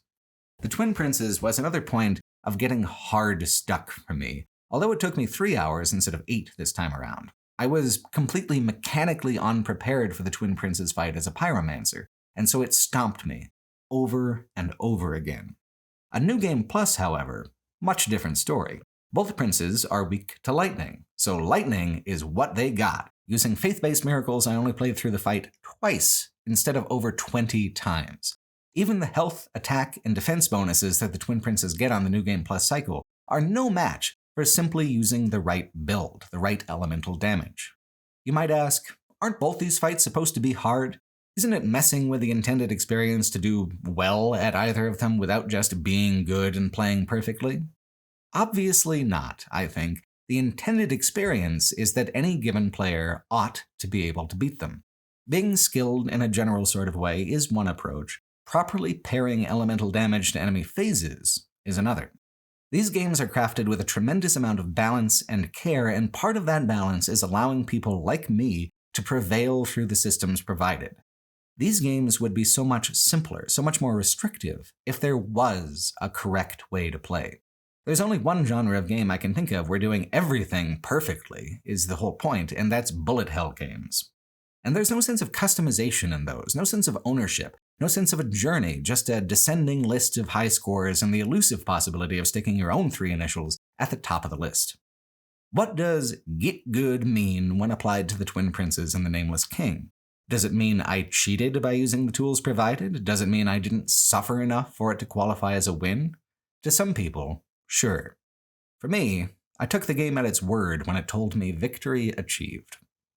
Honestly, for all the shit that Dark Souls 2 gets about having bosses with inconsistent quality, Dark Souls 3 I think has a much greater variation between bosses that are so difficult as to get a person hard stuck, and bosses that are so simple as to wonder what the point of making them such a big production moment really was. Take High Lord Wolnir. He's extremely intimidating. You fight him on a darkened ledge tilting downwards to the abyss, with this giant skeleton man crawling his way up out of the depths toward you. He has an area of effect gas attack, creating a mist that does dark damage, chasing you further up the platform to avoid it. Wolnir himself, however, dies the moment you break all 3 of his golden bracelets. The first 2 playthroughs I did, I got him on the first try, without preparation, without a plan, because it's all pretty straightforward.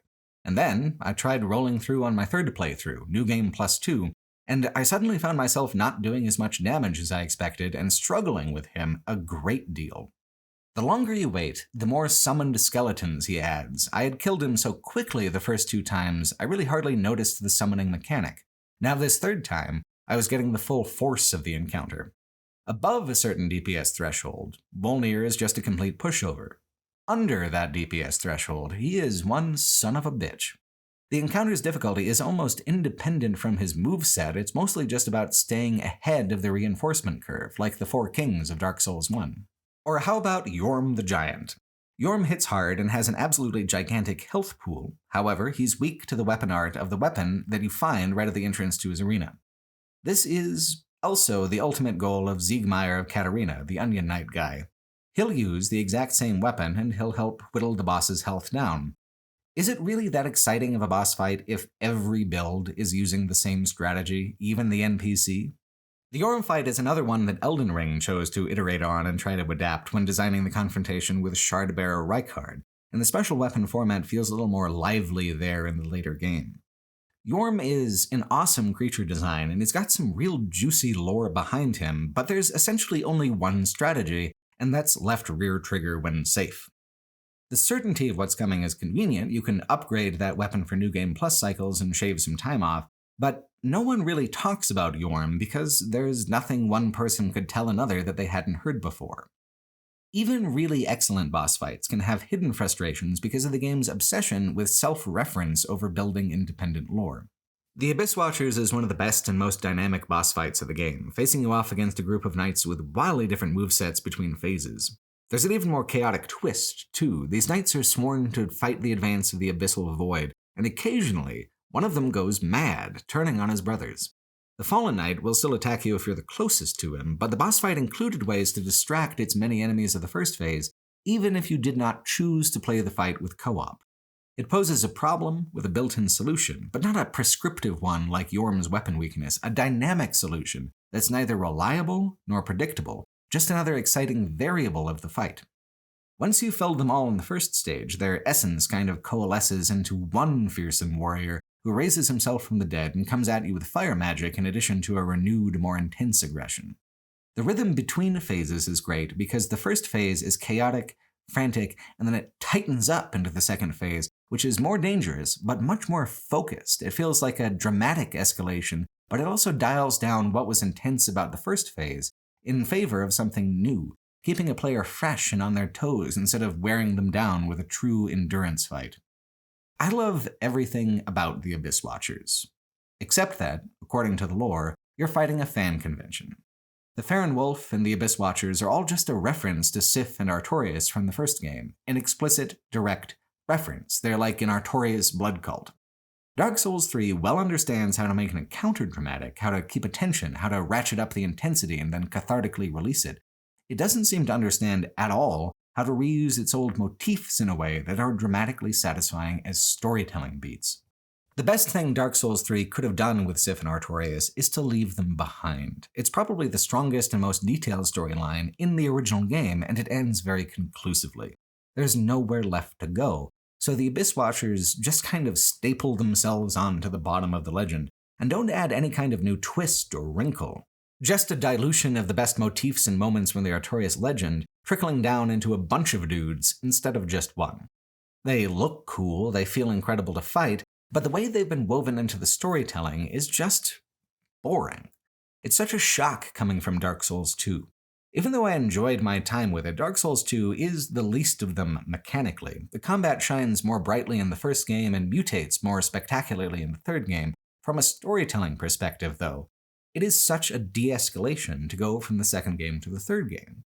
Dark Souls 1 sets up a fascinating universe, Dark Souls 2 pushes it even further into desperation and decay, and Dark Souls 3 spends an inordinate amount of time just reminiscing. Dark Souls 3 doesn't have to tell me that Artorias and Great Wolf Sif are cool. I already bought their goddamn t-shirt. What I wanted was a legend just as impressive, because I know quite well From Software can do that. In a game whose only real moral is that clinging too tightly to the past poisons everything, it's not just slight storytelling, it's actively counterproductive. That's the frustrating thing. The broad strokes of the storytelling in Dark Souls 3 are all pretty much excellent, and every time the game offers up an original idea, it's pretty much always a compelling one. The game's just got an uncharacteristic shyness about making the effort. Was the reaction to Dark Souls 2 so negative that Dark Souls 3 felt the need to constantly remind its audience that it would never be so rude as to challenge any expectations? I honestly don't quite get it, because the storytelling in Sekiro is extremely tight and focused with no spare detail, and the lore of Elden Ring goes absolutely nuts. You don't get 20 seconds into the opening cutscene before the narrator is shouting about the loathsome dung eater. The essential story of the Lords of Cinder refusing to fulfill their destiny and offer themselves up as kindling is great, and it fits in perfectly well with the rest of the trilogy.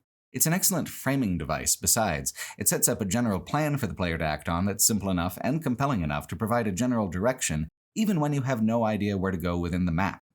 The thing that muddles it is how the game has diffused its third act across the DLCs. In Dark Souls 1, you follow a similarly cryptic guidance, but once you reach Anor Londo and seize the Lord Vessel, a whole new part of the prophecy opens up. The third act opens up.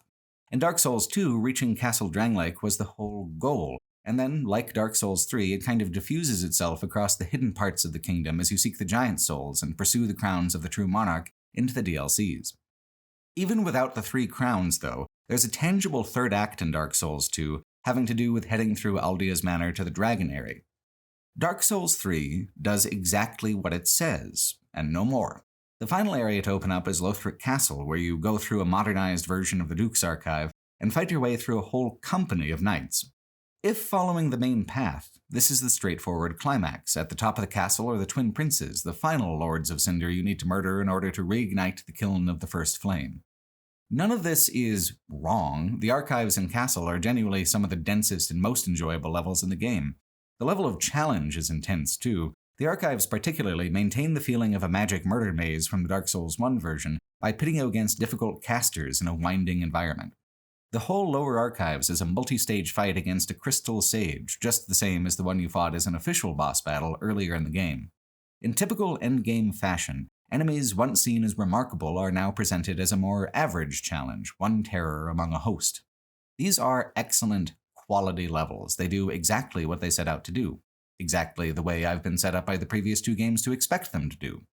Is that wrong?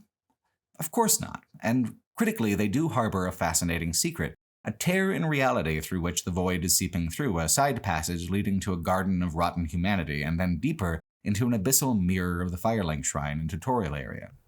This has nothing to do with a third act. This is the setup for a third ending. There's a dangling thread of something potentially interesting that never gets much of any follow-up on to start things off. Osieros, the Consumed King. He was once a king of all of Lothric, and it's suggested that Osieros' meddling in the royal bloodline led to some of the sorry state of how things are now, but he's also turned himself into a half-dragon mutant for reasons that are deeply unclear, talking about a son who isn't there. As he fights you, he devolves, losing what's left of his sanity and attacking with a bestial fury. This is such an interesting hook for a story, for lore, but it is what it is and nothing more. It's never expanded on. There is no further context for Osieros or anything that he does. This is the true downside of the traditional opaqueness of the Dark Souls trilogy and its storytelling, although in this case there is something odd about it. Obscure things in the Dark Souls trilogy usually have obscure presentations. To put in this fully voiced, extremely deliberate scene and just leave it dangling is as unusual as it is frustrating. What connection does Osieros have to the portal to the abyss behind him? Was he studying it? Was it driving him mad? It's hard to say, because the Dark Mirror of the Firelink Shrine has a completely different set of lore and characters that it's working with, centering around, instead, Eodex Gundyr. Here, Eodex is in the same arena, but he's Champion Gundyr and doesn't have his infected second phase. Instead, he's all Gundyr all the time, baby. Much more powerful and cunning than ever before, and when you defeat him, his soul's description says, quote, "Once a champion came late to the festivities and was greeted by a shrine without fire and a bell that would not toll. Too late to stop the Age of Dark, he just had to ride it out, and that's why you find him so weak and so infested in the present tense of the tutorial area. The coiled sword driven into his body, that's the symbol of fire, stopping up all the corruptive darkness within him. Gundyr seems to be of a previous age, before Gwyn, or somehow parallel to him. Deeper in the dark, false version of the Firelink Shrine is the hidden corpse of a Firekeeper. They're supposed to be blind, but this one has her eyes, and through these eyes, the Firekeeper in your own timeline can see into the abyss and welcome it. Only the Firekeeper can snuff out the first flame entirely, and usher in the new Age of Dark. These eyes are supposed to be from the first Firekeeper. If that's the case, then Champion Gundyr is from the dawn of the entire cosmology, or before, or alternately that the Firelink Shrine is exactly the same, because the eternal recurrence runs even deeper than was previously suggested, that even the buildings and names and faces repeat, not just broad reincarnations like the old souls of Dark Souls 2. It is unclear how it all works. It's extremely fun to think about and paint some really interesting pictures in the imagination, but it isn't connected to much of anything else. This could be the oldest location in the trilogy by millennia with lore-shattering implications, or it could be an instance of From Software conveniently repurposing an asset, or it could be both, or it could be neither. Navigationally or narratively, this is just a pocket of the world, an extremely interesting dead end tucked away from the other content. The good of the storytelling could be accentuated with tighter focus and more connectivity to the rest of either the level or the plot, but instead, everything good that they do is weighed down by its own willful obscurity.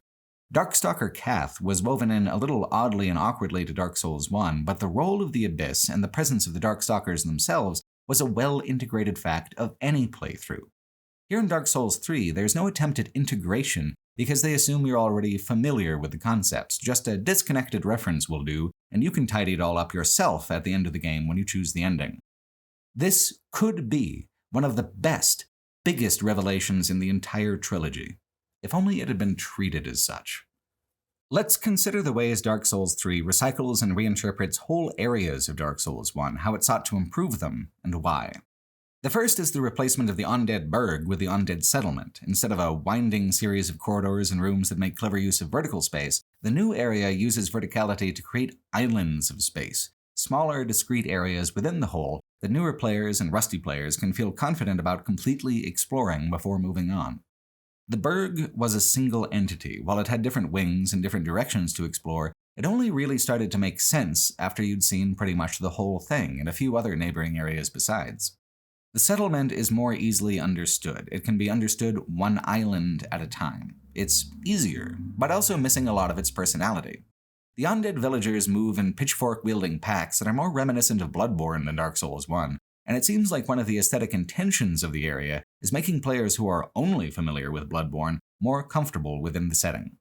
The undead settlement is intimidating at first in the density of its enemies, but the island approach makes it so that this density is divided into extremely manageable chunks. It's pretty deliberate in giving the appearance of being more dangerous than it actually is. To its credit, it's not only much larger than the Burg, but also contains many more hidden areas and optional content. There's an entire wing of the map with a giant demon for a mini-boss and a whole heap of useful items, including weapons and armors. The Burg is denser of design, more cleverly compact and more recursive. The settlement is denser of content. Is that better, or just an equal alternative? The impulse to do a maximized version of an older map is pretty standard impulses for any sequel, but in the specific case of Dark Souls 3, it's part of the proud nostalgia that runs so contrary to the apocalyptic melancholy it's leaning towards in its broader plot. The reinterpretation of Anor Londo and its surrounding city of Irithyll feels much more in harmony with that narrative goal. The greater the grandeur, the greater the sense of fallen glory. And holy shit is it grand this time around. The new Anor Londo, Irithyll, and the profaned capital underneath all form the densest knot of dungeons in the entire trilogy. These three areas, Anor Londo at the top, Irithyll in the middle, and the profaned capital underneath, are as densely connected between each other as the whole world map was in Dark Souls 1.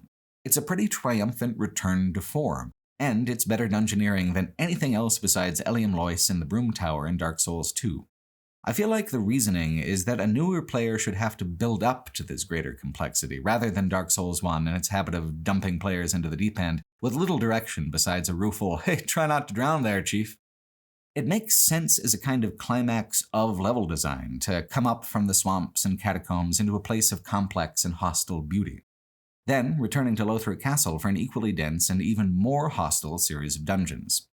Aldrich and the Cathedral of Anorlando itself might be kind of a letdown in how they've been recontextualized, but all the ways in which the area has been expanded and woven together with the other nearby areas are just knockout choices.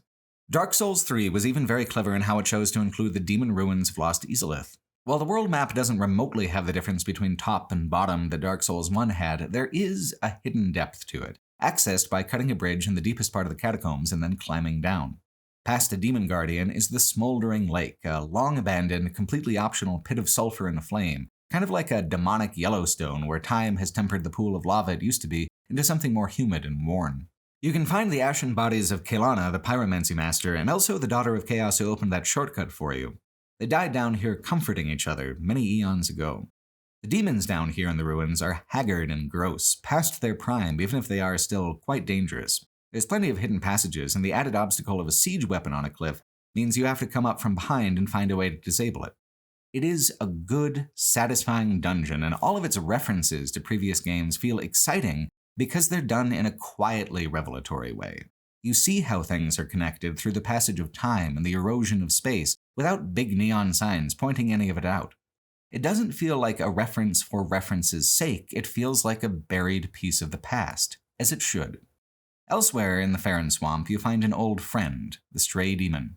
He's so old now, he's basically calcified. None of the old fire, the old hatred, now he just pukes rocks. All the old fires are burning now to ash, everywhere in this universe, whether the kiln of the first flame, the false flame of Izalith, or the petulantly animate flame of the Stray Demon. This is a terminal point of decay that you're at. But even in Dark Souls 1, you saw something like it, in a painted world of sickly quiet. The first of the DLCs for Dark Souls 3, the Painted World of Ariandel, is much like the new Anorlando and the other maximized areas. It is the biggest, most impressive possible reimagining of an original map from Dark Souls 1, in this case the Painted World of Ariamis. And in that capacity, it is extremely impressive.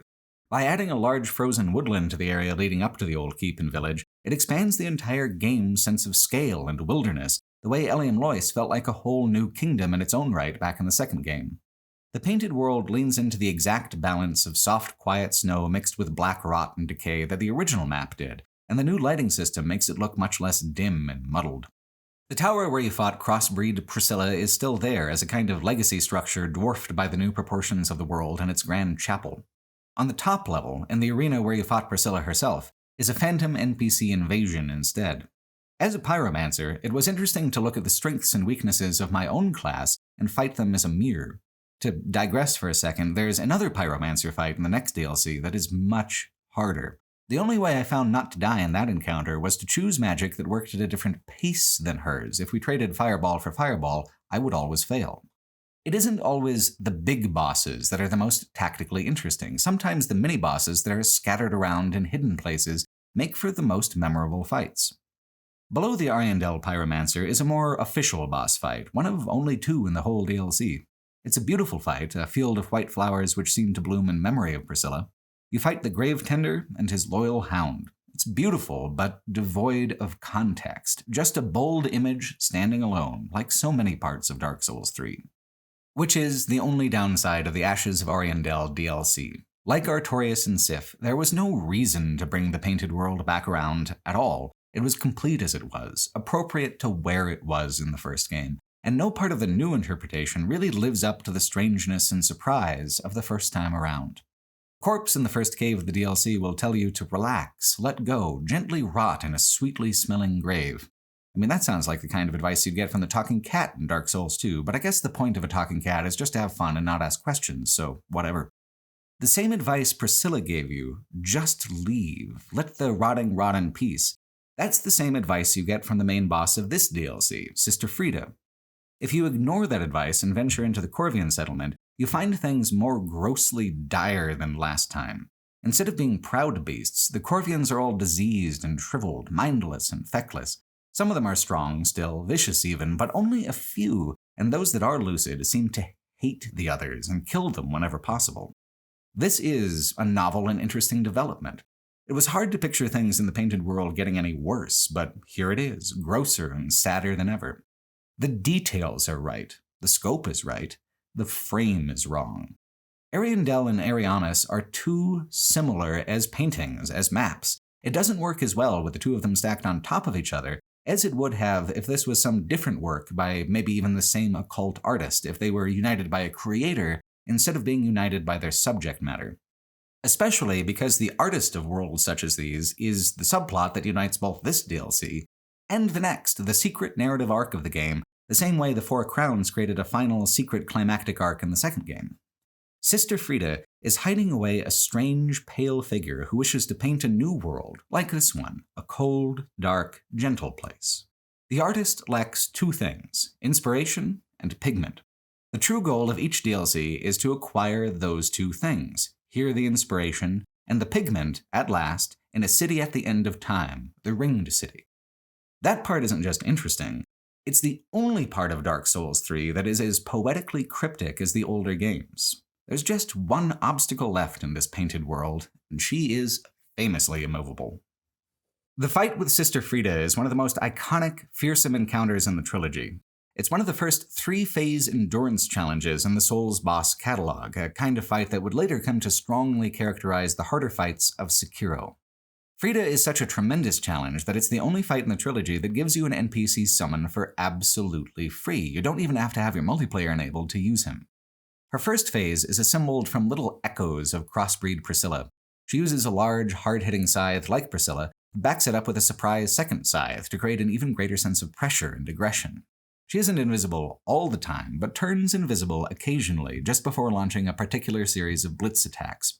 If you stagger her as she's fading out, it'll cancel her invisibility. You get a little bit of an advantage.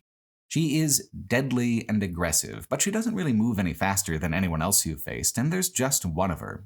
For Phase 1. Father Ariandel, the old pastor of the church, has some kind of sick, masochistic relationship to the bowl of flame he hides from the rest of the painted world. Frida's the one who put him up to it, and her death at your hands enrages him. And the second phase is all about him trying to smash the ever-living shit out of you with his big bowl of fire. If you brought the NPC summon, he'll keep the resurrected Frida occupied while you deal with Father Ariandel, and when one boss dies, the other falls as well. Phase 2 is the easiest phase for casters, and probably the hardest for melee characters. Sister Frida staggers easily, like Priscilla did, so in Phases 1 and Phases 3, a quick warrior can keep her well occupied. Getting close to the shockwaves and spilling flame of Father Ariandel's bowl is tougher, however. Conversely, casters barely stagger Frida much at all. She's able to be more consistently aggressive versus casters, whereas casters can just run from Father Ariandel. Different builds get more easily stuck on different phases of this fight. My problem came at the third phase when she suddenly started doing crazy powerful magics that killed me long before I did any meaningful damage to her at all. If I wanted to live long enough to win, I needed to stagger her into oblivion and prevent her from doing all those attacks that I found so difficult to dodge and block. Remember the Stray Demon's rock vomit? That's actually a pyromancy despite being devoid of fire damage, and so that's what I decided I would try to use. The NPC summon dies very quickly if Frida turns her attention on them because she's good at knocking them down and then just going to town with her damage, which she cannot do if she's stun-locked. So I vomited rocks, and the NPC summon got to actually swing his sword for once, and sure enough, that started to get it done. Black roll, black roll, black roll, all the way to victory. I'd never really bothered to use that spell before. Why would I when I had so much flashier and deadly spells at my disposal? Deadly and flashy wasn't the solution here. Interruptive power mattered much more than damage. I beat one of the most difficult bosses in the entire trilogy with magical nausea. In fact, I couldn't figure out any other way that was viable for me with the tools that I had at my disposal at that particular stage of my playthrough. I spent over 3 hours trying to come up with and execute a strategy like that, And when I came back around on New Game Plus, I had a completely different experience because I had a completely different toolset, an expanded toolset of sorcery and miracles on top of just pyromancy. Frida's weak to dark damage, as a coveter of the flame would be, just like the Nameless King. I surprised even myself, though, when, on New Game Plus, I only had to fight Frida one time, the first time, using Great Soul Dregs to just stomp her. Because in addition to all of its damage, Great Soul Dregs does a lot of poise damage, it does a lot of knockdown. Against the Nameless King, that wasn't too relevant because he's a fucking beast and just tanks it anyway, but it made the spell much more effective against Frida, essentially combining the best of the Rock Vomit with a kind of damage per hit I hadn't even dreamed of on my first playthrough. My time with the Fume Knight was a hollowing experience for me. It made me feel miserable and unhinged, but Frida was different. I rooted around for a solution until I found a weird one that made a lot of sense to me personally, and it worked well. There's pride in that. And then the second time around, I just used elemental damage to stomp her into the ground as if she had never been difficult at all, which is the allure of a spellcasting playthrough and why some players think it's a little cheap. It's more complex than just being cheap. It's about the bargain that players have with the game about how they'll spend their time. What is 3 hours of effort worth to a given player? To some, 3 hours in pursuit of perfectly understanding a boss's moveset is nothing. They'll give that freely, happily. To others, 3 hours is the only time they have between when the baby goes to sleep and when they do, when they get off of one work shift and when they have to show up for a different one. I don't mind the 3 hours I spent on Frida because it yielded one of the greatest treasures of the Dark Souls experience. A kind of funny anecdote that I can bust out when people ask me how I got along in Dark Souls 3. It was for the good of the essay, I can tell myself, or I can tell myself some other silly little lie that makes me feel better. I don't feel like it was necessary, however, to struggle that hard. If I had managed to actually boss and won the fight that very first instance, what with it being such a famously difficult moment, I would have also felt pride in using the systems at my disposal to jump ahead of myself by a full 180 minutes. I still feel proud of what I was able to accomplish on my New Game Plus run with Sister Frida. It was one of my finest revenges in the trilogy. Magic, as an intended system, as a necessary element of the game's customizable difficulty, isn't at all the same as cheesing. A difference I would learn well in the next DLC. The Ringed City is one of the only parts of Dark Souls 3 that feels completely novel and new, despite explicitly smashing together locations and images from across the trilogy. The difference is that it isn't handling them with deference, with nostalgia, it's literally smashing them together into an incoherent jumble at the end of time called the Dreg Heap. It's the same general concept that a lot of Dark Souls 3 has already been pivoting on, but taken much farther, taken just about as far as Dark Souls 2 was willing to go, and even then, much farther from a visual design perspective. The Ringed City DLC is a sumptuously apocalyptic experience, a cubist kingdom of terminal forgetfulness. In the Dreg Heap, millennia of castles and kingdoms flow like mud in curling waves and towering mountains. A pilgrim you meet at the entrance of the heap explains it like this, quote, "At the close of the Age of Fire, all lands meet at the end of the earth. Great kingdoms and anemic townships will be one and the same. The great tide of human enterprise, all for naught. That's why I'm so taken by this grand sight. This must be what it's like to be a god." End quote.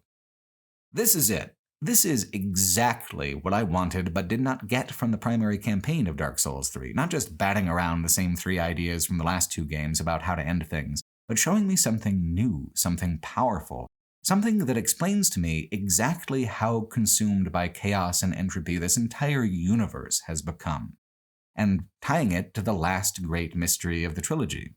Not only that, the title mystery of the trilogy. What became of the furtive pygmy and the dark soul? The Ringed City DLC ultimately gives extremely vague and somewhat unsatisfying answers to these questions, but at least it tries, and I'm happier with a fragment of something amazing than I would have been with bypassing the issue entirely. Although it's cryptic to the point of not really even qualifying as a story, the DLC has some of the most beautiful images in the trilogy and beyond. It is, flat out, a triumph of fantasy artwork and visual design. It stands toe-to-toe with the best of Elden Ring's landscapes and vistas. Beyond the Dreg Heap lies the Ringed City itself, a prison and a palace for the ones who hold the Dark Soul. In isolation, either the Dreg Heap or the Ringed City would be some of the finest maps in the game. In combination, they give each other much more dramatic resonance. The end of time paired with a place removed from time entirely, a garbage dump paired with an intricate castle. Both, in their own way, are more spectacular than any other setting of its kind in the trilogy. The only drawback is the difficulty. Elden Ring far outperformed any entry in the Dark Souls trilogy, selling 12 million copies in its first month. This has led to some interesting discourse that I would have been completely unable to appreciate if I hadn't have gone through the original trilogy first. One conversation is that an optional endgame area called the Halig Tree is poorly balanced because of how just about everything kills you in 1 or 2 hits regardless of level or armor. Some of it feels downright impossible and unfair at times, and to me, also familiar. The Halig Tree's cruel and crushing spike in difficulty is just about right on par for how the Ringed City's difficulty compares to the main campaign here in Dark Souls 3. It is just leagues harder than the main content, and more spiteful, and dense of enemies that have thousands of hit points. The Dreg Heap even has an enemy that's more of an environmental hazard, angels that are like magic missile turrets who will kill you if you're exposed to them for more than a few seconds. They're actually kind of like astral projections when you get down to it, though. There are weak and tortured creatures with these strange long necks that create the angel projection. Slay them, slay the angel, and then you're free to explore. The Dreg Heap has literally the largest reference to Dark Souls 2 in the game, including the Earthen Peak windmill and its lineup of shattered landmarks. From here, you can jump down into a burned-out trunk of one of the old primordial world trees, and at the bottom, there's a fight with the Guardians who will let you into the Ringed City. The basic enemies of the DLC are extremely tough, especially after reaching the city itself, where the streets are full of towering knights whose lethality is unmatched anywhere else in the trilogy. Progression in the Ringed City is a mire. Every step is an effort in lifting one boot out of the muck of combat and plunging it sloppily back down again. As lethal as they are, these enemies still die quickly if you're doing enough damage. They're still within the range of endurance and the rhythm of combat as enemies in earlier areas. You cannot say the same thing about some of the bosses in this DLC. The Ringed City has some of the best and most awful boss fights in the game, even in the trilogy, often provoking both opinions over the course of enough hours stuck on the same encounter. The kind of endurance required for these encounters makes them, in retrospect, more closely related to Sekiro-style fights than anything in either Dark Souls or Elden Ring. There isn't a single boss fight in the DLC that isn't brutally long, saving the longest and most brutal for last. I was well stumped by every single one of them. Add all the trouble I had with Sister Frieda and the Twin Princes, and suddenly I'm looking at a cumulative amount of time similar to being stuck on the Fume Knight, but mercifully spread out across a more diverse array of fights and bosses. I was completely obsessed with the setting of the Ringed City DLC, and that's what truly motivated me to keep going with it. Because, like no other area, these boss fights made me feel actual rage, just a deep yelling at the TV frustration that looks completely ridiculous on someone in their 30s. Just basically barking like a dog incensed at a squirrel outside the window, a victory they can see but cannot have. The first meaty boss fight is with the Demon Guardians, the Demon in Pain and the Demon from Below. Each of these demons has different attack styles, and they swap bodies with each other. One transforms into the other at unpredictable intervals throughout the fight. It is impossible to fully control the encounter. There are 2 NPC summons on offer, and while that makes the fight much longer because of the boss health extension, the distraction is invaluable. The full aggression of both of the demons' attack styles at once is completely overwhelming, visually overwhelming too, hard to read. When you've felled them, they coalesce like the Abyss Watchers. The 2 demons become the Demon Prince, even stronger, even tougher than the 2 demons separately, freely using the powers of both. While technically a 2-phase fight, it feels as exhausting as Frieda's 3 phases. I thought the Ashes of Ariandel was a hard DLC when I was going through it, but its difficulty wasn't any more apparent than the spike from the main content of Dark Souls 1 to the Artorias of the Abyss DLC, or from Drang Lake to the Broom Tower. The Ringed City is different. This is, more than the actual climax of the game, the end of Dark Souls, the last content ever released for the trilogy, the top-shelf difficulty that you only bust out on special occasions. The difficulty spike is so large that these encounters feel almost experimental, less tied to the main campaign and more about trying to see exactly how far past those boundaries the game can push it without completely alienating all of its players.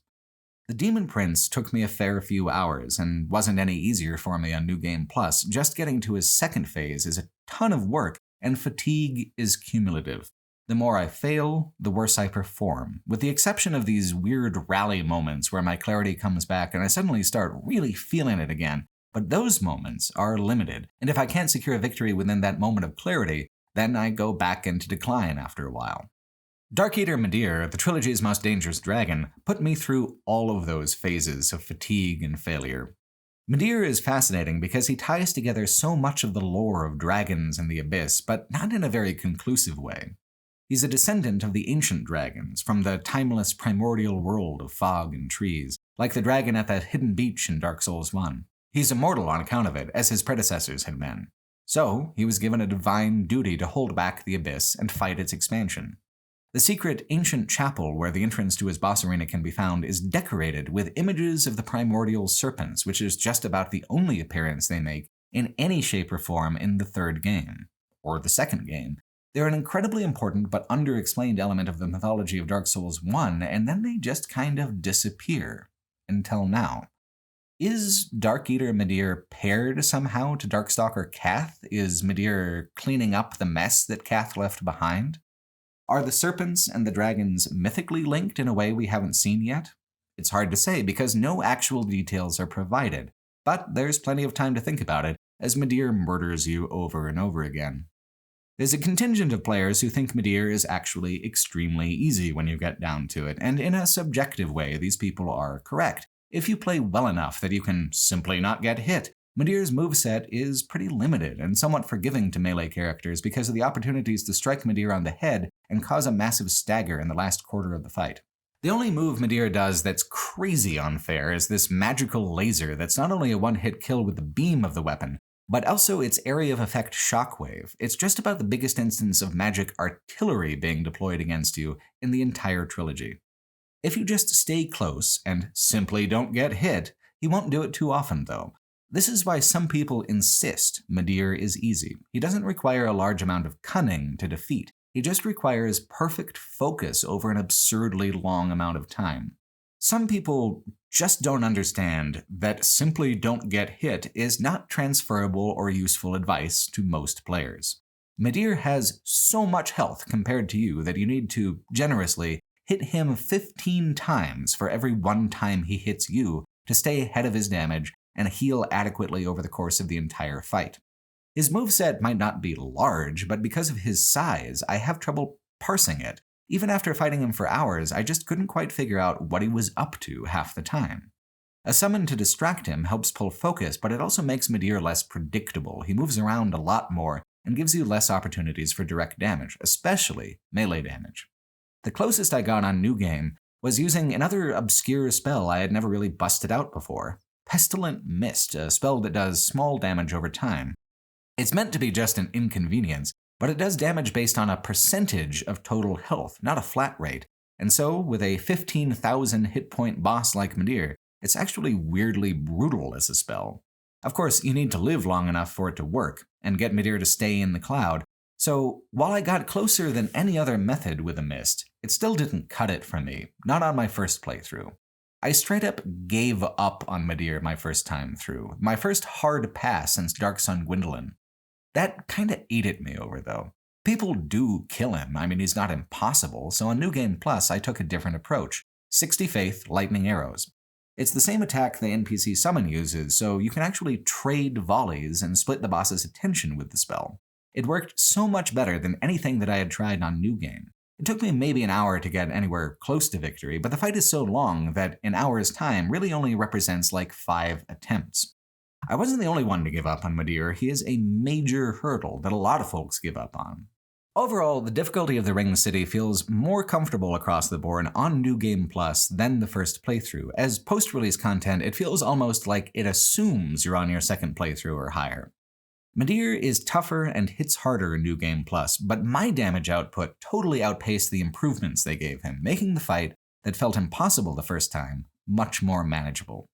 In a fascinating twist, the real reward for slaying Midir isn't a treasure, it's a certificate of competency. Midir is a true exit exam boss, on your way out of the entire trilogy in fact, and beating him gives you the credentials you need to become a Spear of Filianor. Dark Eater Midir is an optional boss, the Spear of Filianor is not. I want to preface talking about this fight by saying I fucking hate PvP in Dark Souls more than any other entry in the trilogy. Invaders bring so many flasks in with them that it takes forever for anyone to kill anyone, and not once did I ever actually defeat an invader, where in Dark Souls 1 and 2 I felt like I had at least a sporting chance of defending myself. The Spear of Filianore boss fight automatically summons a player who has beaten Dark Eater Midir and joined the Covenant to serve as a boss for players who are just trying to get through on their single-player experience. So not only is it mandatory PvP, it's mandatory PvP with a player who has already demonstrated great ability to navigate this world and maintain focus during combat. Using Dark Eater Midir as a certification process to be a boss to other players is extremely clever, regardless of how personally annoying I find the PvP mechanics to be. If you turn the game to offline mode, an NPC named Half-Light will fight you instead, and Half-Light is pretty manageable. Interestingly, something significant changed between when I started the trilogy and when I ended it. A long-dormant security exploit in the multiplayer service was discovered, and From Software shut down the entire trilogy's online component to focus, instead, on Elden Ring software security. As of this video's release, the multiplayer features have not been turned back on, and it's unclear if they ever will be. The entire dynamic and mechanic of the Spear of Filianore fight might never really return. I had to turn the game to offline mode anyway to get through the Spear of Filianore. After getting stuck on every single one of the bosses of the endgame, I was desperate to avoid having to learn PvP from scratch to make any more progress. And thanks to Half-Light, I didn't really have to. But no force in the universe could prevent someone as clumsy as I am from getting stuck one last time at the trilogy's ultimate mechanical climax. The Ringed City's refusal to answer any of the big mythic questions I had about the setting is directly tied to its most interesting climactic subplot. The game dodges context in favor of image and mood here at its climax, and it works okay that way. It all goes back to the Ashes of Ariandel. You're drawn into that world by a strange and beardy man named Slave Knight Gale. According to the lore, Gale is actually one of the oldest beings in the world. The very first Hollows, from the dawn of the Age of Fire, were conscripted by kings and kingdoms into eternal service to take advantage of their undead state. These were the Slave Knights. Now, all those kings and all those kingdoms who sought to command the Slave Knights have collapsed to dust, and Gale still stands. His new master is the painter, the one who needs inspiration and pigment.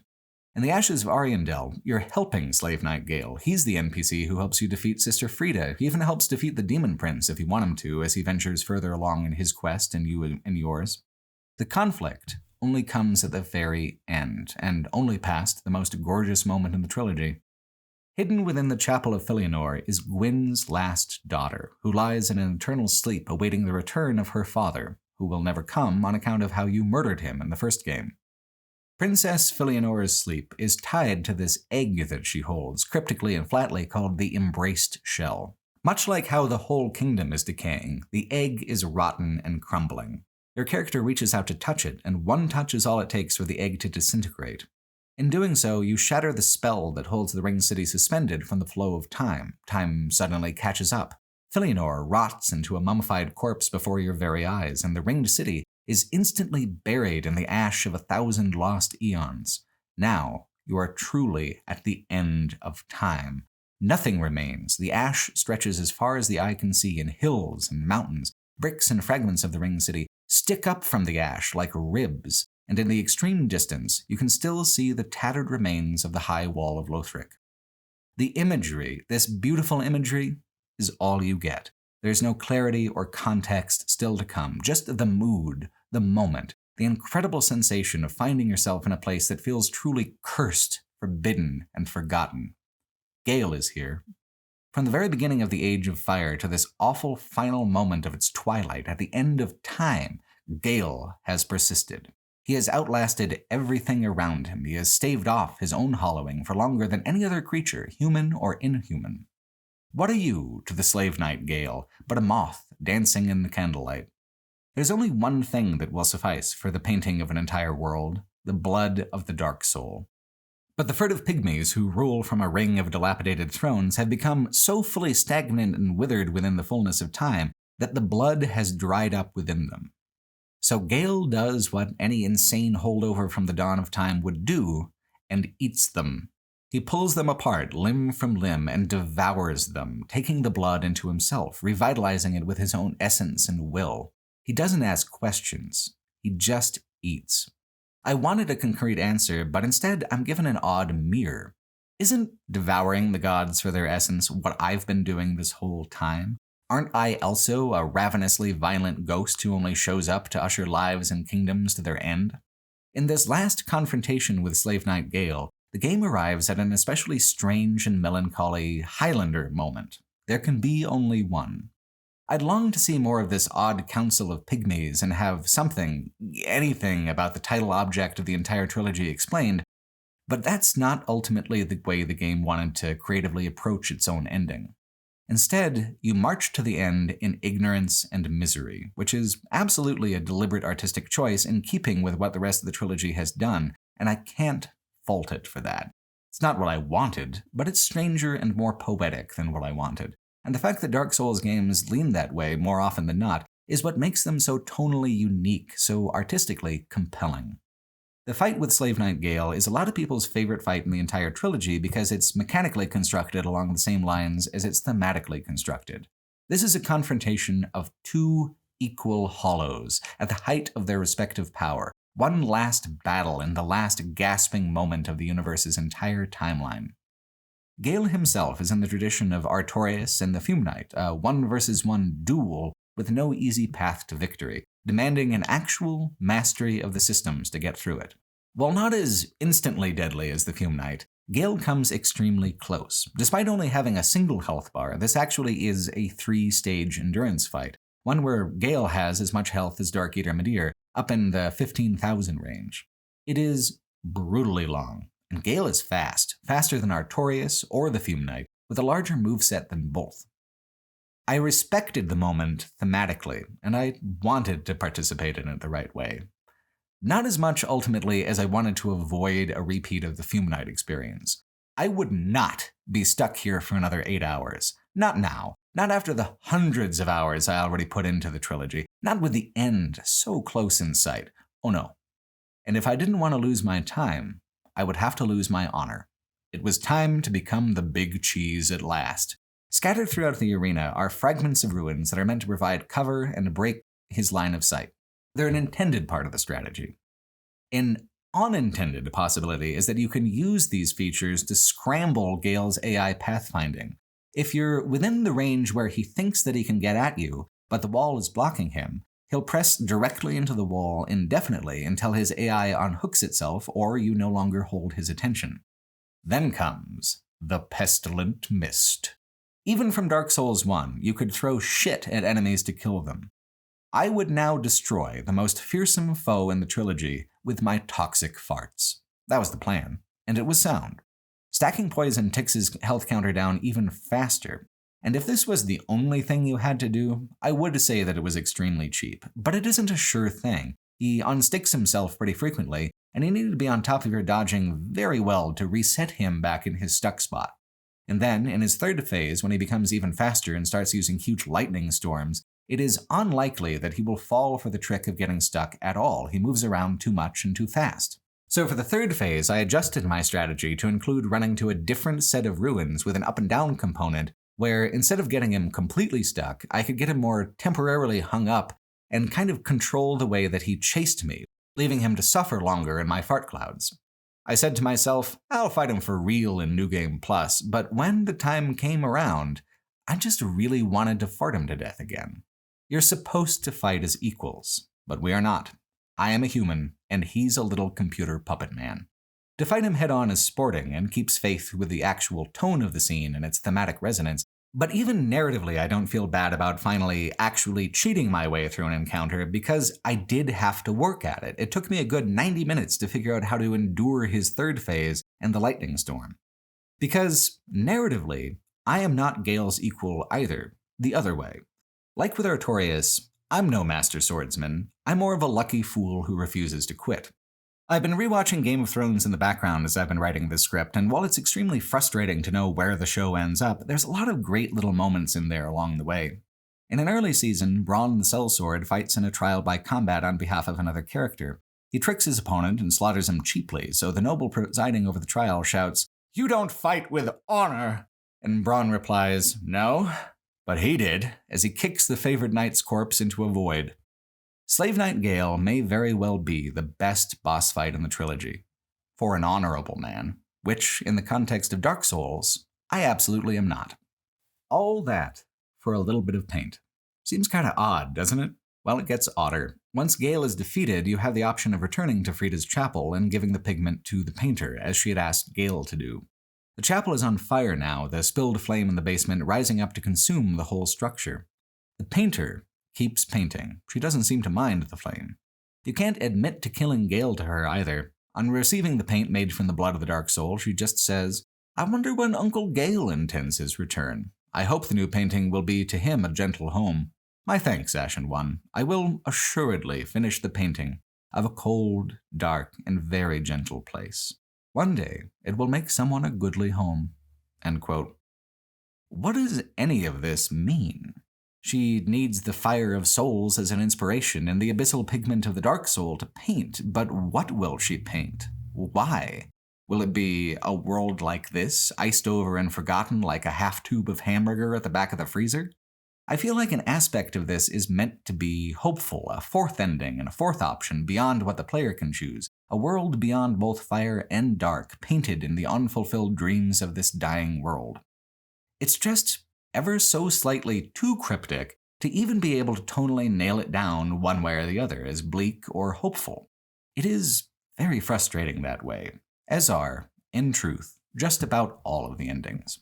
The disappointment of the first and most obvious ending, to link the fire as instructed, is actually perfectly appropriate.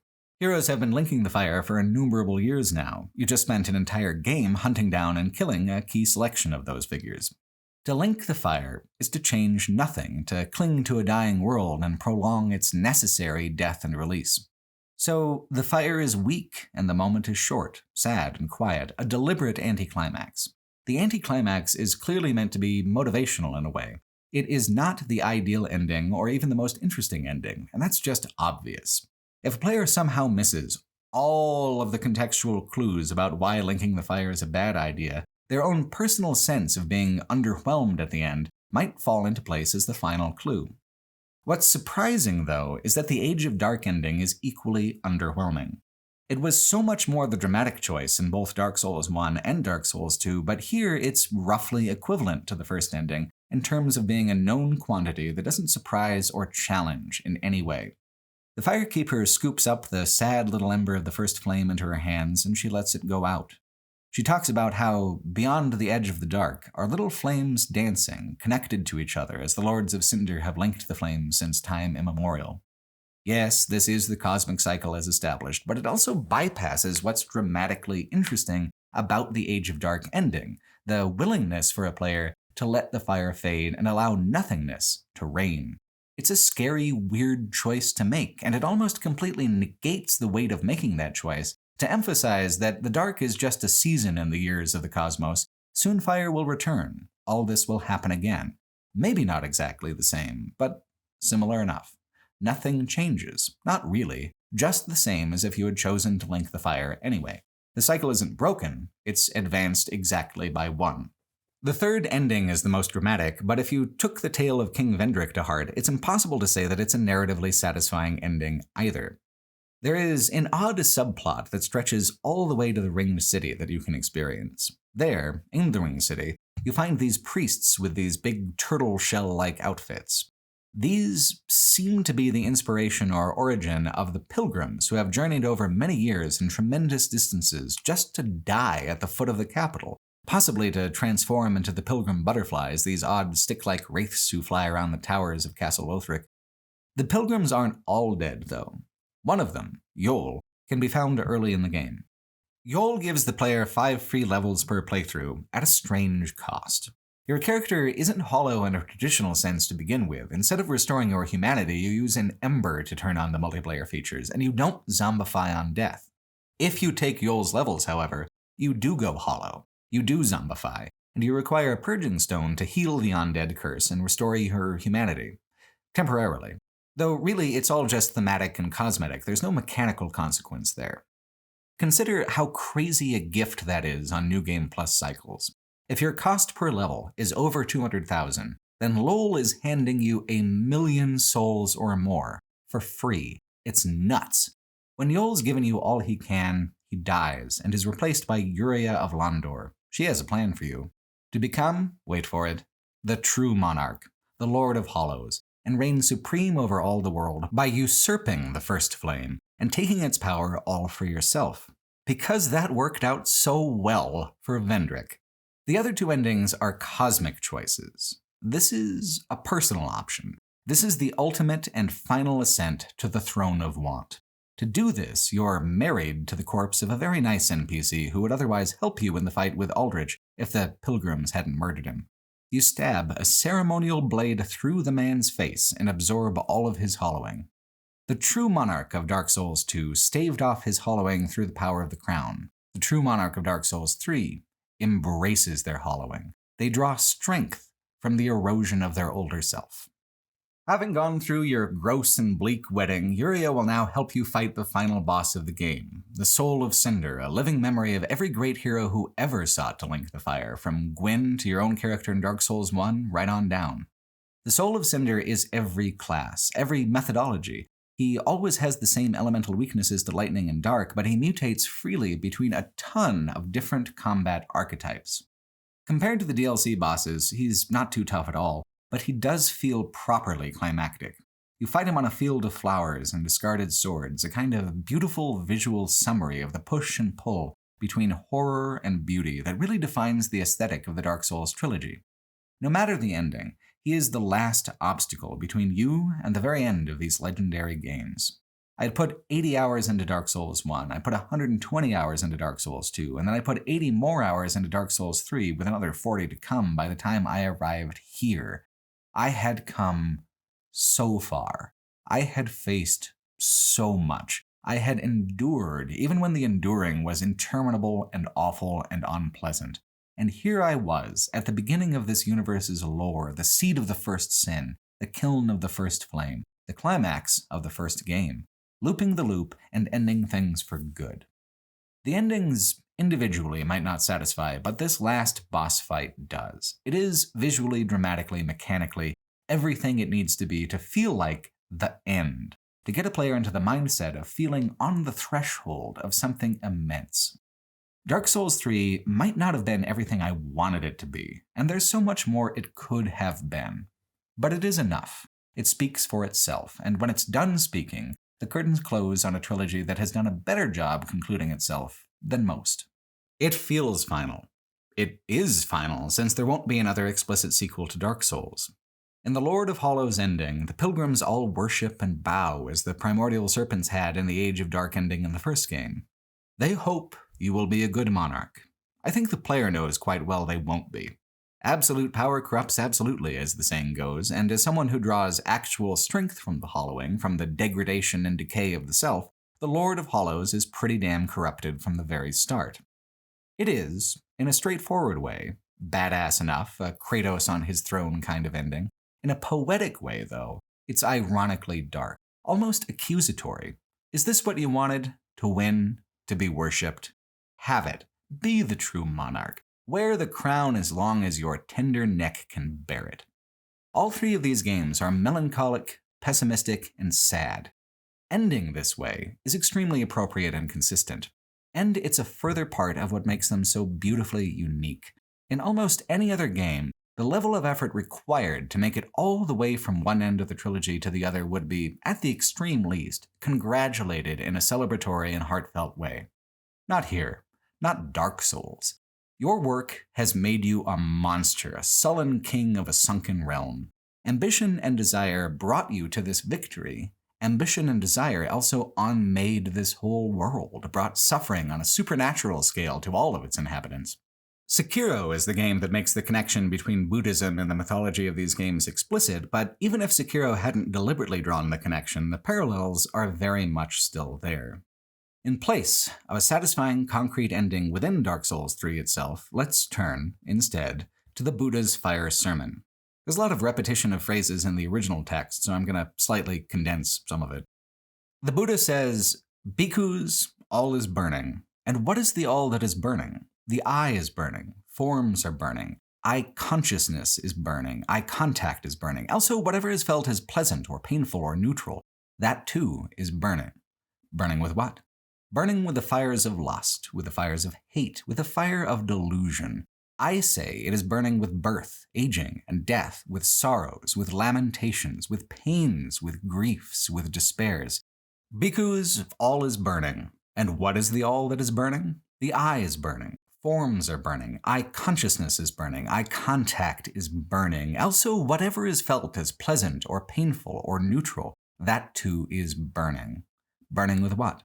Burning with the fire of lust, with the fire of hate, with the fire of delusion. I say it is burning with birth, aging, and death, with sorrows, with lamentations, with pains, with griefs, with despairs. Because when a noble follower who has heard the truth sees thus, he finds estrangement. When he finds estrangement, passion fades out. With the fading of passion, he is liberated. When liberated, there is knowledge that he is liberated. He understands. Birth is exhausted. The holy life has been lived out. What can be done is done. Of this, there is no more beyond. End quote. And so ends Dark Souls. The holy life of its universe has been lived out, its births exhausted, its passions burned from pyre to ash. There is no more beyond, except, perhaps, the distant flickering of flames that signals the wheel of the cosmos making its full revolution. If there is a moral to the Dark Souls games, it's this. If you love something, don't hold on to it. Let it burn. Let it fade. The finite rarity of life is what gives it meaning. When we passionately cling to things too tightly, we smother their flame. Death and oblivion are a part of the cycle of all things, and rather than being afraid, we should understand that nothing good lasts forever. Not ourselves, not our real world, not even our imaginative worlds. The hardest thing about Buddhism is trying to live up to it, to try to calm the fires within yourself and live dispassionately.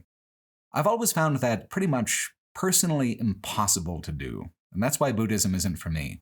And harder still when experiences like Dark Souls give my imagination such a feast of ideas and images to feel passionately about. Passion pulled me through these games, curiosity and fury and elation, my deepest emotion, my dearest emotions. Yet rather than reward that passion, the entire narrative is built to question and criticize a player's enthusiastic participation. Was winning what I really wanted? I thought so. Now I'm less sure. And for a trilogy of games about getting your digital action figure to hit the other guy in just the right way, you sure have given me a lot to think about. Thanks for watching. This video and all the videos I do are only made possible through crowdfunding I receive via the website Patreon. I'd like to take a moment and thank by name some of the people who are currently donating $10 a month or more to make these videos possible.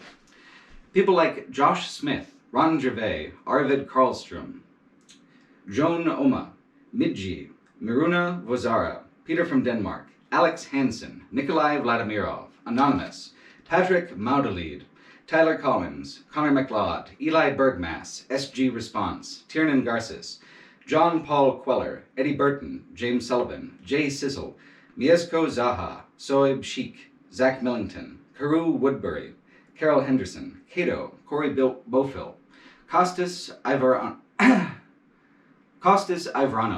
Dan Burton, Dan Tadaxby, Daniel Phillips, Dennis Clark, Elijah King, Industrial Robot, Jack Dawson, Jake Demarest Mays, Jason McAmer, Marcello Ferrara, Mr. Mush, Patrick Robertson, Sean Barrett, Stephen Garrett Day, Adam Spizak, Alexander Leister, Brian Hill, Charles Like, Chase Zarafos, Edward Clayton, Igor Babiuk, Jesse Wilkeson, John Cooper, Joseph Mogul, Kumarin Bijan, Morgan Mall, Nobody, Spirit of 70, Uncertifiable Genius, Agent Maine, Andrew Walker, Casey Retham, Chris Haley, Dave Connor, Ethan Patate, James Woodman, Jude Warbo, Patrick Hempstead, Phonet Lewis Wang, Sasquatch, Scott Adams I, Waj Sikh, Extreme Reggae, Andrew McLean Bowman, Aquina, Bobster Lobster, Corey Haggart, Glue, Ian Campbell, John Whistle, Mason Williamson, Slowwolf,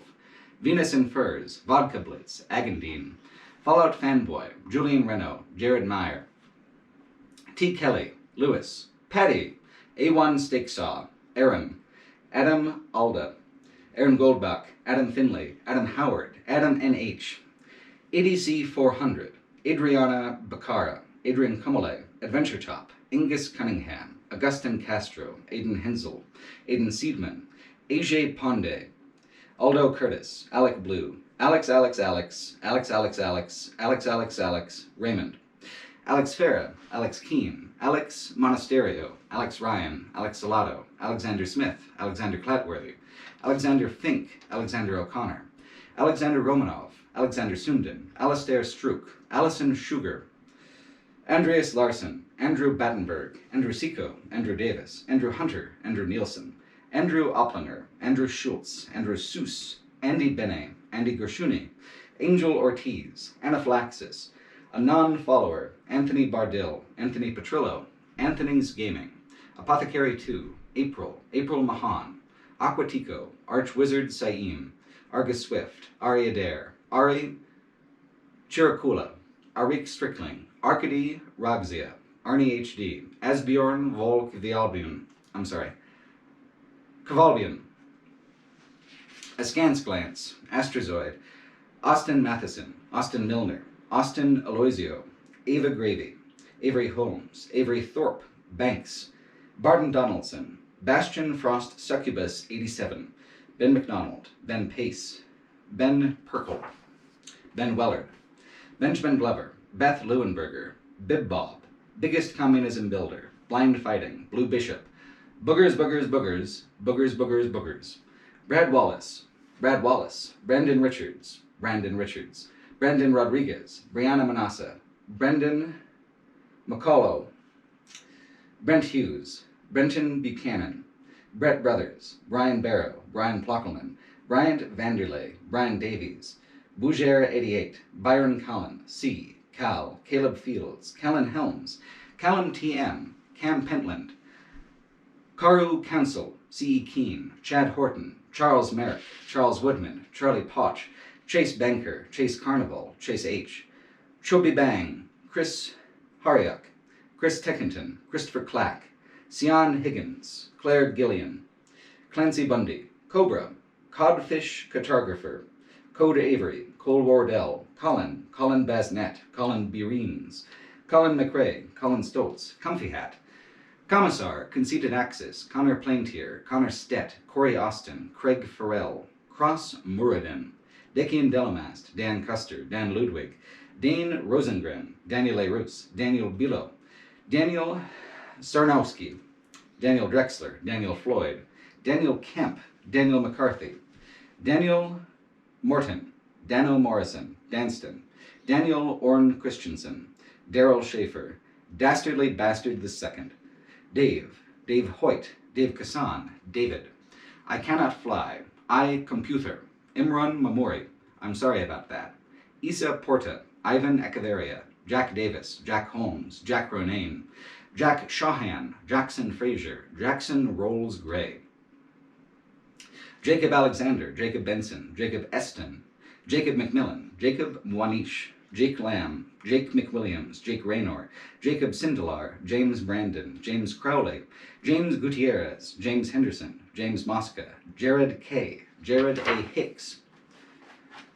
David Adrian, David Carlson, David Dew, David Harpstrite, David Larkin, David Rapocchio, David Reynolds, David S., David Schuerman, Davis Navarro, Deacon St. John, Declan Hertel, Derek Allman, Derek Sudbury, Devin Fitzpatrick, Devona Uparak, Dhruv Bensel, Dijon Wan, Dios, Dirt Person, Disco Cord Boris, Dr. Mod, Dominic Dald, Dominic Hickman, Don't Read My Name, I Don't Care, Donnie, Doomed Sheridan, Dorian Sanchez, Dr. Crime, Dr. Motorcycle, Dragon Cobalt, Dralax 789, Drew Nab, Drogan, Dewey, Dylan Cabau, Dylan O'Shea, Dylan Scott Ingvar, Eddie BC, Edward Horner, Edward D. Heap, Eggroll Buddy, Eldabis, Elafox, Eli Youngs, L. Pascal, L. Weasel, Emily Julstrom, Epitome 22, Eric Goose, Eric Hamilton Schneider, Schnicks, I'm sorry, Eric Joyner, Eric Jensen, Eric Jepson, Ethan Hayes, Evan Barnett, Evan Hill, Ferris Atala, Finley M., Finn Gleason, Fitz, Fortis, Fedic Guyot, Frogfoot, Frosting the Birthday Clown, Fugla, Gabriel Sorrell, Galden 8, Gonzo Bomba Motherfucker, Garrett Johnson, Gary Marshall, Gaspard Fleury Hurtabize, Gavin Kuzmik, Genoshin, Gethin Riss Bins, Gilozen, Gordon Emerson, Grange 10, Gray D, Greg Recca, Grendel, Greymane GM, GS Pori, Gunnar Pearson, Gustav Lindstedt, Hagop, Han Ji Ping, Hannah, Haste Guy, Hayes, Henry Malek, HFD, JJ, HGD, Highland Fox, Howard Knutson, Hugh O'Brien, Hunter Rasmussen, Histoclop, Ian Buckley, Ian Durdell, Ian Kidwell, Ian Wasserman, Jason Mellon, Jay Caudill, Jay Elamine, Jay Calder, Jeanette N, Jed Grahek, Jeff Gibbs, Jeff Mays, Jeffrey, B. Dorian,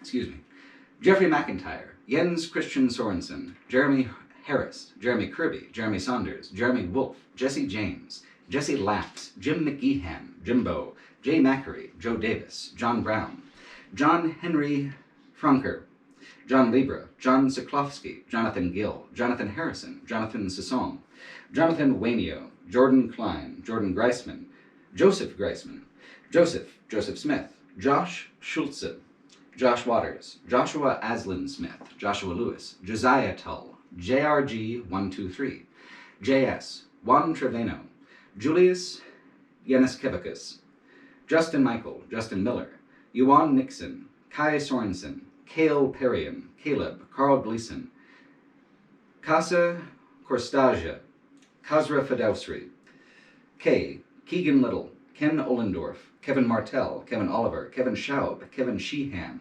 K.H. Maker D, Kiernan Baga, Kim Winson, Kirby Munger, Kirk Fury, Kissa, Cold Beans, Cresso, Christian Plonk, Christopher Kolish, Kyle Parliament, Kyle Zahner, Lassalis, Leighton Carden, Leo Zarni, Leo Perill, Leopold Gloom,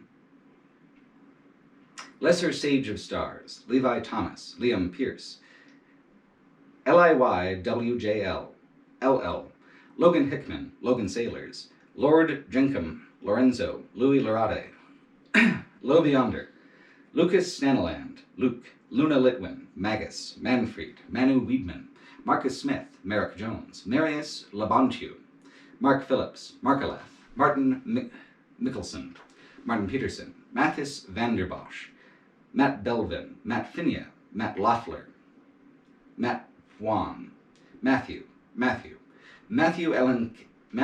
Allen Kelsey, Matthew Cassidy, Matthew Cornelius, Matthew Flowers, Matthew Freund, Matthew Kenyon, Matthew Mason, Matthew Morrill, Matthew Shyrock, Matthew Sutton, Matthew Zander, Maurice Desero, Max Baker, Max Cohen, Maxine D, Maxwell Bohm, McDingus, McShell, Megabyte 01, Mellow May, Maz, Michael Atwell, Michael Brewer, Michael Guernin, Michael Litke, Michael Nesberg, Michael Plaza, Michael Riordan, Miguel Ramirez, Mihai Nita, Mike Norman, Miles Lunet, Miles Phillips, Misha Kreinbring, MJ, Mohammed Salahin, More Sharks, Morgan Kramer, Morton Anslim, Mr. B. Pig, Mr. Fabulous, Mr. Gobble, MX, Mystical Lint, N.K. Jemison, Nate Tenzar, Nathan Feldman, Nathaniel Johnson, Nemo Vandenbrink, Nick Cole Hamilton, Nick Korosek, Nick V, Nikolai, no pun intended, Noah Baldwin, Noah Kantrowitz, Nolan Pete, Nuan Sonar, Obelisk Art History, Old Man Jables, Olaf Person, Optimus Crimes, Aurelian, Oscar Stangenberg, Otavio Albanese, Paige Lefebvre,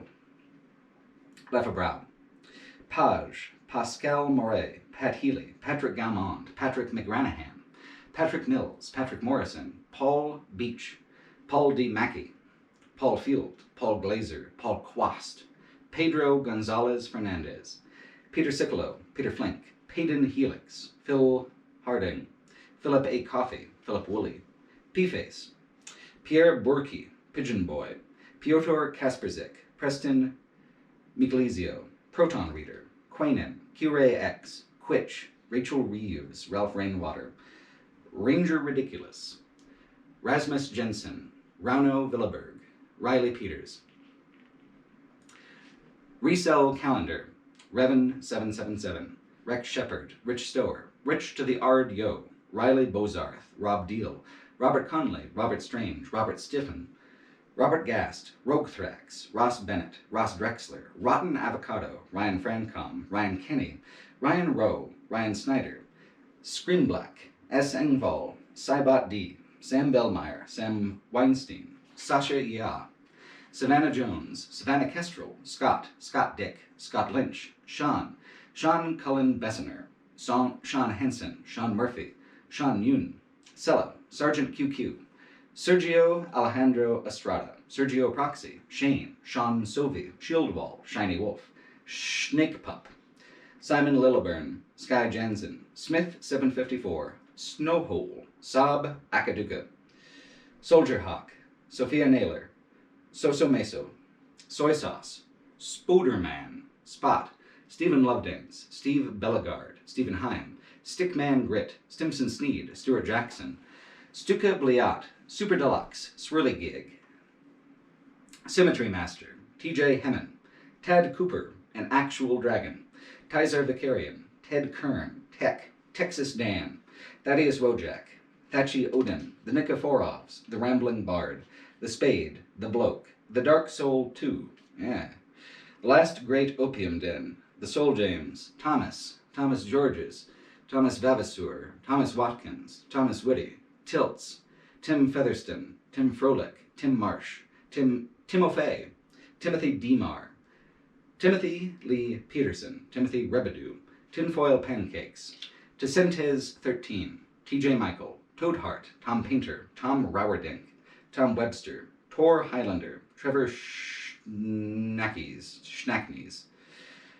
Trevor White, Trinant, Turgius, Tyler Baldwin, Tyler Hughes, Tyler King, Tyler R. Smith, Tyler Roosh, Tyler Vetter, Tyson Cox, Uranium Coffee, Urtext, Vadim Flax, Vanja Pejovic, Vegard Blindheim, Venetian Red, Visual Stories, Vitor Tumoli, Vivek Ragaram, Voyager, Vivi, Wanderer, Warren D., Well-Tempered Clavier, Werner Herzog, Whitman Shorn, Why Are You Locked in the Bathroom, Will Dobbins, Willem Klein, William David Johnson, William Pavard, William Tongue, Wolf in White Van, Willie Drool, Wyatt Ham,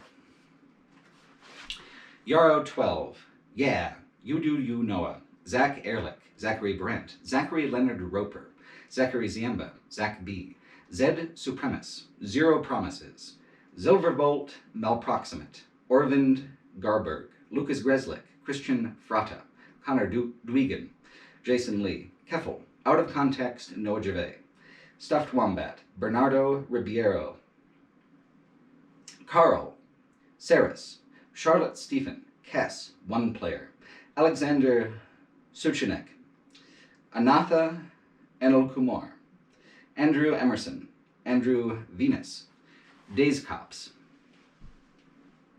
Dominique, Gary Lyman, Hieronymus God, Ids Koosters, ISA VDS, It's One of These Days in It, Carl Nordstrom, Ken Clara,